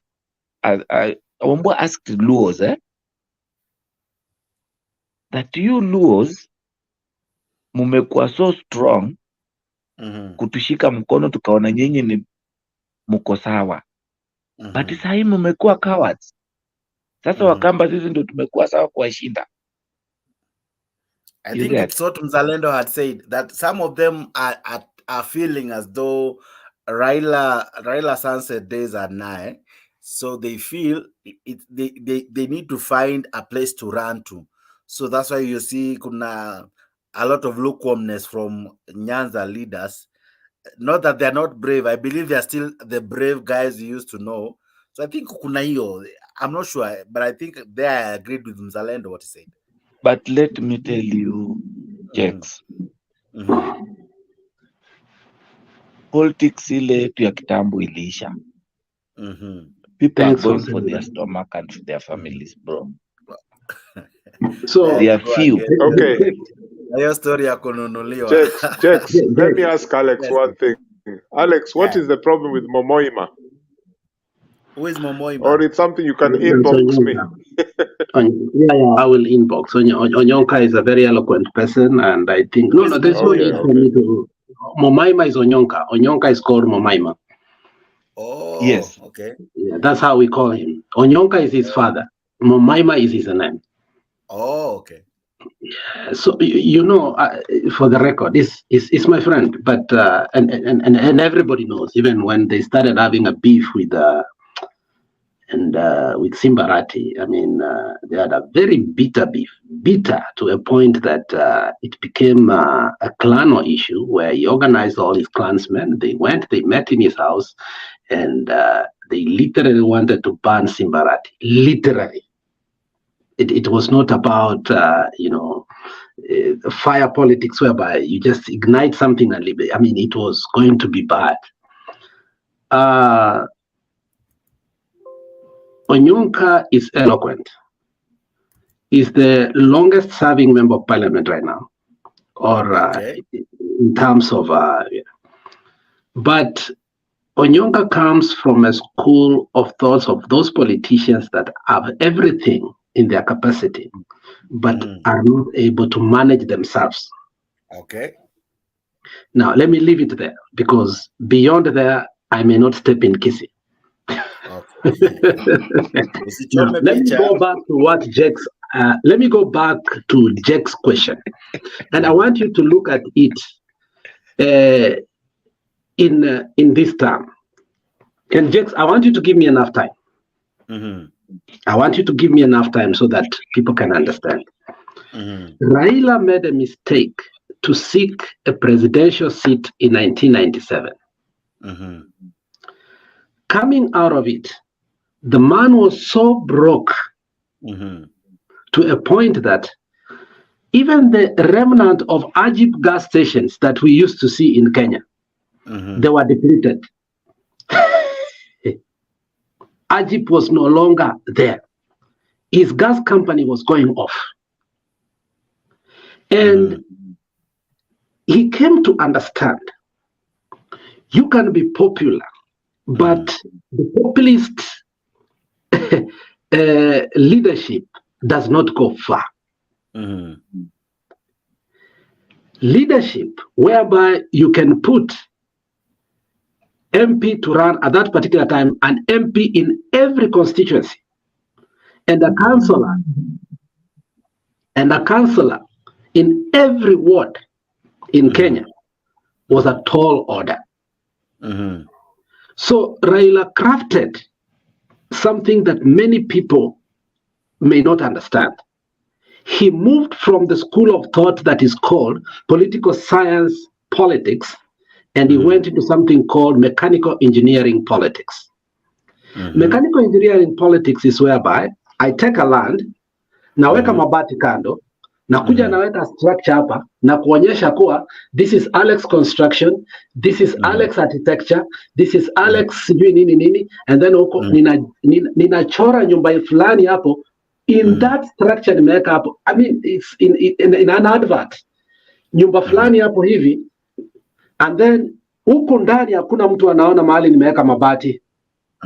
Lakini the day hiyo mtatoa hii mabati, hii nyumba mtajenga hapa na hii kitu nilikuwa nimechora hapa inafanana. What did Raila do? Bwana Dawa, who was Makto, came and asked Raila, wewe peke yako ndio unatusumbua, si ukuje tafadhali uingie kwetu. They had their negotiation. I don't know how they ended. But one thing I know is that Raila was supposed to be the vice president because Moi had left that seat for so long, trying to fish out the person that will help him in 2002. Raila said no to the position of the vice president. But he negotiated for one seat, the Minister for Energy, that had been held for more than 20 years by the total man called who? Biwott.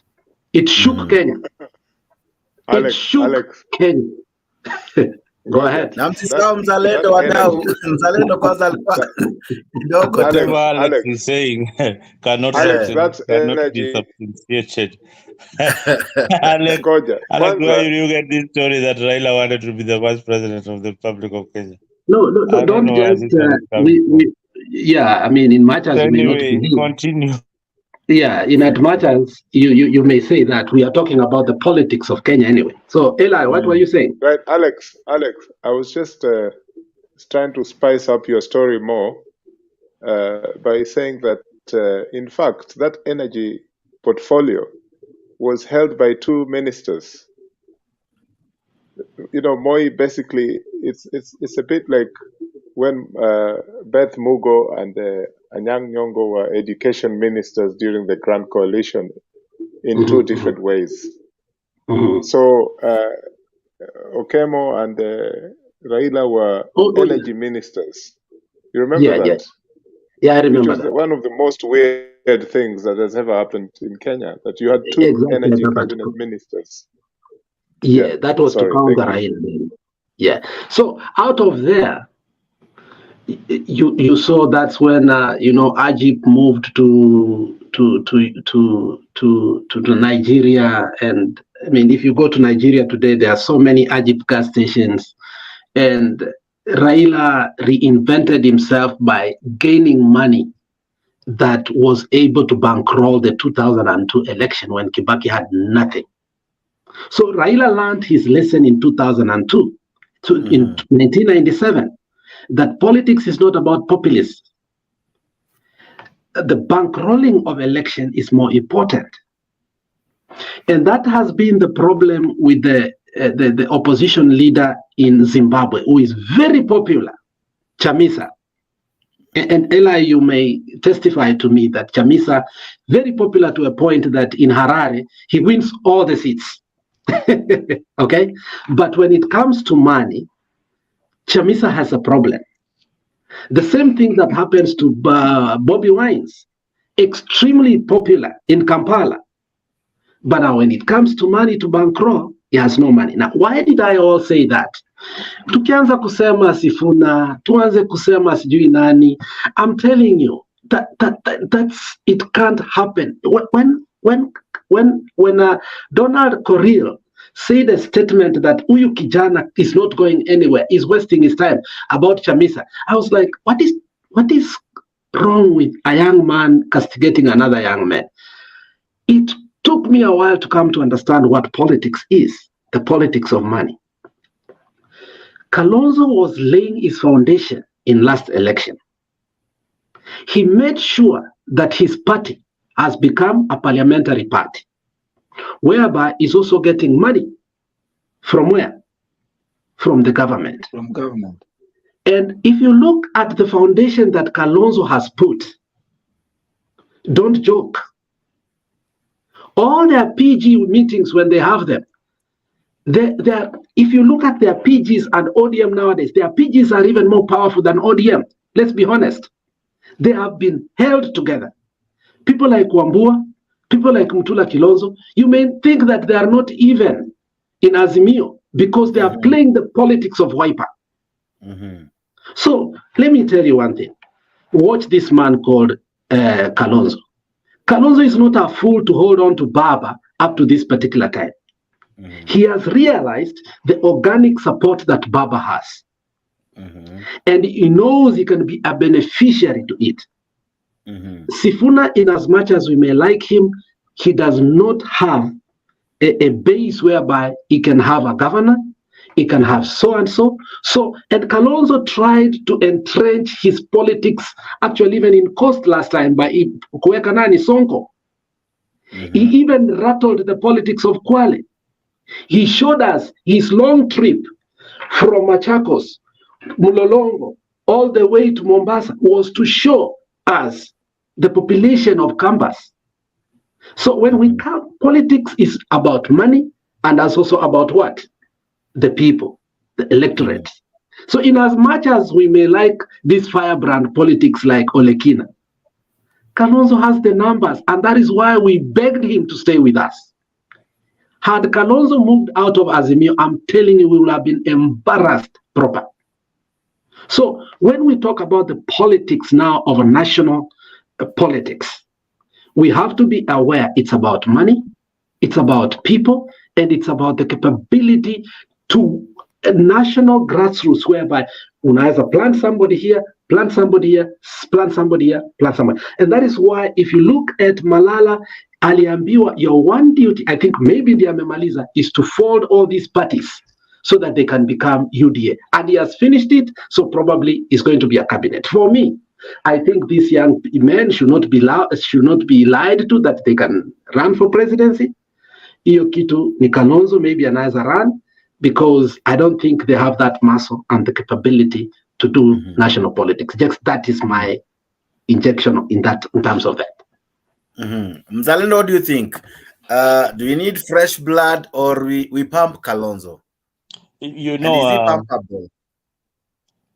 My thinking is that as much as the names have been floated, people like Lekina, I don't think they have what it takes to become good leaders of this country. People have mentioned Kina Sifuna. Baba is mentoring Sifuna into political leadership by giving him a role as the Secretary General of ODM. That is already mentorship. Now, where he goes with this, it is up to him to coin himself to become a popular national leader. So eloquence, yes, a leader is important when they're eloquent, when they're able to articulate their issues properly on the podium. But most importantly, what we have to understand in Kenyan politics is that there are 8 million other Kenyans who are looking for alternative leadership, away from Kalonzo, away from Baba, away from the current, away from Uhuru remnants. There are 8 million Kenyans who feel that they are not represented by this political leadership. How do you rob these other rob in these other 8 million people. Then there are the issue of millennials. This is the next big electoral college. Now, does Baba address the issue of millennial? No. He is still stuck with his old political ways. Is Kalonzo able to address the issue of the bigger electoral college? Yes, he can. He has proved that his crop of kind of leaders that surround him are very young, and they are not as vocal as ODM MPs, but they are strategic.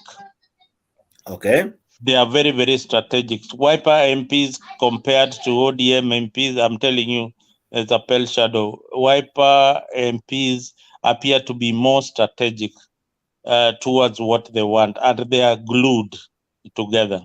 So that tells you one thing about Kalonzo Musyoka, is that he is able to put his house in order. He is able to put his house in order. And unlike Baba has not been able to put his house in order. That is something that he is not able to do. Like, for example, the issue of Siaya. That's not an issue that should have gone all the way to the Senate.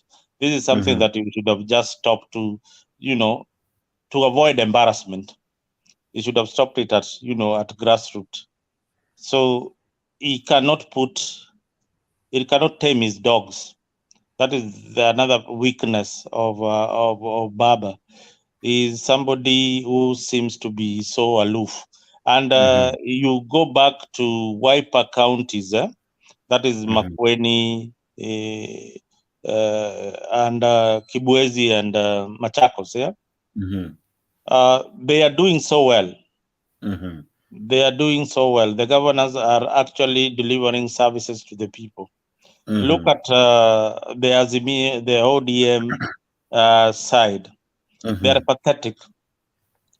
Back at home, there is nothing in terms of development, terms of industry. There is absolutely nothing. He's not able to bring his governors on the table and tell them, you are supposed to deliver to the people who elected you.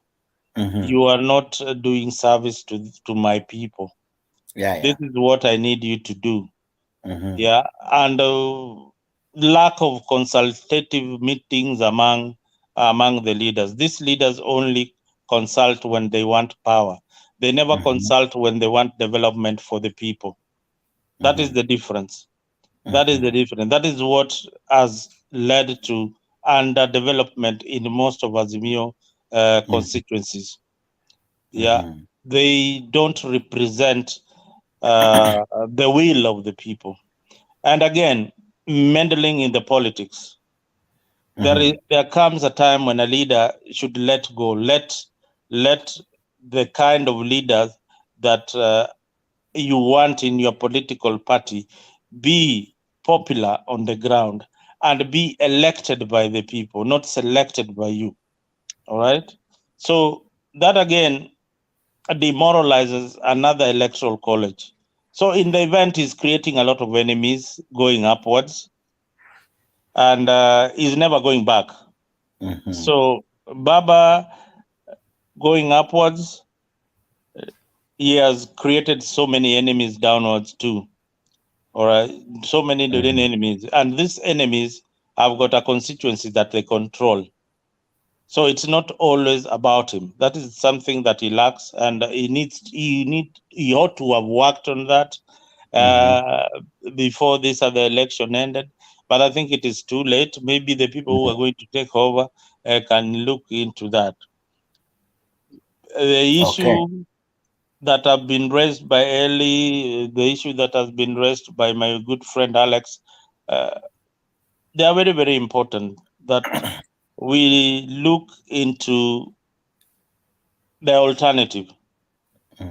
But when they look into the alternative in the camps that they are in, they see nobody.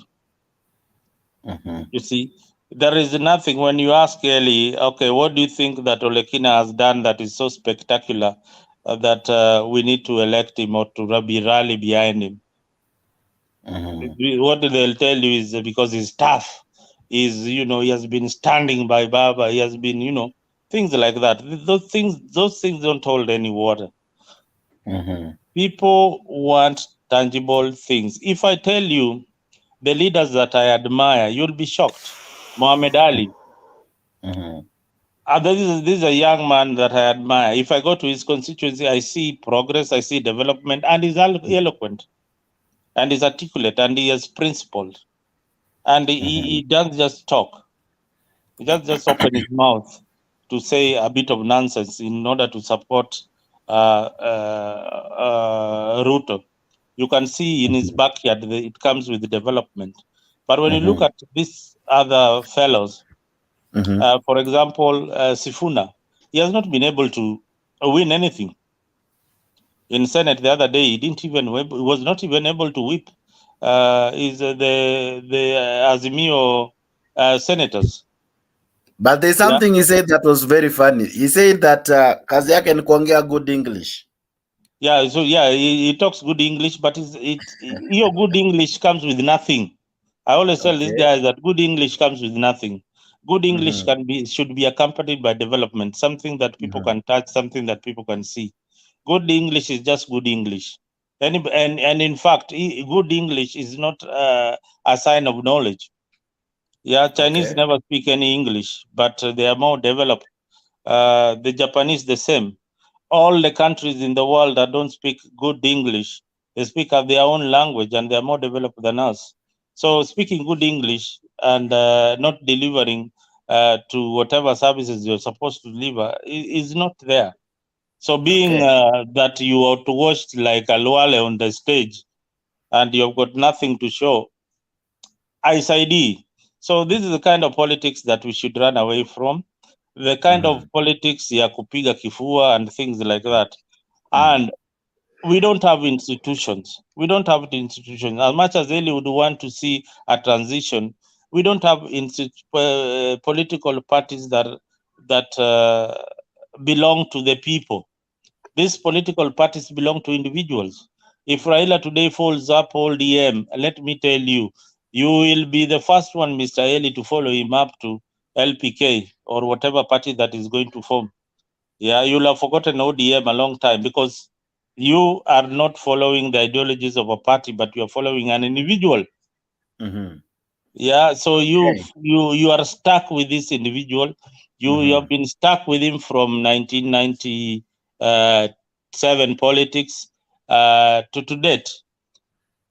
So we don't have political parties that are institutionalized, political parties that represent the will of the people, political parties that actually work for the people.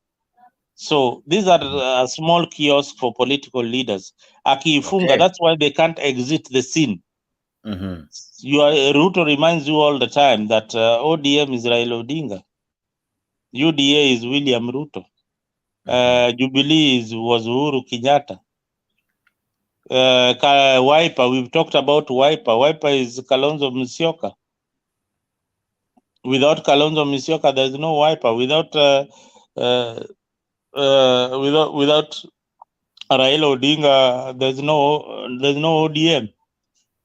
So we have not reached a point whereby we have this political party, but we are heading there.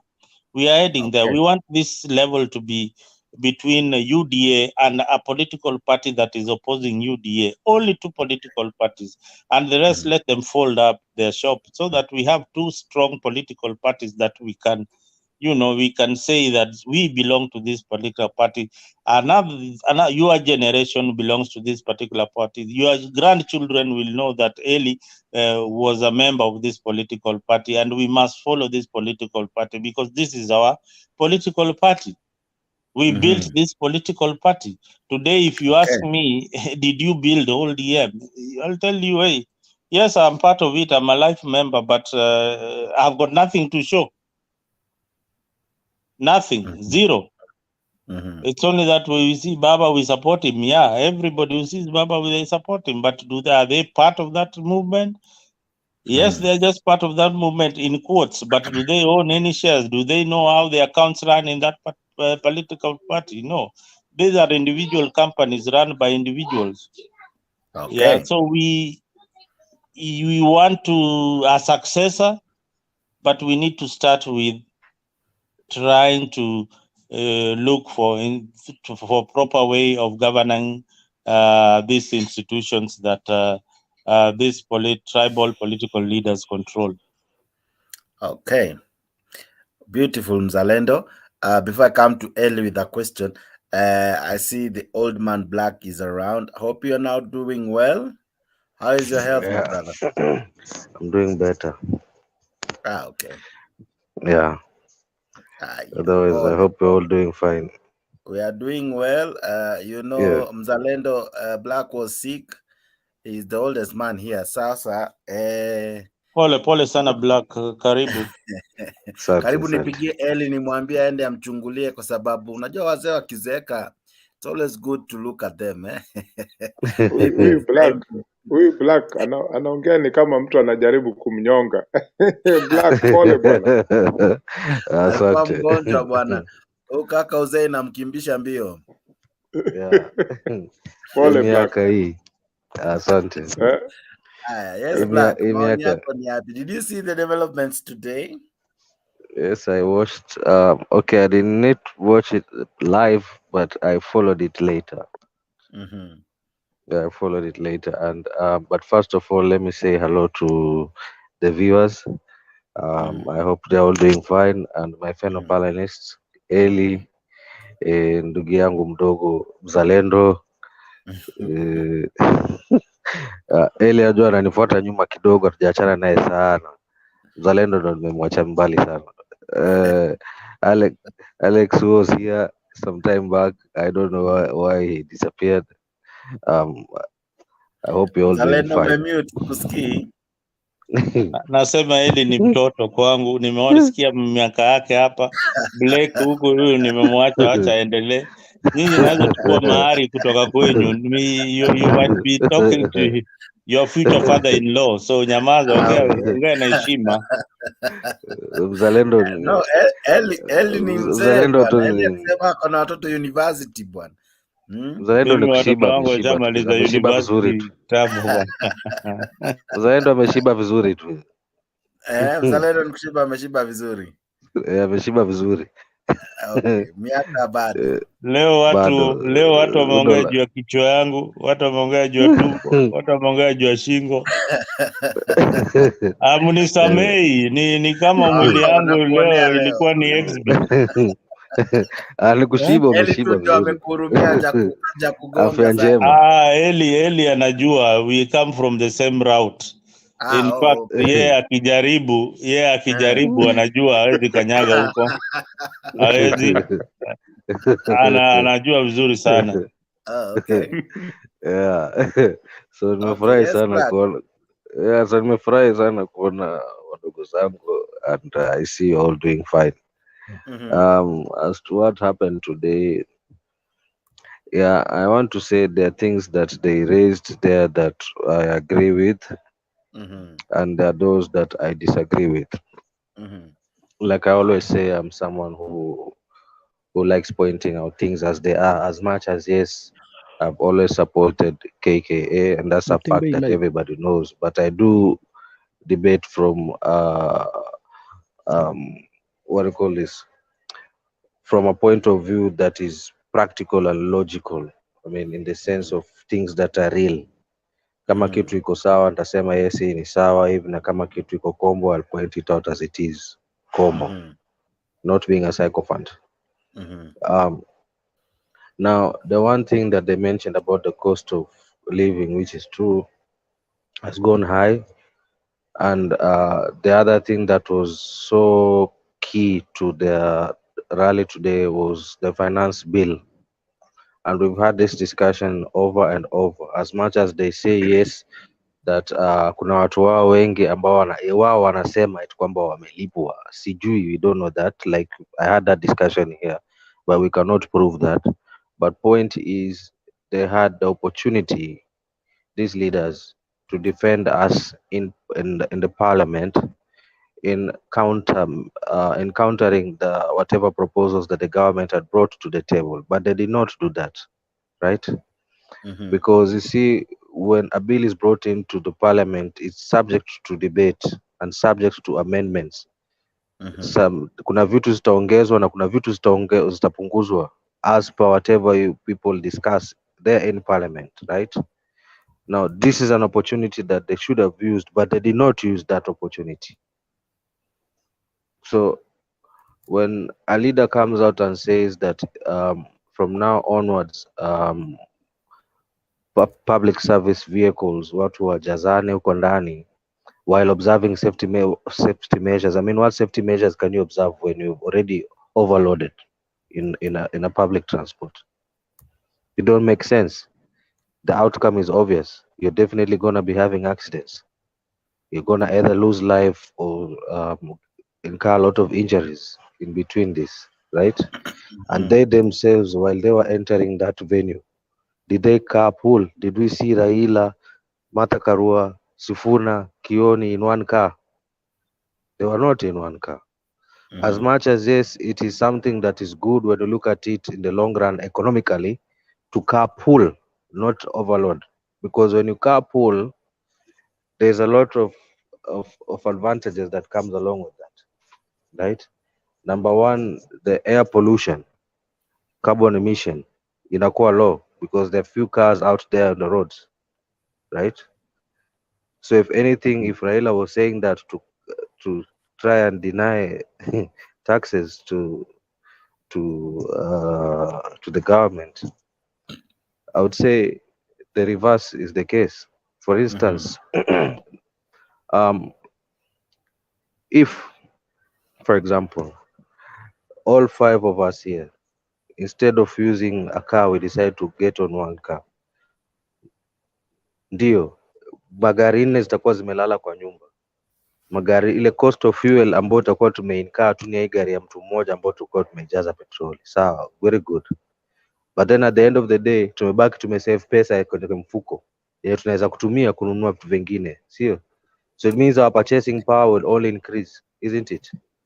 It depends. It depends because if tumebebwa na gari ya Alex, yes, alafu mimi na Mzalendo tumebakisha pesa, I don't think Mzalendo na mimi tutagawia Alex money. So it is Mzalendo who will suffer. It is Alex, sorry. Understand. Because yeye ndo ataweka gari mafuta, mimi na understand one thing, it doesn't have to work like that, it doesn't have to work that way. We have carpooled. We can cost share. Muna share cost ya kulipa hiyo mafuta. Understand. But who takes care of the wear and tear? Come on. These are things that we can say on Monday we are going to use your car, Jakes. On Tuesday we are going to use, or this week we are going to use Jake's car. Next week we are going to use Ellie's car. The other week we're going to use Mzalendo's car. I mean, point is at the end of the day, we will be saving money in our pockets. That's correct. In the long run, right? Hii pesa ambayo tunakuwa tumesave kwa mfuko, tunakuwa na uwezo zaidi ya kuweza kununua vitu vingine, sivyo? Is that a plus or minus? So has he denied Ruto the money? No. If anything, people are going to purchase more. Now, then again, these people, are they coming from the same place to carpool? Because it works if, for instance, the arrangement is since we come from one side and some of us maybe work in the same side, we can drive, or I can use my car, we go together, I go drop you, or Noshkushie place convenient for you. But Kenya, we have people from Githurai who work the other side of Nairobi. In the ideal world, that's what happens. That's what happens out here. People either carpool. That's what he was introducing. People carpool. Some people even walk to work. Some cycle to work. Yeah. Right. So I mean, that's why I said there's some things which I agreed to when he was talking, and there are those that I disagreed with, and that's an example of that one of asking people to the public service vehicles wajazane kwa magari. I mean, how safe is that? And saying while observing safety standards. observing safety standards is not having those people being overloaded. The other thing I in found that public interesting, transport. Black and Alex and Mzalendo, you tell people to walk, right? When they walk, you have denied the boda guys, you have denied the taxi guys, the Uber guys, the matatu guys to carry them. So, Bado, in one way or another, as much as you want to save something or deny someone some money, you have as well still had someone who probably your 15 during game idea, or that 100 or that 200 bob. So, in a way, is it a win-win if I choose not to board any matatu, not to be carried by any boda? Is it a win-win? And then telling people, advising employers to allow their employees to leave early. While they still expect these employers to still pay full salaries to these employees. I mean, how does that work?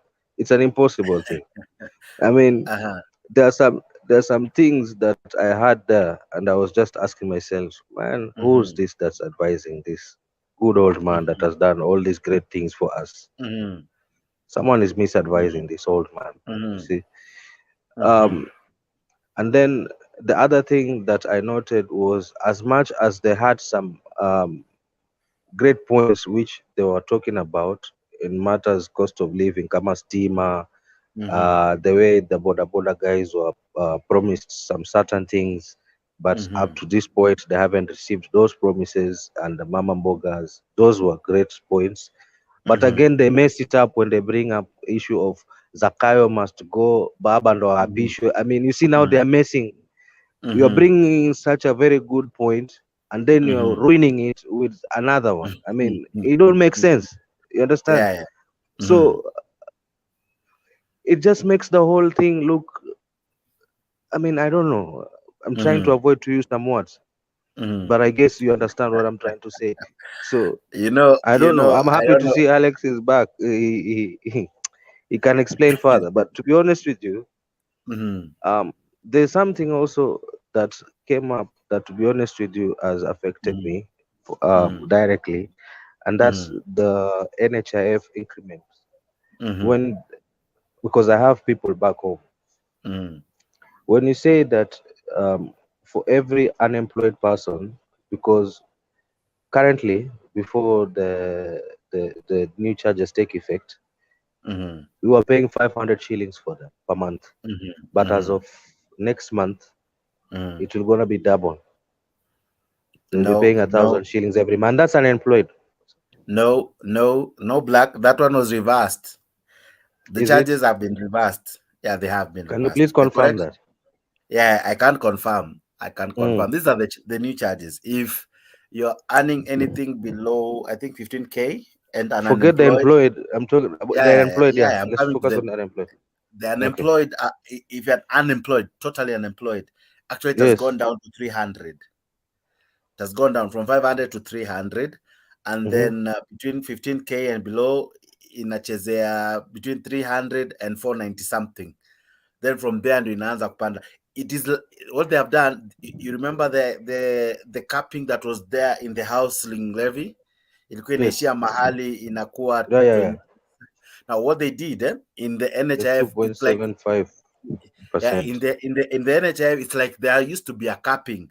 Whether you earn 50,000, whether you earn 1 million, the highest you could pay was 1,700. So what they are removed is that when you are paid more, you still pay more for NHI. That's what they have removed. So those are the changes. That is the correct version. But of course, the initial version that people had was that it has gone to 1,000. That was wrong. The correct version is, if you're not employed, it's 300. Anything below 15K, it's 300. Between 300 and 500. Anything above that now increases. Because the highest ule mwenye analipa 50K analipa around 990 something. Sema tu imewekwa at 2.5%. 2.7. 2.75. Yeah, 2.75%. Yes. Kila kitu. Yeah, kila kitu. Na haina hiyo capping yenye ilikuwa before ya at as much as you see what Ruto used to say that I earn $1 million or anything like that, but I pay 1,700. Same as someone who is earning 50K. So he was asking, how is that fair? Jakes, I will do this. Next month, I will pay for I have people that I pay for. I'll get back here and I will tell you how much I would have paid for. Okay. If it's gonna be the 300 which you say, I'll come here and tell the whole world, yes, it is 300. If it's gonna be 500, because today we paid 500. A law needs to go to Parliament. That one has not gone yet to Parliament, and that's why they're working on it. A law needs to go to Parliament to change that. It's what they were discussing today. If you watch Citizen, watch Citizen News, that was the debate today. They were discussing on NHIF, and there they kind of explain all those what you're asking. I think it will not be in effect from next month. I'm not sure, but it's something. It's something in the pipeline being worked on. I see Washira is here. I see Alex Amerudi, Mzalendo and Black. Nimemalizia tu kwa hiyo vile nimesema. Maybe Alex, when I see Washira also, maybe Alex now that he's back here, from an Azimio point of view, from what I said, I think the rally today, hii historia ile shida zenye walisema Wakenya wanapitia, and then to add hii mambo ya lazima Raila apishwe, like Sifuna was saying, mpaka aone baba ameapishwa, and then Martha Karua is there talking about Zakayo must go, kiti pewe wengine. I mean, they're messing the whole this thing up. So maybe they can tell us a word or two on that. Zakayo amekwama juu ya miti. Zakayo hakuna mahali anaenda bwana, na ashuki. Wacha kwanza nisikize Washira before I come in with Alex, because I have like 30 questions for Alex. When he left, he made me ask questions that but anyway. Washira vipi, how are you? Niko poa. Unanisikia poa? Sana. Shida wewe unapoteanga bwana. Nilikuwa nimekasirishwa na hii finance bill. Now that it's reality. Sasa ni low. Kunywa tu maji, wacha tuendelee na show. Sasa now today Raila has, you told me you are a serious Azimio guy. Now Raila has come up with very, very interesting ways to make the president, if that is the idea that he was trying to sell, to make the president kind of go back and like rethink the bill and all, which is now law. He gave some raft of measures that will happen, including people walking to work. How long is that one sustainable? Two, how effective is it? And in any case, does it not hurt some? Well, you know, it's what sometimes, I don't know if it's Alex who says this, it is taking poison expecting your neighbor to die. Because when you tell me, when you tell me you want to walk, to deny the boda guy, the Uber guy, the Matatu guy, so that you are saving on fuel, are you still not also hurting in the other end some hustlers who equally want this money? Because you're not this, you know, those means of transport, they're not public owned services, right? They are privately owned. It is someone with his Uber, someone with his motorbike, you know, who give these services, even these matatus. Telling people to boycott them. Are you not equally hurting these same people who support you in one or another? If I listen to Raila's speech, because I did, Raila did not say to boycott matatus. Raila did not say boycott boda. Raila said... he did. He said people should walk. No, he said if you can walk. But if matatus, he should allow people to have more. Now, that is not sustainable, because he was saying overcapacity in matatus. If you listen to that speech very correctly. Yeah. So he was saying, I mean, we are going to, that's not sustainable, because even in law, I mean, we have 14-seater matatus, so you are telling people they're going to go back to the old times that I was living in that country. I mean, it's my country, So, I mean, you're telling people now you're going to be packed like beans or bags or whatever. that's not gonna work. Yeah, honestly, that's not sustainable. It's not gonna work. But there are some other raft of measures that Raila put across to people, and to me they make sense. Like who, for instance? I mean, number one, you cannot wrap down people's throats a tax bill without them wanting. Number one, this guy just decided public participation was rubbish. I have a big issue with that. So why make this a charade? Just shoving something in people's throats and then making this a charade and then threatening your MPs, everything that is UDA, in front of the camera and telling them, let me see you not voting for this bill. So all along, all this was a charade. It was supposed to be done and it had to pass. But Washira, I think William Ruto borrowed a cue from Raila Odinga. It's Raila, if you listen clearly, Raila was the first guy to say, I want this vote to be done openly so that he can see. In fact, he was confident that Azimio will trample over this bill. And he was saying, if you remember the first days, he said he wants it to be seen so that those who, his words were, those who kusaliti in Kizungu. Ni kusaliti, ni Kizungu. I understand what you're saying. Those who saliti Kenyans betray. Okay, those who betray Kenyans will be seen openly. In fact, now Ruto came in and agreed and said, hata mimi nione huyo ambaye anataka kuangusha hii bill. So Ruto was only responding to what Raila had said. So he was kind of accepting even him, or rather agreeing with him that me too, I want to see the MPs who will oppose it. So I don't know. But Washira, if I may ask you, what's wrong with that? We're back to the chicken and egg question. That's a chicken and egg question. What is wrong with me whipping my MPs to vote for a bill that will support my It was a agenda? bill before. No, Nick. Before the bill became an act, the first person who started threatening everybody here was Ruto.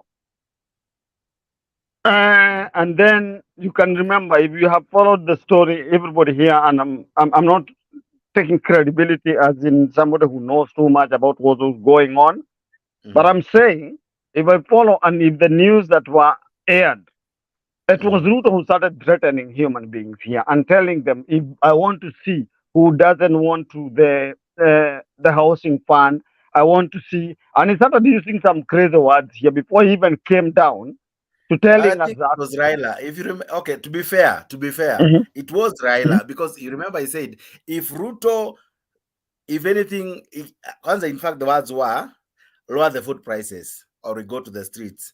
Food prices still went up. Then the bill came in. He said, lower, don't have this bill pass. In fact, you remember we even saw Raila having a kind of a mock teaching on how finance bill, such things, and Akina John Badi were taking people through that seminar. I don't know if you saw that.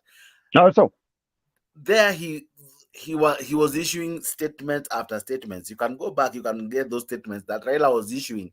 The first person who issued a threat, in fact, saying that this thing should go out or people should go back to the streets, was Raila Odinga. That I remember. I don't know, but it doesn't matter. It's just what you're saying, chicken eggs. It doesn't matter who started. By the end of the day, yamemwagika maji. But now, then again, let's come back to the germane issues that were raised today.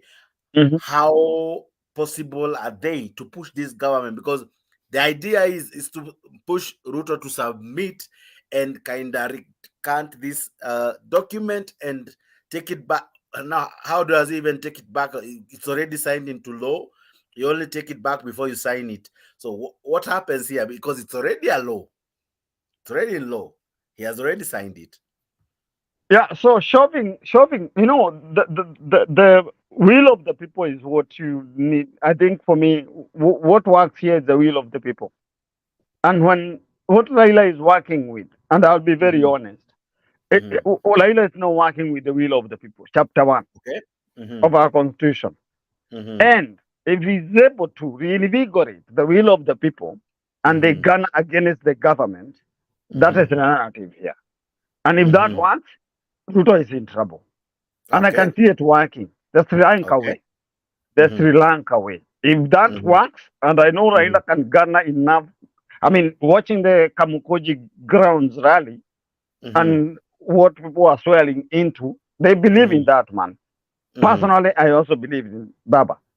So now, if Raila is able to garner that, and the whole narrative is facing to people, with the people, Ruto is going to be in so much trouble. Okay. Alex, let me ask you. Imagine the people in the ground in Kamkunji today and Baba's speech and all the leaders who spoke. Did it meet the expectations of the listeners who flocked in their numbers? They came out to the man. Was that what they wanted to hear? Judging from what you saw from the feel in the ground, was that really what they wanted to hear? Very tough question. Very tough question. You see, Baba has tried so much to show his supporters hii kitu ilienda. He has, in numerous moments, he has given statements in a subtle way so that we can probably let go and focus on rebuilding. But I think Baba understands the heart, because when Baba was hurt, actually took all his family members to a vacation to deal with it. And when he came back, he did tell us that this was a shocker. I have never seen anything like this in the world. So I went to recuperate. Some of us refused for a very long time to recuperate, and it hurt us to the core. The expectation still of, I think, 90% of Azimio people is that we can reverse the result, which actually the truth is that it can't be done. It will never be done. This is not a firebrand politician that was young, that will do things the way. He's not militant anymore. He cares for a country that he has fought for a very long time. And anything small that tries to destabilize Kenya, it hurts him more than even Ruto. And therefore his legacy is at heart. So whatever happens, even if they take his win or anything, Baba will rather leave Kenya in peace than leave it in like our neighboring countries. So Baba is managing the expectation. Actually, not expectations. And if there were even pluralism of even those expectations, it could be even more. But the people still are hurting. So I think Baba is trying to give us, in a medical term, these are placebo effects. So as people meet, they blow out, they meet, they blow out, until such a time they are going to know that in politics there's a winner, there's a loser. So the fact is that expectations were not met today. And Baba understands that. And that is why Baba keeps on having meetings even when he doesn't have to. Because you can't ask me, like, if those meetings were such important, while Baba could go Poland, come back in the morning to go to the rally in the evening. Is that the Baba you know, honestly? I don't think so. So I think people's expectations are still high. I don't know how they are going to be managed. Yeah. Black, do you believe? Oh, sorry, not believe. Black Zalendo, the people who gathered there with their, they were many, right? As I've asked Black, and sorry, Alex, Black, do you think today many who attended, because I know people who traveled from Eldoret. I think one was in the show yesterday. Was that the I don't know which was to use now. I understand. It's not what they expected. They're expecting to hear kuanzia kesho tutaanza kuandamana non-stop mpaka kitu fulani na fulani na fulani ifanyike. Baba, did really Baba give a date of when Maandamano will begin? I didn't hear. The person who spoke about it was Kioni. Was it Kioni or who came with Sabasaba? Was it Baba or Akina Kioni? Who gave that date? It was Baba. Baba. I didn't get that part. Baba said that. Only spoke of how Akina Rubia, Nini, tabulated and all Sabasaba. But did he say on Sabasaba that's when we begin Maandamano? I'm not sure. I did not get that part of Sabasaba. No, he said it. Unless maybe someone can No, enlighten us. we will meet, but the issue of Maandamano, Baba did not direct that. That is the point. He did not really go to the point of. But he did say we are going to commemorate it, and he spoke about it highly. Yeah. That's what I was saying. That I believe that many there had come with the belief that at some point Maandamano would have come in the conversation and to be told kuanzia siku fulani tutaanza tena maandamano. Because Sabasaba, I think it's the other Friday, if I'm not wrong. Thereabout. Yep. So if in any at all case, he said that Monday na your Friday, I think it can make sense, but that didn't come out. Yeah. So you see, that is what many people were yearning to hear. To be honest, I think I myself ask. Because I think I don't think this is the right way to ask it. How did the people feel, or how do they feel after? After all that, because people were many, the expectation was high. What's the feeling of our people now? Being in Azimio, I'll tell you this. In a certain way, I know the truth that I didn't expect anything, because after 20th of March, I came into reality. Okay. And I came into my reality, and that really angered a lot of my friends because they thought I'm a betrayer, I'm a sellout. Okay, but I just had to come out of some pity party, which I had had since August. Okay, now the thing is this: how long is Baba going to play this game? No, Baba is not playing the game. It is the people actually forcing Baba to do that. I think at some point, Baba has already told us that Ruto is the president. When Baba sits last week and saying we are giving a rebuttal to the finance bill, and here is our shadow cabinet minister for finance. What is a shadow cabinet minister for finance? It means we are in the opposition. Okay, but people are not still getting that. And look at, he's saying it in front of everybody. Okay, so Baba has given us those signals that Malema used to say, Mama, give us the signal. Baba has given us the signals. It's either for you, like Nani Anasema, read in between the lines. There is a reggae song that talks about reading between the lines. So we ought to. Washira now gets it. Finally gets it because it's a reggae song. read in between the lines. So let's connect the dots to form a straight line. Okay. The thing here is it is hurting, and if we have to go back to talk, if I have to talk to my friends, because I'm still a diehard Baba believer.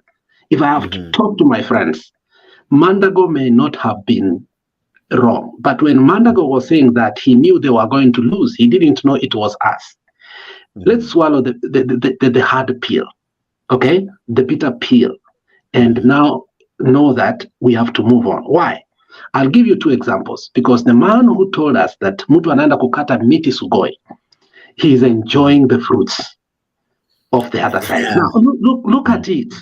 Look at people who are with Wakina Sabina Chege. Look at them. They've moved on because they know what politics is. Politics is a game. It is not life and death. Okay? Politics is not blood that you have to hang on to it. It is a game that tunaenda Shabana na Gor na baba sisi ni neighbors wa Wajaluo na tunashinda Gor, wanatuchapa mawe, tunarudi, maneno imeisha. Lakini tukiweka, it's a life and death, watu wetu wanaenda kuumia. So in this game tulichapa 10-0. Okay? Lakini there's another day for it. So I'll tell our people, if we restructure ourselves, the earlier the better, because Ruto is making a lot of mistakes. Even Dani Black has said here, in terms of we can pinpoint, even Mzalendo has come here, said he keep an eye on the tribal hegemony. Then I think we can meet in the middle and start now moving ahead. But this idea of somebody today even saying Ruto must go, that is insanity. Insanity. Stop lying to our poor people. Because you are giving them hope that is just not there. Where is Ruto going? So Alex, Chair, please. I beg to just add to what Alex is saying, but in a different way. So Alex, you mentioned that you normally do NHIF, you have been paying, and you're going to confirm to the forum. That was Black. And that was Black. That is going to confirm whether it's 300 or it's okay. This is the reality here. According to, and I'm just adding to what Black was saying and what you are saying, Alex. So I happen to, once you're dealing with businesses at home, the reality is hitting me right now. I'm just because they just gave the policeman it's like a common ground to now start stealing, literally, because of I ran several bars, for example, so that now some reality can start hitting people on the ground. Number 2, okay, those are bars, so they are coming. And I have never seen city council askaris coming at night in the middle of the night looking for you. That is the reality now. Number 2, 16% is now the reality. Pesa ya unga ni pesa ngapi? Pesa ya sukari ni pesa ngapi? So my point was, Alex, and to the chair and to the forum, my point was, when the rubber hits the road, this is where people are going to feel it. And it's going to be nasty. Okay. Yep. Mzalendo, let me come to you with this one, because when mother spoke the other day, she said that today, or rather yesterday, Tuesday yesterday, that when they meet in Kamkunji, the people's voice will be heard, and the people's frustrations and all will be heard, and it will be the beginning of something great, as per them. Did that come to you? Did you feel it? Did you see as though Mwananchi had their voice heard? Or it was just another meeting, just like the others? Because even if the pastor, how would you rate this meeting?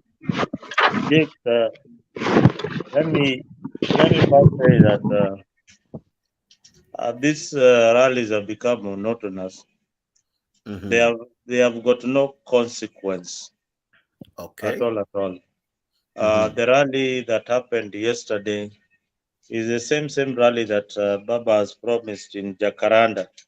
They are going to, what he has said is that they are going to have a parallel celebration. I don't know, on a national day, Ruto will be having something on this side, and they will be having something on the other side. What is actually braving for is a show of might, is a show of numbers. Let's see who can pull the numbers in a national day. So in Jacaranda, they will have their function, of course, the same rhetorics. And the government will also have its function to celebrate the day on that particular day. So these rallies are just a show of might that we have the numbers, that you call us to the table, we can talk. Yeah, let us talk. But again, what Alex has said, that our viewers should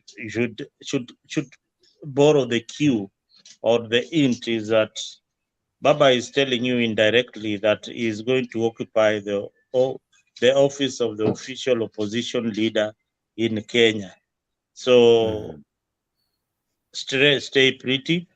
Once it passes, it comes into law, he will be the guy occupying the seat as the official opposition leader. He's just preparing you psychologically that there is an eventuality that they have come into an agreement that the office of the official opposition should be created by this government. So that office will be created. We will have a shadow minister as Oparanya. We will have staff and everybody else. And he's the one who's going to occupy that office of the official opposition. So he's just preparing the ground for his supporters to accept the reality that this election is gone.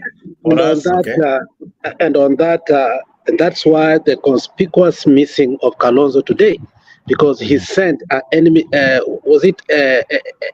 somebody to represent him, because it's also a bone of contention within Azimio, if you don't know, because it has been agreed upon. I mean, the problem is this: we wait too long to discuss some sensitive issues, Mzalendo, and then they tear us apart, because that's a very thorny issue.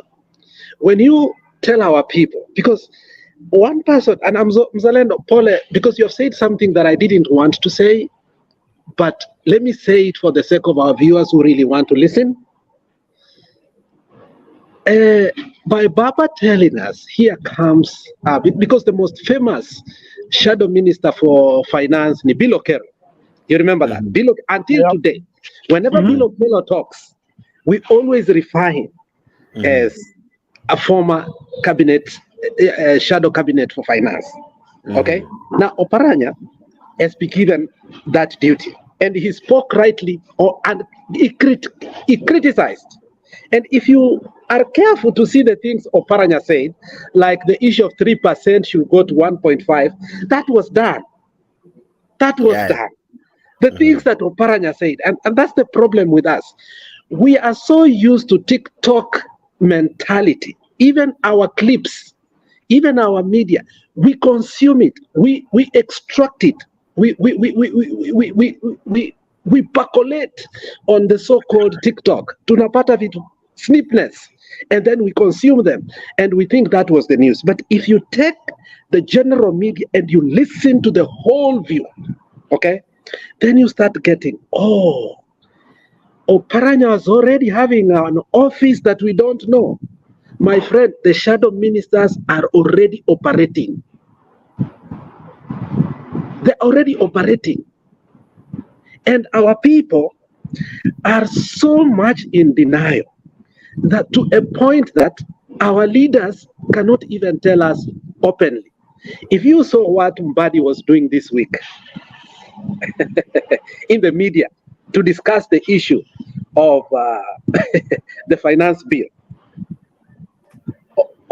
Mbadi has a position that I don't know how we are going to do. I think I don't know, the nature of our parliament is going to change. We are going to have minority. We are no longer. We are going to have minority leader. Are we going to put on leader of business house? I mean, there's a hybrid form of parliament that is coming that we don't understand. But Mbadi occupies a position because he was speaking on behalf of Azimio, if you saw it in terms of this finance bill, more than any other person this week, if you saw that. So, Mzalendo, you're right on that, this it. And that is why I'll finish by, it was not the finance bill that was passed. One wise person said, we forgot. Ruto lied to us. A contingency of bills have been passed that are even more controversial, while we were only concentrating on the finance bill. My friend, in the next few days, we are going to be shocked. Yes. Now that one I agree with you. Now, let me ask you, Ashira. The bipartisan talks have flopped, if that is anything to go by. And one of the things that Kenya lacks at the moment, and I don't know why people are not talking about it, we are already in a what you call constitutional crisis. Why? We don't have IEBC. For the last, from January to, we're now going 7 months. We don't have, hatuna tume ya uchaguzi. The team that was supposed to go about it waliwekwa pause kwa sababu ya bipartisan talks. Sasa bipartisan talks imewekwa pause. Now, I listened to the Tharaka MP, and he was saying that we cannot continue holding our country hostage. Now, Alex and others have said that somehow, eventually we'll have a Ruto's commission, or rather a commission that Ruto eventually will put his signature to, right? So what happens from here? Because if Raila Odinga and his brigade refuse to go to the talks, will Ruto continue with the selection and mpige kelele msipige? We must have a commission, because 7 months is too long to wait, because Uhuru messed us up. We wasted like 2 years or 3 after the 4 had resigned. Now 7 months, we don't even have one, not a chair. We only, I think the one who is in office, Majan or something, the IT guy, anaitwa nani? Is the CEO or something? Huyo tuna mebaki. The others are out. What do you think should happen now that the bipartisan talk seems to have flopped? The 2 chairs. That's a very hard question for me to answer, because sorry. So because, that's why they love me. That's why they love me here, because I yeah, I mean, but me, I'll answer it this way. Already we've seen the trajectory of how Ruto is working. So I'll give this as my personal perspective. Okay. And what is everything is going to be shoved down our throats. Ruto now has the capability. He has already tested. It's called what? The test tube experiment. Okay. Yeah, already Ruto has tested the waters, and he has seen he can get away with murder, literally. Sorry to use that word in this forum. Yeah, I agree, so he's because going to I agree. He's going to do the same thing and go get his own IABC commissioners, who he will have bulldozed to. I mean, they'll do the same thing they did. So I mean, yeah, that's the only thing I can tell you.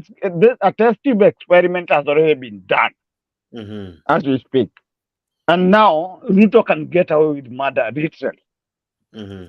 Yeah, that's my answer to you, sir. Zalendo, same question. I think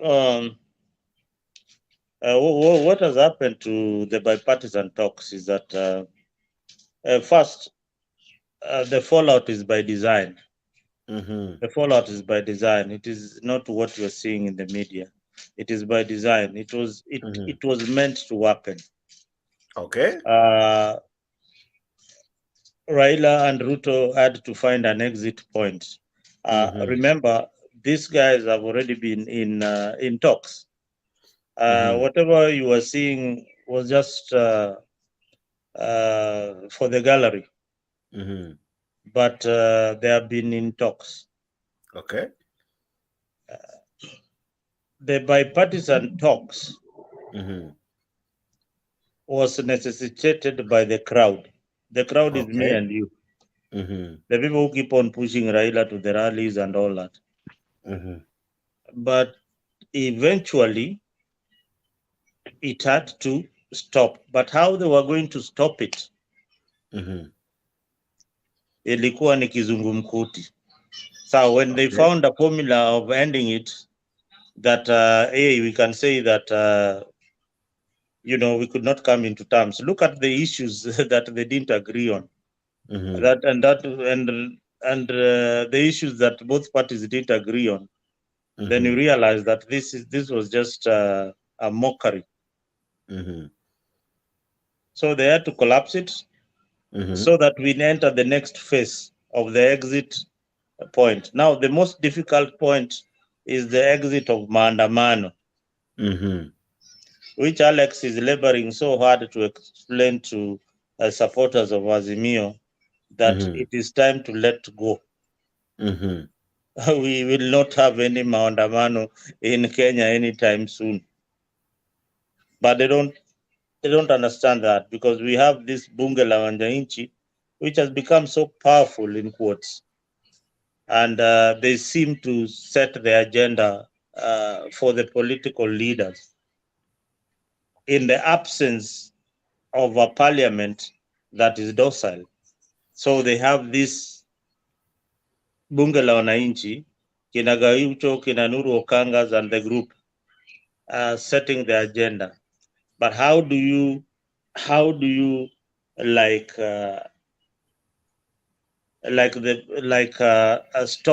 stop them from propagating the agenda of Maandamano?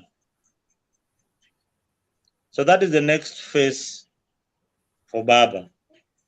Stopping the likes of Gaucho, the likes of Nuru Okanga. That will not take him time. He has already cooled down the masses that there will be no Maandamano by killing the expectation. How you kill the expectation is people coming to a rally and going back home dejected and feeling like, they came for nothing. So the next time you call a rally, it will not be as big as what we had seen in Kamkunji today. Okay. So he's managing the scene effectively as the head of the orchestra. All right. He knows when to change the rhythm. So the rhythm now is we are scrutinizing the finance budget, and we are warming up for the opposition seat and offices that we will occupy. Now, where does Kalonzo, Matrix, and the Kamba leadership come in? Now, who is this leader who is going to occupy this office? That is a debate for another day. Who in Azimio will be the official opposition leader? Okay, interesting. Alex, same question. Jex, if you saw today's news somewhere, I don't know if you are perusing through the news today. I just did not even want to read. There was a certain point that we saw that Kenya Kwanza requests Azimio bipartisan team to come back so that they can continue. I don't know if you saw that today. Did you see that? Yes. Yeah. And I saw that. Mr. says this. I saw that, but I looked at it as a propaganda. No, it was true. It happened. It wasn't propaganda. True. So, and that's why I brought it. You've asked a very good question, and I'm answering. Now, it was a well choreographed, as you say, the intensity, the pressure that Baba was getting from the people. And that's why they had to go that way to detonate that pressure. And it has refused still to work. But they had to do something. Now, if you see where our country is headed, and you are Kenya Kwanza and you're still supporting this, sometimes I wonder if you know that if this was to happen when you are in the opposition, you may cry a lot. There is a member of parliament where a petition went through successfully. A petition went successfully. But because we do not have a functional IEBC, the guy was allowed by the court to continue for 5 years. So that was to say, if any petition today was to go through for a governor, the governor may continue to work because there is no functional what? IEBC. That is the danger we are having today. That we ought to be in a constitutional crisis, but the members of parliament are sitting pretty without even thinking that this is wrong for the posterity of our country. Now, the question we beg here is this. Have we allowed ourselves, are we really in a democracy or we are in a monarchy? I swear to you, Kenya is no longer a democracy. We have gone now to even maybe theocracy, because every Sunday we go to pray. Actually, we are not even a monarchy. We are theocracy now. Alex, thank you. Alex, thank you. It's not a monarchy, it's a theocracy. Yeah, it's a theocracy. So what I'm saying is this. Look at all the problems that we are having today. The courts are not functioning. The legislature has been, and I gave you the statistics. Ruto needed only 66%. I swear to you, I did the statistics and I cried. Ruto got 76% vote. And those again who did not vote wanted it because they wanted the CDF so badly. So when you put the 80 MPs, it comes to 98%. So in this bill, Ruto got 100%. Do we even have an opposition? Anybody who wants to challenge me on this, I'll just laugh at you because there's nothing to talk about. There is nothing to talk about because the four things that Ruto wanted and plummeted them together as a memorandum, which actually made BBI fail, that it was initiated by who? By Uhuru. But today, it has been initiated by Ruto and nothing happens. Nobody challenged it. Ruto got everything he wanted. He has gone home because he was wise enough, politically, not intellectually, politically, to put CDF inside that because he knew these people are so desperate. And before that, akawaongeza mshahara. Who complained about that? Do you know the MPs waliongezwa mshahara out of executive order before even this finance bill? Do you know that, Jex? Who complained? Sad state. Alex, and you tell me this is so, Mzalendo, when you talk about here that we are not being shoved up things in our throat, I mean, we can see, Alex is very correct here, because, I mean, we have an authoritarian who is trying to do things using that. I have nothing against people who use the Bible. But when you start lying to Kenyans or human beings using the word of God, it is, to me, it's not even morally just, which is what Ruto is doing.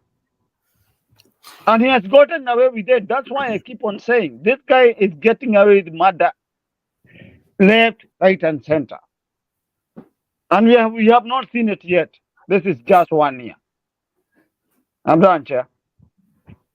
You know, Washira, chairman, this guy, he is smart, he is witty, he's not your normal politician, day-to-day politician. He has passed through a generation of political leaders. Yeah, Alex gave you an analysis that he has been a Secretary General. He has worked with ODM under Raila Odinga. He has worked with Moi. He has worked with Jubilee. He made sure that Raila became a prime minister during his time. Black Akonyuma, Jex. Black Akonyuma. Nishamad. He made sure that Nani is called. He made sure that Uhuru won the election. So this guy, basically, when you hear Ruto talking, he has everything, even the finance bill, he has it on his fingertips. He knows what is happening and he knows what he wants in the bill. He knows why he wants to pass it. You know, that is why sometimes I give him the benefit of the doubt that this is going to work, because he really literally knows what is in that bill and he knows what he's pushing for. So is not your usual politician who would leave every other thing to the finance team.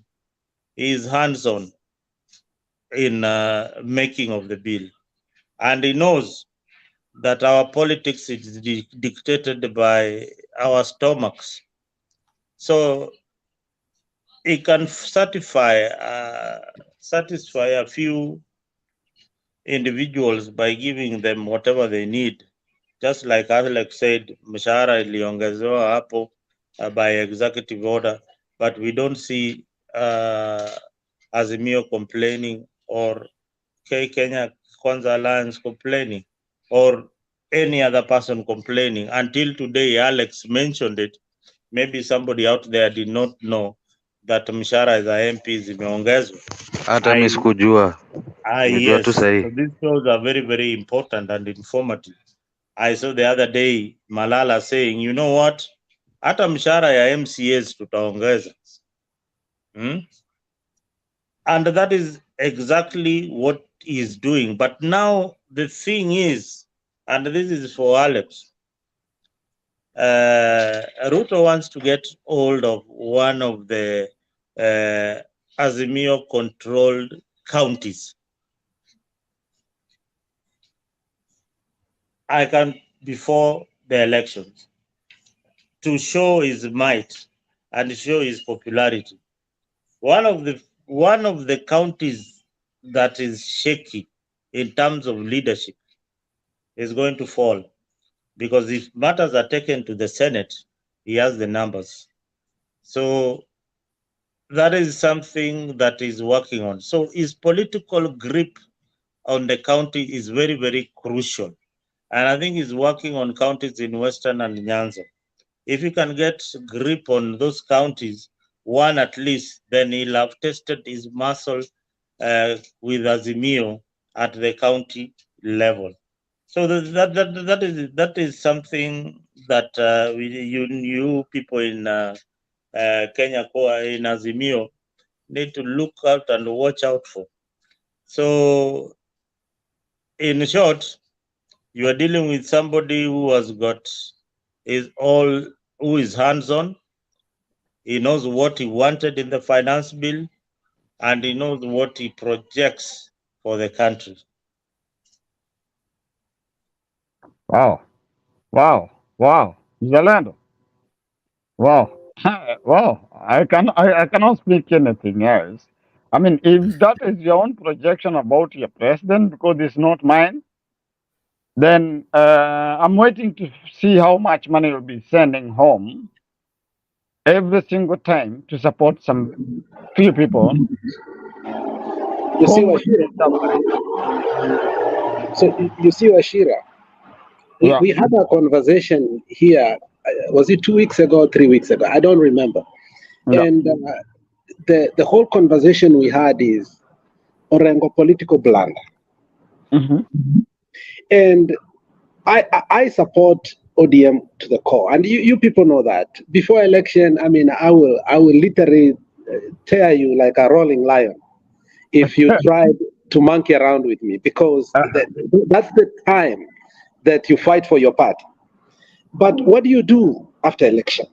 I've seen people blame Jakakimba, so on and so forth, because you have to scrap a path for political future, for you to be relevant. Because as young as Simba is, if he loses at his first term, I'm telling you, he's going to be so useless. He's going to be dragged into courts, so on and so forth. His children can't even go. I mean, depression will kill the guy, and eventually, in the history books of Kisi, nobody will remember that he was even a governor. Mm-hmm. So, as governors that are young right now in Nyanza and also in Western, like somebody like Baraza, somebody like the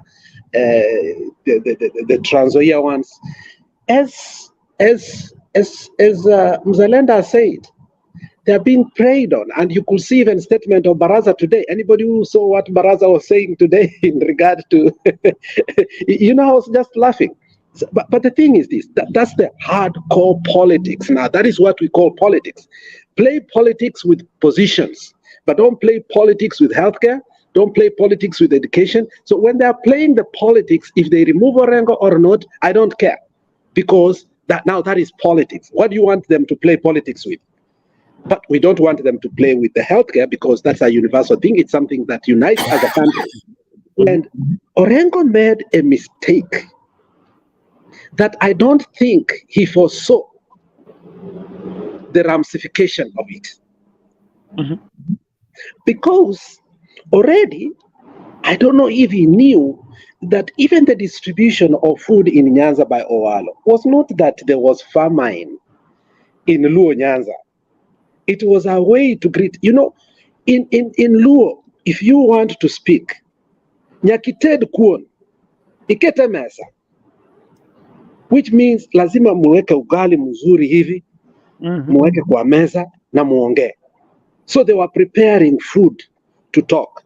And Owalo has been very aggressive for the people that lost election in Luo Nyanza, bringing them, and they have been given a lot of positions. I'm in one of the WhatsApp group of Nyanza leadership. A friend of mine called Siego, who is the coordinator, put me there. And you can see these people have been put in small boards, because kwenda nyumbani after losing an election, ukikuwa na njaa, nakwambia these people spent money. So the little boards they are getting, ABCD, has actually destabilized Siaya in one way or the other. So if there was somebody who needed to be very careful on how he operates as a governor, was Orengo. But I think Orengo forgot that. And whatever happened, I don't think it was by accident. I think it was by design. This old man must have known how to bring Orengo down. It's a game of wait and see. But also Orengo has told us before he gave us the famous statement that I think for generations, Kenyans are going to talk about the statement. I think it was both philosophical and also ideological statement when he said, revolution eats their own children. When he gave that statement, he also said, I have presented all these leaders from Raila, from Uhuru and Ruto. So they also are buddies. So let us not hype it and think that Orengo as a person, when Orengo was the first leader, and I've said it here, who called Ruto 14 times His Excellency. So probably that may save him. That may save because he legitimized him before anybody could. So maybe that may save him. No, you know, he was Ruto's personal lawyer. He has represented Ruto in so many cases. So the confidence that he had with the Senate is that this is my body. The President of the Republic of Kenya is my friend. I have represented him in court. So there is no way that these people are going to let me down at the 11th hour. But he was overconfident that Oduwol was going to give up. Ideally, they expected Oduwol to resign before the Senate hearing. So Oduwol did not budge. He did never resign. He said he's going to appear in the Senate. Had he resigned, he would have saved a lot of things. But look here, Alex. You know, when you go before the Senate and they rule against you and you are impeached, first, you will not hold any public office in Kenya. Look at how Orengo wanted to destroy the career of this young man. You will never hold any public office in Kenya. Had that impeachment gone through. And the issues for impeaching Oduwol, they were so flimsy. They could not hold any water. But they kept on insisting that, you know, having been in the Senate, he had the numbers also in the committee. I'm sure he talked to a few of his friends in the Senate. Hey, huyu jamaa lazima aende nyumbani. Fortunately, Oduwol survived. And the biggest problem now that the constitution did not anticipate is if you had a deputy governor facing impeachment, then he survives. How are they still going to work with the governor? And the whole assembly has already impeached the deputy. So the drafters of this constitution did not anticipate that kind of scenario. So we will have a situation where Oduol will be earning a salary, and probably I know my people will not be allowed into office. Atakuwa anafukuzwa na mawe kila siku. Akionekana mahali yoyote karibu na Siaya ni mawe. Hiyo assembly, he will not attend the assembly.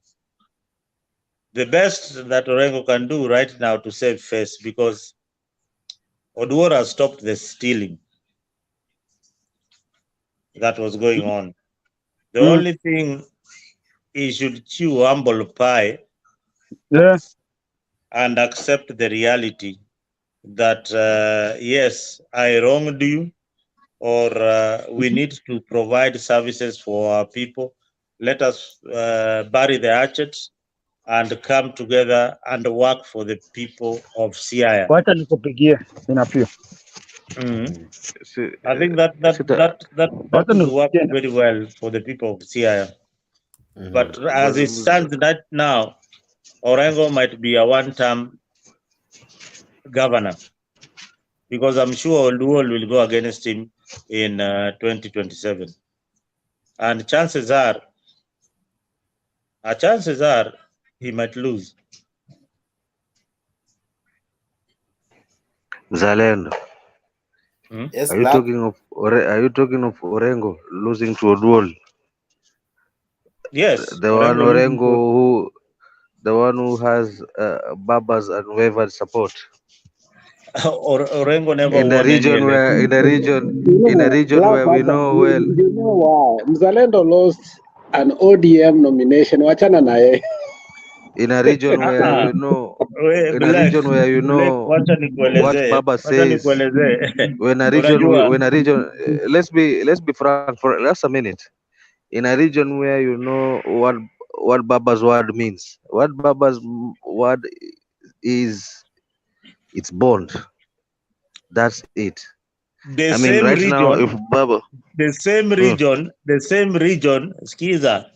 same region where Baba's word means law, kuna MP aliingia na independent in a by-election. Now and recently. Listen, I know the story. But you know, here we are talking about Orengo.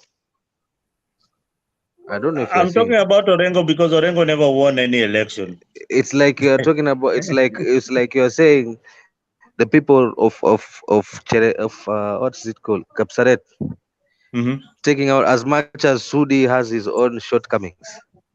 Do you know that guy can never lose his constituency? Wacha nikwambie. Now Black, this is what people don't understand. As much as Baba has the influence, these people still, they have to rig elections so that they can win. I've just given you an example. As much as I hear so many people wanapendaga kupiga mawe Sudi. Do you know that guy can never lose his constituency? He can't, because he has done ABCD. Amefanya vitu. Have you ever seen him? Have you ever seen him in Parliament? I mean, standing up to bring up any issue. Did you just say that, Mzalendo? You see, in as much as he has done, I don't expect that from you, because we are trying to trim that legislation is not this. You know, that's a function of the county government that has been delegated, and that's why we wanted that CDF to get out, so that we can have legislatures who actually debate in Parliament. Look at the finance bill.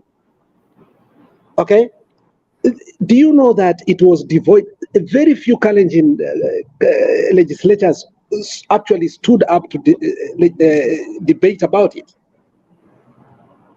So I accept it's a reality what you're saying, but I think it should not come out from our mouth that he has done so much. So what? That's not the work of legislation. I think maybe probably in his legislative role in Parliament, he has probably failed, but is in representation, he has done a good job. So what do you mean representation? He might be doing very poorly in Parliament, but for his people, he's doing a lot of good work. So that's the difference. Have you been there? Kapsaret? Yes. I've never been there, but I've seen every time he's launching a project or a school, I've always seen it in social media. I have. They have basic things that are just there. When it comes to barabara inakuanga ni wakati wa mvua ni udongo inateleza. Because I recall when I was there last, two years ago, 2.5 years ago, gari ilikuwa inateleza huko kidogo niingie kwa shimo. So believe you me, that guy will never lose, or at least cannot lose, as much as he may not have done so much which you think he has. So about Orengo, believe you me, that man will still come back in the second term. Unfortunately, we already know that even yeye alipokuwa ameshinda tu mara ya kwanza alipoingia, he started talking about how he came in and found Siaya imeporwa mali yani, which is true, that he even did some audit and found out that there are so many ghost workers. But it's very unfortunate that as much as I believed that he was gonna do so much good by the fact that he came in on a good foot, or rather on a right foot, and then this issue turns up, and then it was very funny. Ukisikia ile case ilikuwa inaendelea pale Senate, when they're bringing in the chair, thinking that would put him into, would roll into hot soup. In actual sense, ilindo limondolea kesi, because the fact is, he's not the one who signs all these things, right? He's not the one who issues the tenders, right? So as much as, if anything, hao sasa ndo walimondolea hiyo kesi, hata he did not have to defend himself. They directly defended him. So I mean, I don't know who was advising them or who was misadvising them, but they did such a shoddy job in trying to throw him out. Now, as to how they will work after all these things, I think the mwisho wa siku watabidi tu they see each other eye to eye, wasalimiane, and they put all these differences aside. It happens. We've seen Waiguru do the same with her MCAs. At some point, I think Orengo will have to do the same. But the best thing now here is these things will stop, because now Orengo knows that there's someone behind him in the name of a deputy governor that will definitely point out any wrong that this guy will try to do.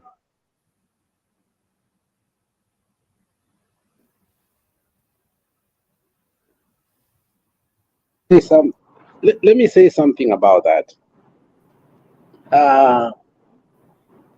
I don't know if Orengo will come back. That's for sure. And I'm informed by this when I say that, Mr. Black, why are everybody going down? I mean, we have many people down who don't want. Just kuja back, man. I'm not the moderator.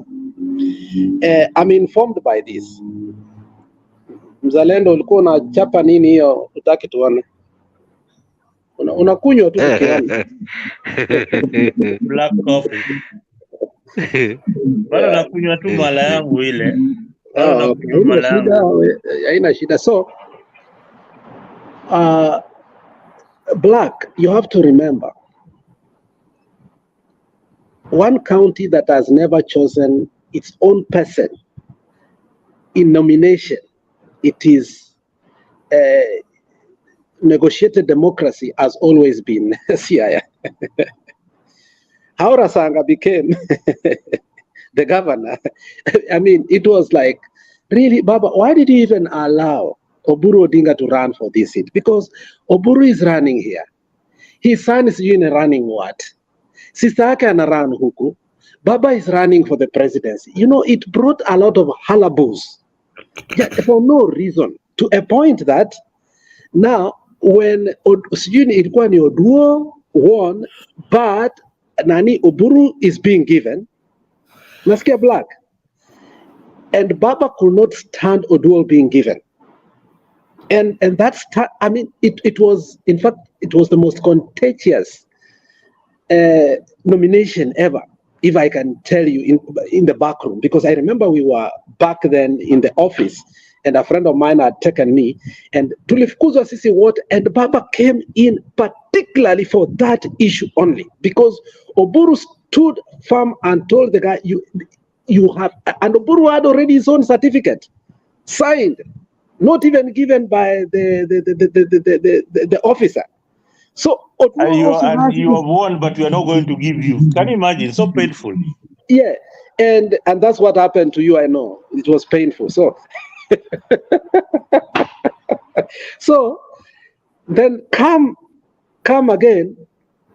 The next time, Kasanga was again allowed, because it was again the same thing. This time around, it was the same thing, and the negotiated democracy had to creep in, and one was told to run, one was told to be their deputy, and you see how Oduo, was executing that. We agreed, because he is so used to Nairobi, let him stay in Nairobi and do his law work, let me stay here and manage the money. And I think that's how they manage Oduo, because of the clan issues. The clan issue right now in Siaya is also, I mean, on another level, if you don't know. So for me, I don't know, because when Orengo campaigned for the ODM guy last time so openly and ended up losing to the MDD, something like that, it was very painful that Orengo did not have even influence in Usenge, where he was a member of parliament for a very long time. So, but however, again, if Baba is exiting politics, I don't know how that is going to affect the politics of, and I don't think, as Mzalendo always says, it will be unwise for Baba to just exit in 2027. I think it will be the collapse of a party right away. It will deflate. It will be worse than Jubilee. At least Jubilee alikuwa abunowasi na kuna mtu alikuja akamwamsha. I don't know who will wake up ODM. So I think Baba will stay to the end, and the fact that Baba will be there in 2027, for his legacy, I think if he takes the seat of the opposition, I don't know, because this issue of our shadow cabinet is a clear indication that Baba is the opposition leader. You can't say that you have a shadow cabinet minister without you being the opposition leader. So if Baba is going to be the opposition leader for his exit, I have seen the preparation of the grand coloring of Baba, so that the forces within, people like Murkomen have gone to Homa Bay, and in politics there is nothing that happened like it's all choreographed. So when you saw Murkomen and his speech in Homa Bay, and he say, Baba, mimi nilikuwa mtu ya mkono ya Baba, na mimi sijaiacha Baba, na bado tutaendelea kufanya kazi na Baba. When Murkomen made that statement, for me, I asked, what is he talking about? Why did he choose Homa Bay?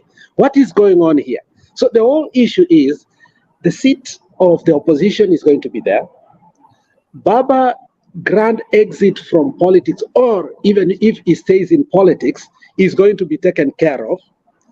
These people grew under his arms, and they know that somebody like Murkomen, at the time alikuwa Citizen, doing analysis with this guy from Bungoma, who has failed twice to become the senator. So you can see how Murkomen has been groomed by Baba. Ruto also has worked with Baba. So if that is the case, there are people that are not going to be embarrassed if Baba is still alive. I think Ruto is not going to do that. I think kuna remnants atawacha, though as Mzalenda said, kuna uncharted waters, kuna mahali ataingia, he will grab like like Migori. He's going to grab that seat. Ochila Yako needs to be careful. And that's I can say. Gladys Wanga said the seat that Ruto is coming for ni hiyo ya Kisii, hiyo ya Simba Arati. Hiyo hataweza. Hiyo inaenda. Hiyo inaenda. Hiyo hataweza. Nikwambie, mimi mwenyewe ndio nataka Simba Arati aende, but nakwambia kitu kimoja. Na kwa sababu unataka aende, kuna wengi pia wanataka aende. That is ndio sababu ataenda. Now, let me tell you one thing. We have been wise enough. You cannot take the only bull. You have so many cows and you have only one bull that is bad. Inagonga watu. Alafu sasa ati uifanye nini? You slaughter it, because we are not going to slaughter the only bull we have.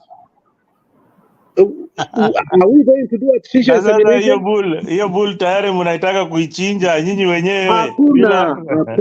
We will never kuchinja Simba Arati bure. Hakuna. Ina Osoro unafikiri wanafanya nini hapo? The MCs are already divided. You know, you only need to divide the house. I'm one person who never liked Simba Arati, but on that, even now, I don't like the way he operates. The guy has never gone to office since he operates from the stadium until today.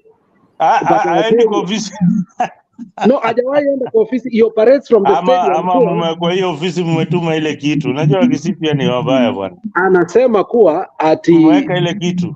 Ati the former governor alifanya sacrifice, ati kuna damu inatokezea wapi? Kwa ceiling. I told you, nilikwambia. I told you. Hapo kuna kitu. Things that were done in that office, and he has said he will never step there. He operates from the stadium. Ati damu inatoka kwa ukuta. No, kwa ceiling. That is what he says. Mimi ninakwambia Wakisii walifanya ile kitu. Hapo walifanya ile kitu. Ile kitu ilifanywa Conjestina. Go Google right now. The guy operates from the stadium. Every day he goes to the stadium. Let me ask, what did they do today to mimi nauliza Jex kwanza nyamaza kidogo. Yaani asubuhi huyu jamaa anaenda stadium. Hiyo ndio ofisi yake. Ofisi yake iko kwa stadium. Alafu stadium kuna ofisi ama ni kiwanja tu? Ndio, all the county people converge there before they go to the office. Somebody need to take that person to court. It's so weird, I'm telling you. You go watch. Only in Mtembei that you can hear those stories, but hakuna pande nyingine. I swear to you, the guy operates from the stadium. Go see the head count. Go see everything. I knew that. Hiyo nilikwambia hii hapo kuna kitu. Hiyo kitu ya Arati hapo. Arati and the stadium. Sasa unasikia mambo ya stadium tena. The fight that they had with Ongwae was so bad. I'm telling you, the boy maneuvered them with everything, that they were so bitter to the point that we do not know. But you know what? For some reasons, Ruto loves Simba. For some reason, I don't know why. In their fight with Osoro, if Ruto, you see, let me tell you, hata wewe unajua hivi. Even when Kibaki came to power, when Orengo became his minister for land, Kibaki was happy that Orengo, he had always wanted to work with Orengo. So there are people who are in the opposition you yearn to work with, even when you are in the government. Okay? So for Ruto, when he compares Simba Arati and Osoro, you can almost tell me that he will choose this one over this one. So, and the guy was smart enough to welcome Ruto ahead. When we castigated him, ye alikuwa amecalculate. Unaelewa? So we do not know, but there was that he had. Unajua, with Kisii politics, it's not like the politics in our I know Kisii politics more than you. You could be knowing Kisii politics, but maybe there are some things I know about Kisii politics. You cannot. Mimi nakwambia Kisii politics sio kama ya huko kwetu Homa Bay. Kisii politics, people are so independent in their thought. And not with Simba. and Simba Arati meeting the president of the Republic of Kenya, that was a calculated move, because he knows that in Kisii, even the leaders, there are leaders who subscribe to UDA, unlike his neighbors in Migori or in Homa Bay. That is the beauty about Kisii politics. The Kisii Assembly, County Assembly, is not controlled by Azimio as majority in. It does. But there are other political parties. It is controlled by Azimio. Get it right. Yes, Azimio have got the majority of seats, but there are other political parties that are also represented. It is controlled, and Simba has a grip of it. In fact, we did not know. No, how many MCAs are in other parties? Into numbers. Let me tell you, he has a grip of that. If he had not, let me tell you, if he had not, Osoro would have dislodged that young man long time ago. This man calculated. Now listen to me. I was very afraid when Kenya Kwanza came, because he was a target. You have to remember, Osoro never forgot the famous blow during Maangi's father's funeral. Osoro never forgot. So their feud goes way back. But in terms of control, he has a grip. Yeah, he has a grip, but what I'm saying, not everybody is in Azimio. We have never discussed here that you are going to number gap, you are going to number gap. No, I'm not talking about the numbers. I'm just telling you. I'm telling you that stop being petty. I'm telling you that he's a governor who sits pretty with his MCS. He has a grip for now. The question is, will the future hold the center? That's the question I'm asking. But for now, he has. But will he continue? That is all we are asking. But for now, he has been capable to achieve things that we did not know. There are things we didn't know, like very controversial things. For instance, the other day, he fired the people from job, whereby he was castigated. And you saw this thing, he was being questioned in the Senate. You remember that? And the people who saved his face were the MCS in the county assembly. So let's not make Simba Arati a question here, because that. But in general, as you said, for me, that seat of Migori, me, I'm telling you that seat of Migori, it's a bit difficult. The easiest seat is in Kisii. Well, that's your view, and my view is the Kuria people have asked if they will get their own county. I think probably if they get their own county, but as it stands now, that some two people will get their own county. But before that happens, I think he's going to give them the governorship before he gives them the county. Oh, the Kurias. How? See, that is where I love the politics of Migori, and that is why actually Obado never went. If Jex, Obado did everything he could that he could have gone. You know, Jex, why Obado never went? Because the deputy governor was a Kuria. So had Obado gone, the person who could have taken over was a Kuria. And Willem Zalenda was like, how can a Kuria become? These people could not phantom Kurias. The majority pale ni Wajaluo kwa assembly. They cannot sacrifice one of their own. Kuria. That is how. So now the issue of sacrifice in Migori has come when I'm telling you we have only one. It's just wishful thinking. It's just wishful thinking. The things that cannot happen. You can just have you can just be as imaginative as you want to be. Black this idea happen. You need wild imagination.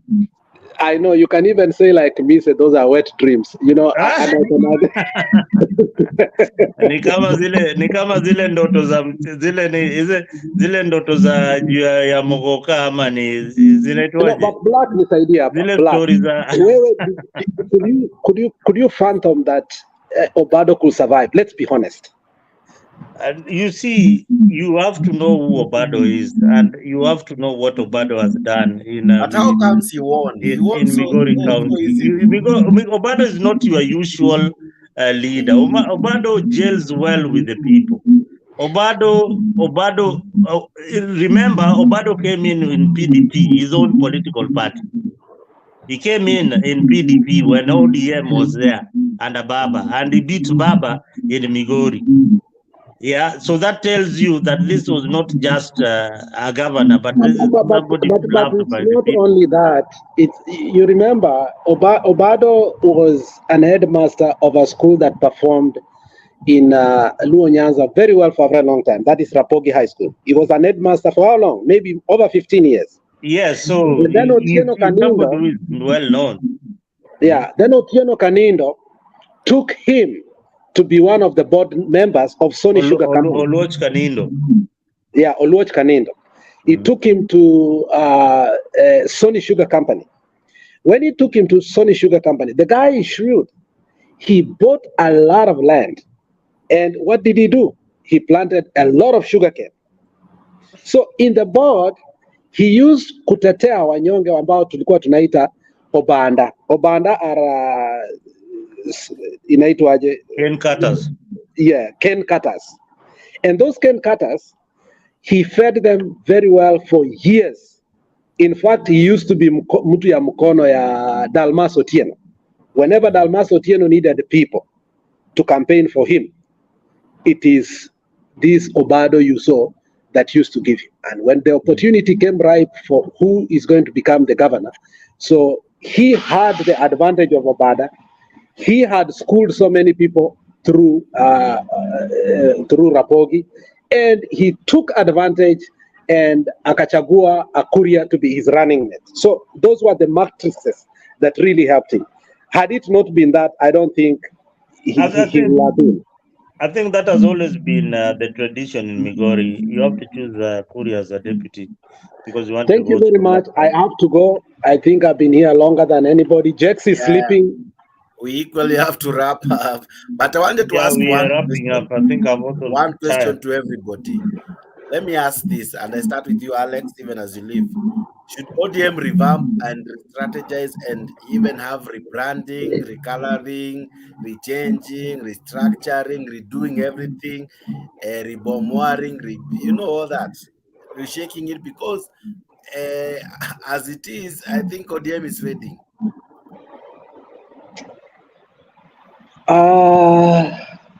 Good question. Should ODM do all that? It is all overdue. It should have been done during the time of Men in Black. But the intent or the money that was put in was actually for young people to take over, but not to take over for the posterity of ODM, for the future of a man, William Samoei Ruto. So, and that was thwarted. Now, I think if things remain as they are, we are going to have ODM as a Luo party by the time it gets to 2027, if we are not careful. Because as it sits down now, I don't think Simbarati is going to run as a governor from ODM. I don't think so. I don't think Baraza is going to run from ODM. Even major people from Vihiga and Kakamega and from Buzia who ran from ODM may not be able to do so. So the only way is to rebrand ODM back to a different, and also that rebranding comes with a lot of danger. It may end up losing South Nyanza. Okay. Kwa kina Mzalendo. So it is something to be well thought of. And I mean, I don't know if there is any perfect way. It's like a question of, is it good to marry or to stay single? Either way, you will regret. If you stay single, you will regret. If you marry, you will regret more. So whatever we do, if we don't rebrand, we regret. We rebrand, we still will regret. Thank you, Jax. Okay. Mzalendo, same question. I only had the last bit of your question. Should should ODM rebrand, re-strategize, rename, restructure, reposition its leaders? Should even the chairperson? You see, like we have Joho, who is still there. You see, some of these leadership, they're not even in any post. They have already retired or they're out of offices. They're just holding their post. Don't have any elective post like Joho, Oparanya, and all. Should they restructure, hold elections, all that, like have like new ODM or something, or refurbished ODM or ODM? Okay, I think ODM where it has reached politically is that ODM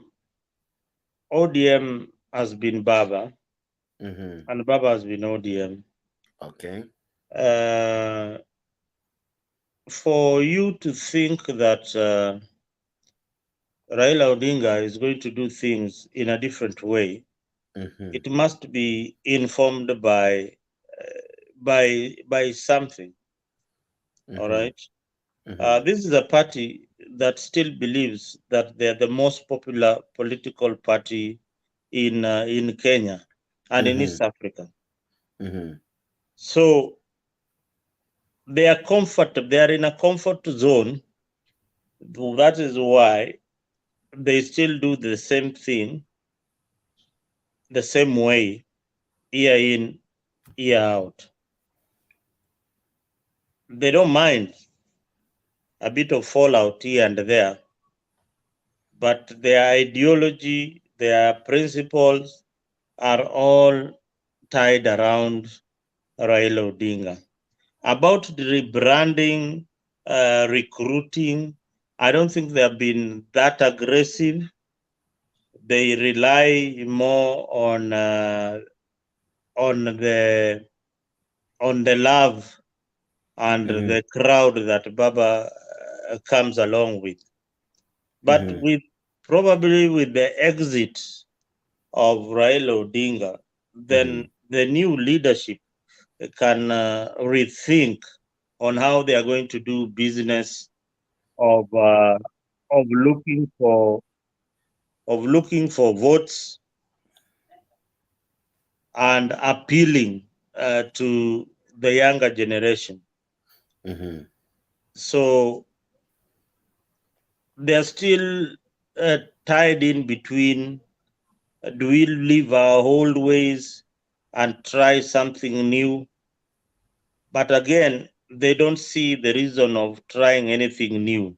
They still believe that they're the most popular party, they won the election, and people will still vote for them. So until something drastic happens, like Baba quitting the scene, a new crop of leaders emerging in ODM, I don't see anything new in their philosophy, in their party structure, in their manifesto. Their manifesto is the same old manifesto for 2007. Nothing has changed much in their manifesto.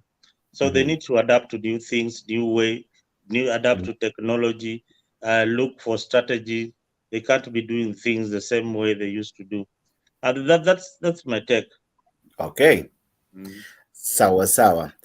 Hey, Nyagaka. How are you? I'm okay. Okay, good to see you. Hope you're well.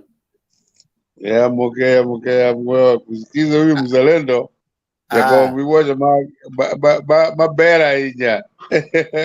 Hey, mzee, habari gani bwana? Salama sana. Ndiore.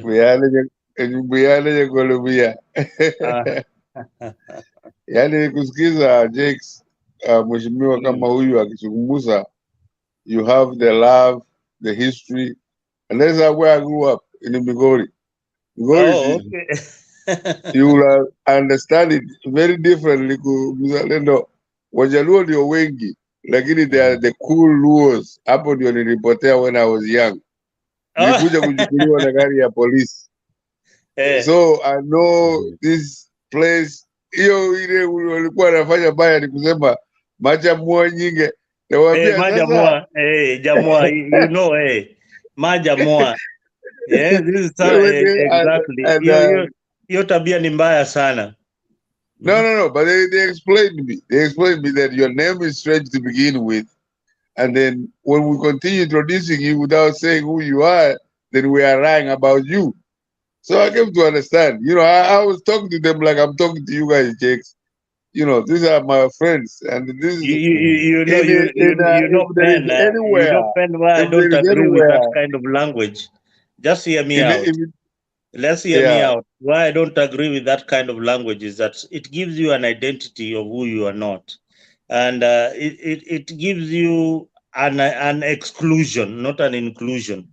So but you have to know when this it's like saying here in America, you know, you are a Negro, you nigger. But you have to know when this was, though. This is in the 70s. Yeah, even now they still use it. Now. Even now they still use it because it's an identity that they give foreigners. I agree with you. I don't think that people should be identified by their region or where they come from. I still believe that people should be identified by their names. You know. So that used to piss me off. Like when they explained to me, you know, like I'm talking to you right now, and I talk to them that way. They explained to me. They say your name is strange enough, and then to continue with that kind of thinking, they would think that we are lying about you. So like I said, you know, I don't be ashamed of who I am. So like I said, you can use me, Majamua, Chakaji, Chakot. Yeah, this is somebody who speaks a foreign language. Ugali na Wagisi wote ni Wajagot. Lazima useme ni Jagot gani? Majagot. Yeah, Wakalenjin na Wagisi magi jogot. Na Wakikuyu kama Jakes wako jorabuon. Who told you I'm a Kikuyu? Okay, Mkamba kama Jakes mago jorabuon. Jarabon Jakes means somebody who eats potatoes. Oh, okay. Yeah. Yeah. That's all it is. And that's what I like about, you know, like I'm not in ODM or Azimio. And a lot of your people say, you know, you hate the Luos. No, I love the Luos because they will tell you what that means. You know, why somebody's called Akinyi, or Moro, Amolo. Exactly. And they will explain you all that in a very simplistic language that you can understand. But I would not like ODM just because, you know, it's led by Luo. No, it's the idea. It is the idea, it is the philosophy, it is what they believe in. Yeah. Okay. I think Jakes can wind up, man. Me, I'm tired. Thank you guys so very, very much. Si tuseme aje tuanze ingine kesho jioni. Today is a holiday here in Kenya. I don't know if kama kwenyu ni holiday. Hapana. Huko Kenya kuna holiday, but anyway. You just kick hapa. 29th of inaitwaje holiday gani? Ni ya Waislamu, I have no idea. Oh, okay. Kama hapa tuko Jakes hii ni ya Wasungu ile baya redneck state. Waislamu hiyo hawezi ku hizi ulividi ile mnasema huwezi kusikika hapa. Okay, Jakes.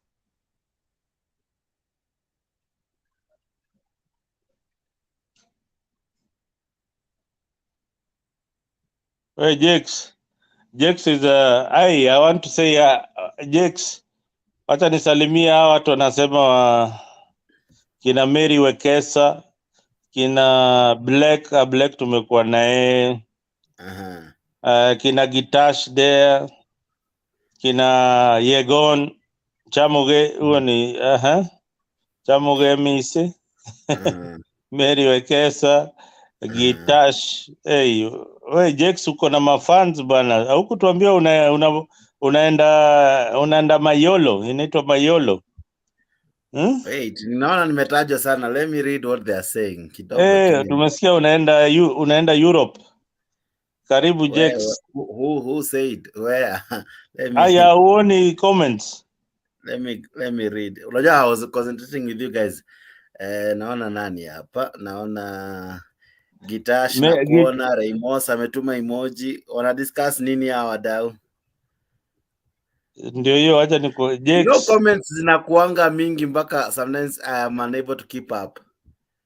Let me see. You have got so many fans and they are telling you Mary to take the opportunity. Great show. Where is Jakes?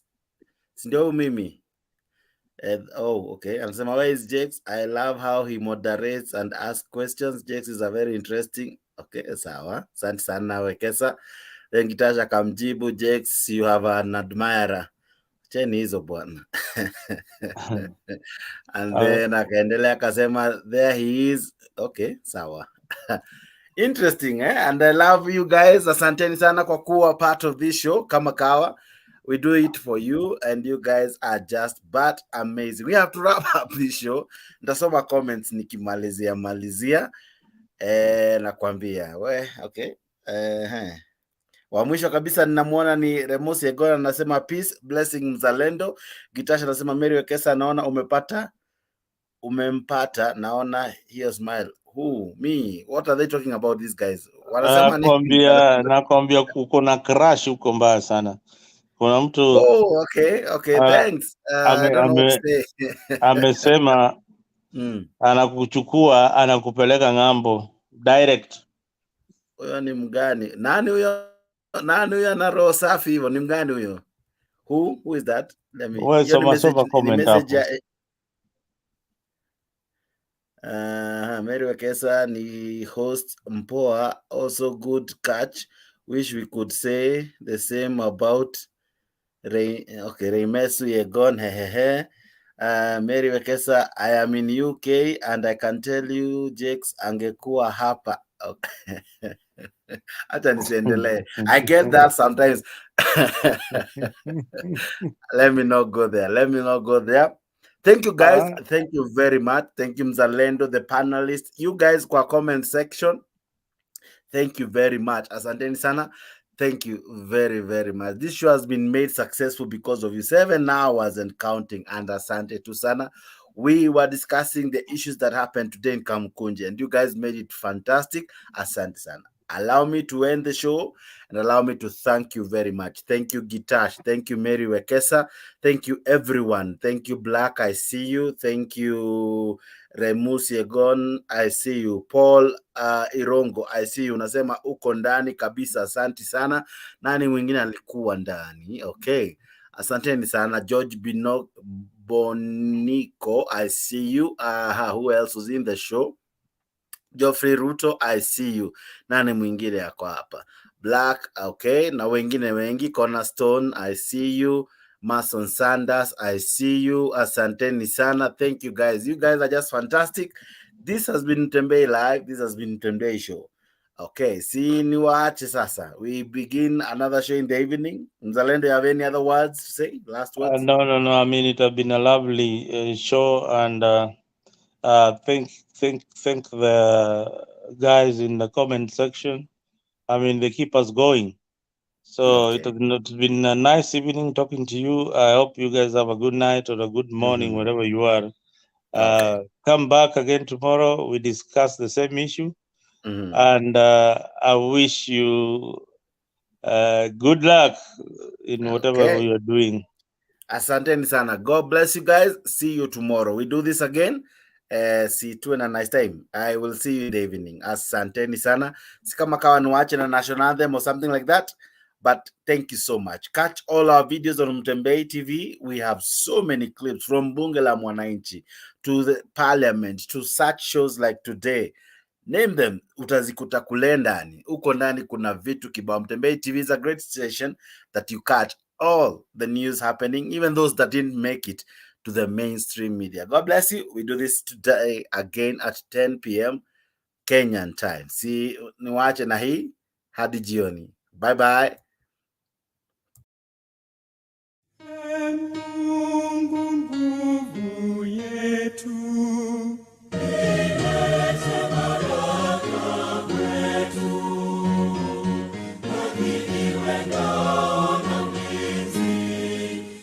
Tuka